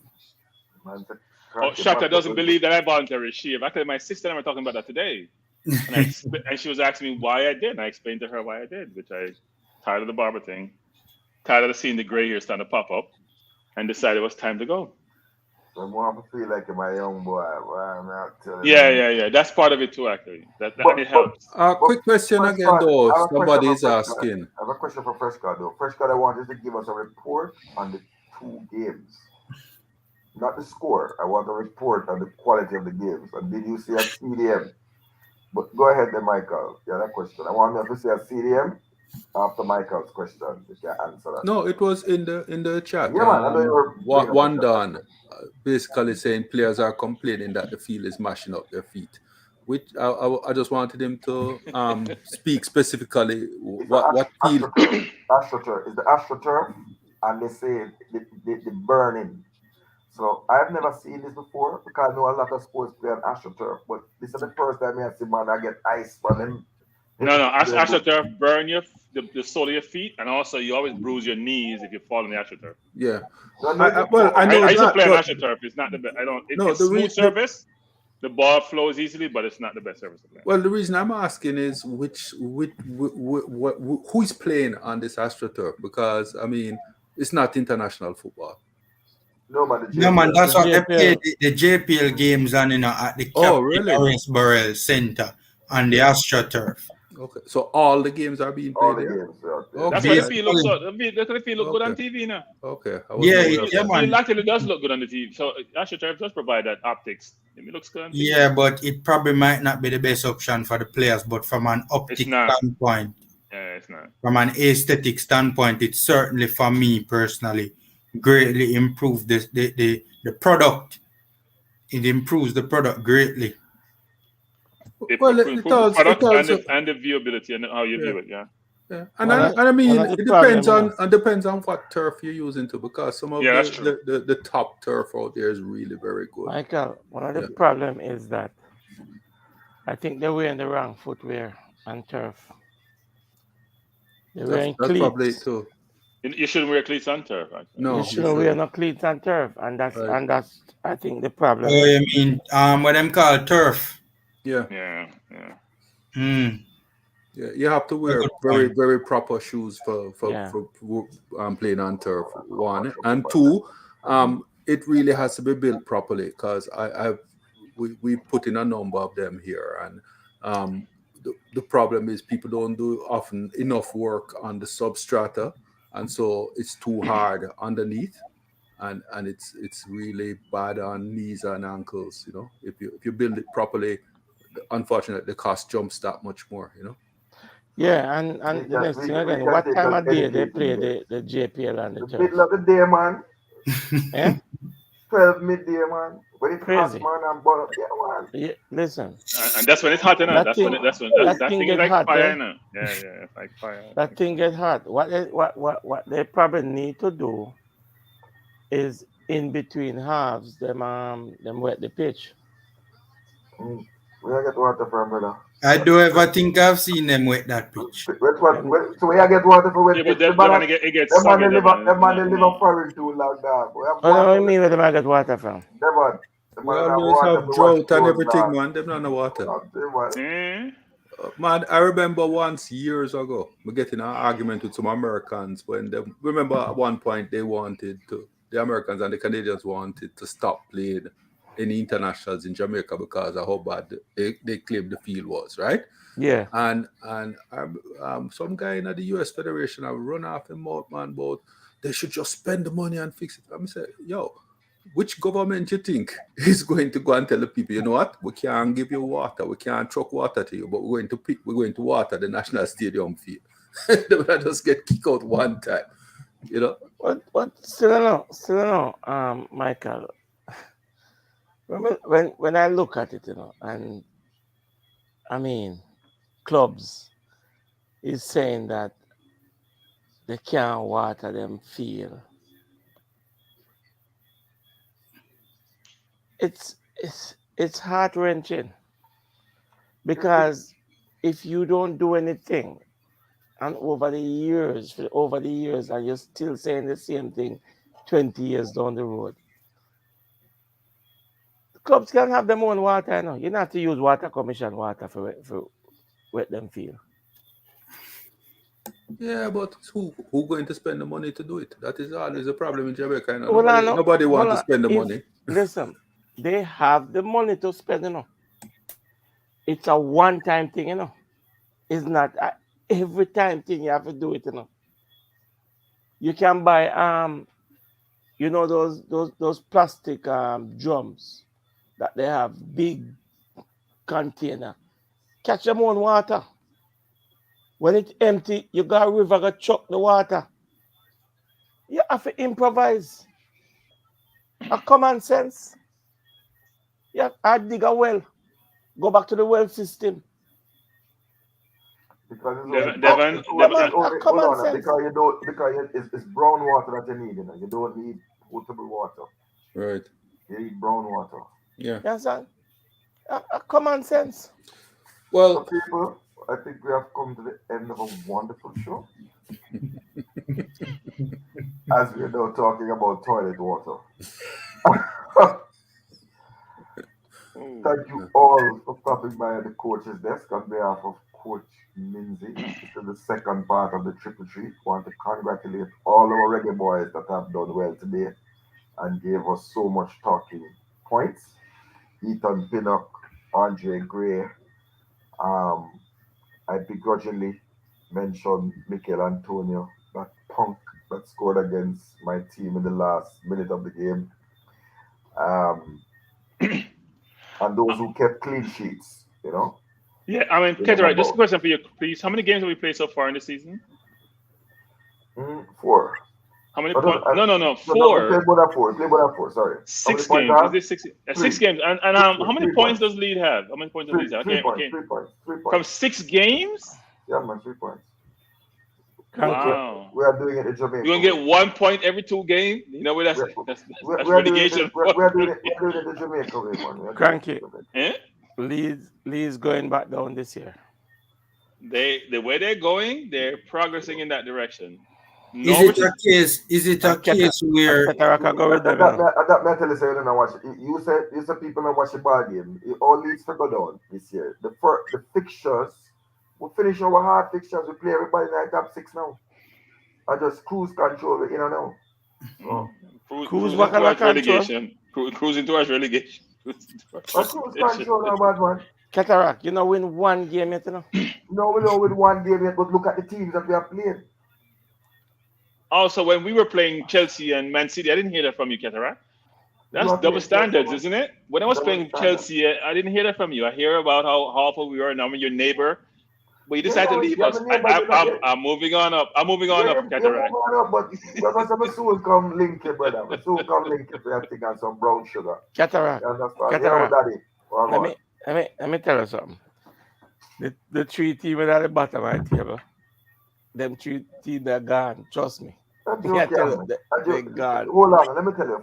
From Leeds, Burnley, Norwich, and who? Leeds. Leeds is at 17, right? No, we are 18 to the table. Leeds was right up to 16th. Everybody there on 3 points. So we don't know how we're gone. You know, Keter, I have a question for you. I noticed that Dre anywhere that was not on tonight, you know, because all I hear was London is blue. And some of that dark blue turned light blue today. Somehow it was light blue. They win clip like a toenail. It wasn't even close. It was like men against boys. No. Now talk about Chelsea. We're not worried about that. Devon, you were embarrassing today. Coach, embarrassing. Yeah, but coach have a right him not come company tonight because man you get them leak. So them take penalty. So them take penalty. Anybody know about these or press or nothing? I said them take something penalty. All the boys did in the championship. And they come. Championship game them, but now listen to you. With that championship. I would go for DJ Ravel. I don't watch Bush League. But I was watching Ravel's game. They were down to 10 men. They took off Ravel at the 58th minute.